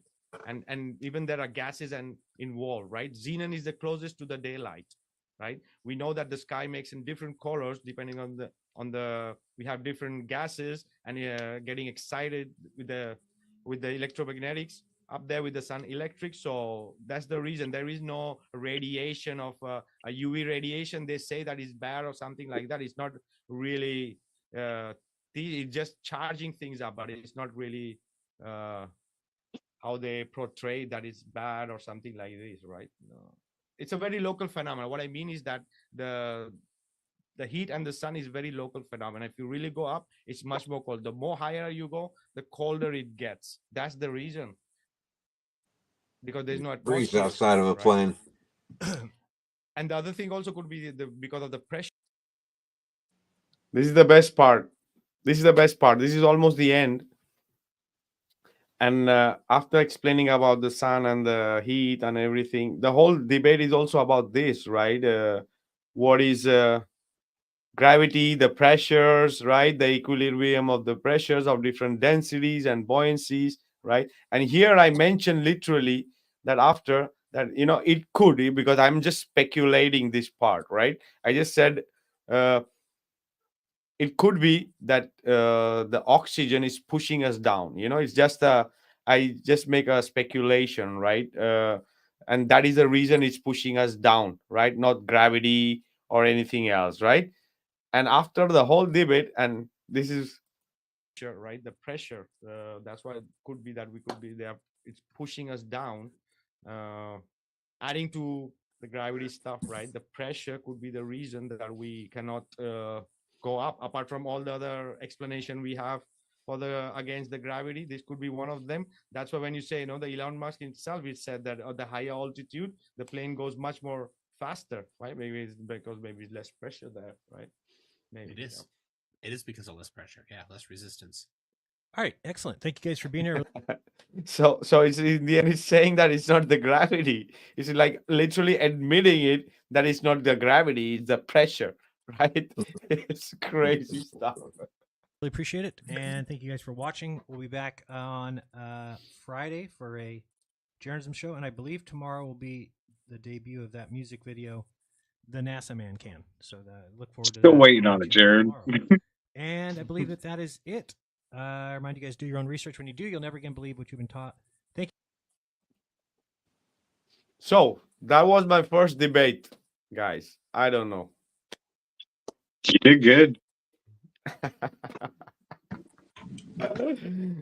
Oh yeah, that was fun, man. I really enjoyed it. Yeah, and I think a lot of truth for globers and flat earthers to ponder, right? Yeah, and I enjoyed Jaren's setup, how he lay out how he does the debates, because over on TikTok it gets horrible. Oh yeah, this is the thing. This is the reason I also said to Jaren that we wanted to do it there, because other places they don't have a format, and you are there 2 hours just this no, you have time limit, man. You have to say in your time limit, right? Right. That's you're not gonna be there like prove to me this or claim me that. The people are the one who needs to decide. The people are the one, right, who needs to take things from it, right? We are both of us are trying to prove our points, right? Who is right, who is wrong, who wrong is the people, right? and Yeah. and was a good test, right? It was a good test, also for Jaren, that he made it into a newer format and wanted to try it out. So I think it turned out really great. Yeah. Oh yeah. And yeah, I tell anybody, like, I'm not trying to convince you of anything. Like, that's for you. That's all on you. You want to change your mind about something, you're the one who has to do that. I don't want to be a part of that. I'll show you some information, but convincing, that's not what I'm here for. Exactly. So Sure. I don't Did know. you happen to see the debate a few months back in Tennessee with the two pastors? Yeah. There was no formal setup for that, and look what happened. Right. Exactly. It's if it's good formatted, it works out good for everybody, because you don't have to be stuck around with the same thing, right? And yeah. I got to mention, did you guys hear what happened to Pastor Locke after that? I'm not No. sure. It was a couple weeks after that debate. For out of nowhere, there was enough snowfall where he had this tent thing set up, and it collapsed. Yeah, partially collapsed. Right? Yeah. Yep. I saw some video on it. That's a shame. For sure. Yeah. Definitely. Yeah, nobody wants to see that, but Oh, the nature, brother, right? it's funny because I was there, and I think I might have been talking to Nathan, maybe Kevin, and I said, "What do? They don't get a lot of snow, but they were saying that, we were figuring that the heat probably just melts whatever snow they would get right off of that thing, but apparently something didn't work right. Too much snow, not enough heat, a little bit of both, and yeah, that was a shame though. That could have been great, but the format is what ruined it. I think that one guy had to charge of the mic. That's the end of that. Right. Oh yeah. So this is the thing. One of our friends sent me this after watching the debate. I won't play the whole thing, but I'll just play a clip for us to just like have a laugh, right? Yeah.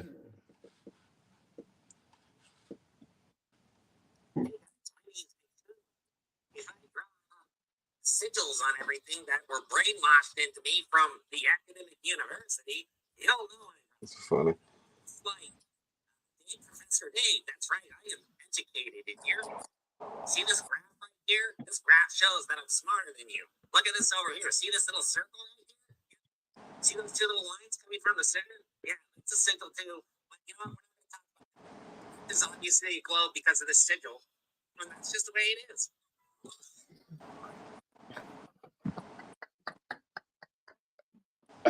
Yeah, it's one of our friend made that one. It's freaking amazing. You guys could hear it or no? A little bit. Yeah.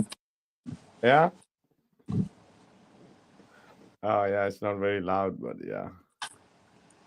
So yeah, I had fun. Yeah, I had fun. I'm happy that we could at least let the people know that there is something that the ancient left for us. Against this fake indoctrination, right? Right.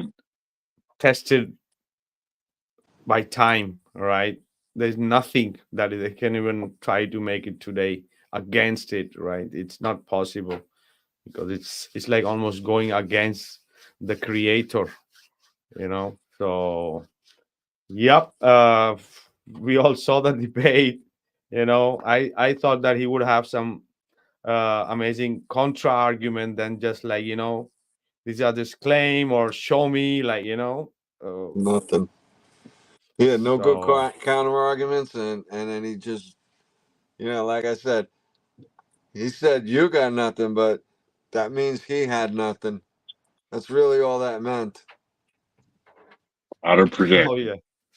right? Oh yeah. Oh yeah. I don't know if I really won or lost, but I know that there were some amazing comments. So many people wrote to me from different places, That's cool, man. Yeah, and that debate's how I found your YouTube channel. I didn't know you had one before that. It's the only reason I made it in here tonight. Awesome. awesome. Welcome, bro. Thanks for Awesome. coming on too, man. Oh yeah, brother. Absolutely. Absolutely, brother. So yeah, some amazing comments. There are so many good ones. I would like to read some. Hey, I want to point out something also that I forgot. But when you were showing the shadows of a sphere on a sphere, you're showing the sine wave and the different shadows, how they take the shape of the object they're being shown on. A straight pencil bends in a ball, right? So we're showing them all these techniques that you can see that that's not what's happening in the sky, right? And he didn't want to hear it. He didn't accept it, right? And this is what we're looking at. But the same guy in the same hand will look back to Eratosthenes, 2,000 years ago, and say, "Oh, two sticks in the ground, 500 miles away from each other, told us," right? But how did they know that it was the same time, 500 miles away from each other back then? I'm not sure how they really did that, but I don't believe that story. Eratosthenes got no real history anyway, does he? He's one of Yeah, them not that I've fictional, heard of. right? What else did that guy do? I'm not really too sure, but my point is that they're willing to look at something like that and say, "No, look, two sticks in this history." They knew. They calculated to within 400 degrees, 400 miles of the circumference of the Earth. Like they hired guys to walk from point A to point B. Special walkers back then they hired back then to tell them how far it was. Like, stop! This hurts my head to have Yeah, to no one, really. Huh? no one is going to look into that because they say no, no, no. We just believe the stick. They want to go to Yeah, who are these walkers? How the hell did they walk so long? What were the resources they had to go that yeah, long? Right? Yeah. right. They wouldn't say walkers if they didn't have them back then. They wouldn't make that up. Oh yeah, because my question was to him, what do you have any experiment proving that the Earth is the moon is a sphere? And he showed us two photos with a text above, image, and say, that's an experiment to show the Earth is a right. Show 15, something that we can 15 try it here. pictures, 15 months of pictures. I didn't understand that. But that one looks nothing like a sphere being lit up. Nothing. Oh yeah. Well, like I said before, some of the craters look rounded, but so what? I could make rounded craters. You want to see? Even behind you, right? Yeah. Oh yeah. I'm So gonna work on one that does look more spherical. I wanna like exactly replicate it, on like a quarter moon maybe with the yeah. little. So are you looking for a job at NASA, right? That's what you're Yeah. Oh, I know that yeah. stuff's coming, man. He's making moons. That's right. So there were many amazing comments, yeah, and messages, but I'm gonna read few. One says Mctoon lost this one big time when Mctoon said, "I like this guy." He already realized this guy is smarter than him.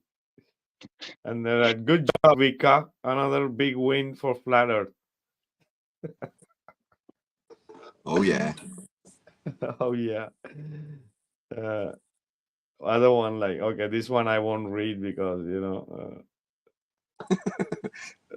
yeah, maybe he get offended. Yeah.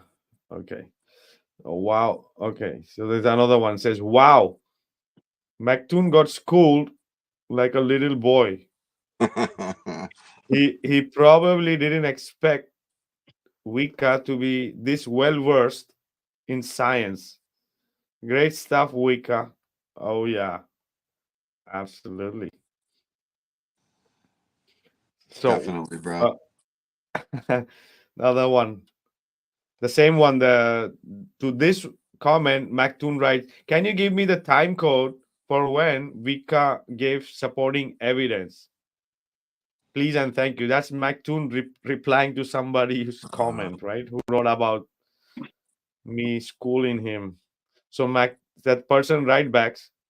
For example, every time you said okay, so nothing, you ignored every of his rebuttals, and he smashed your arguments. TBH, I don't know what is TBH. You pretend to be honest, but only when it fits you. Sorry, but I couldn't be your fan. My friend, look elsewhere. I don't know if that guy was from Mctoon's follower. I don't know, but yeah. Yeah, but he's got a good point there. How do you come up? 3 minutes of explanation that's really really nice, very And fitting. you just say, okay, nothing. Yeah, that's your main point about gravity, man. You need to defend it, right? Yeah. And prove to you where you're wrong, bro. No, you're wrong on this account, this, that, and the other thing, and nothing. Exactly. You So know, McToon was the one who was saying. He's just reversed it, bro. Instead of saying I got nothing. oh yeah.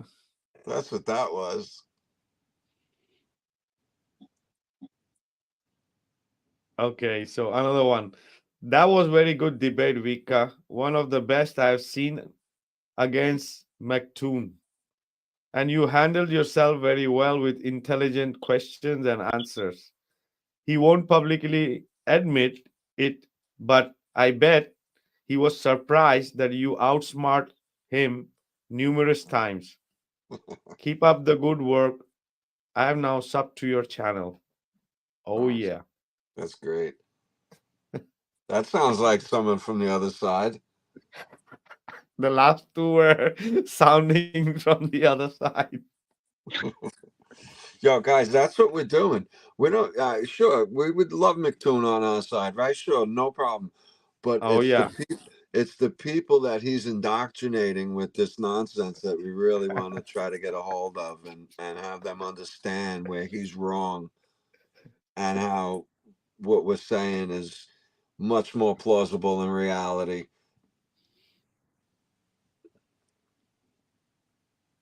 Oh yeah. Then there's another one. Vikka completely demolished Mctoon in this debate. There is no more debating the globe. No, there is no more debating the globe Earth. It's not possible. Oh yeah. That's a good point. There are many more, but yeah. That's a good point.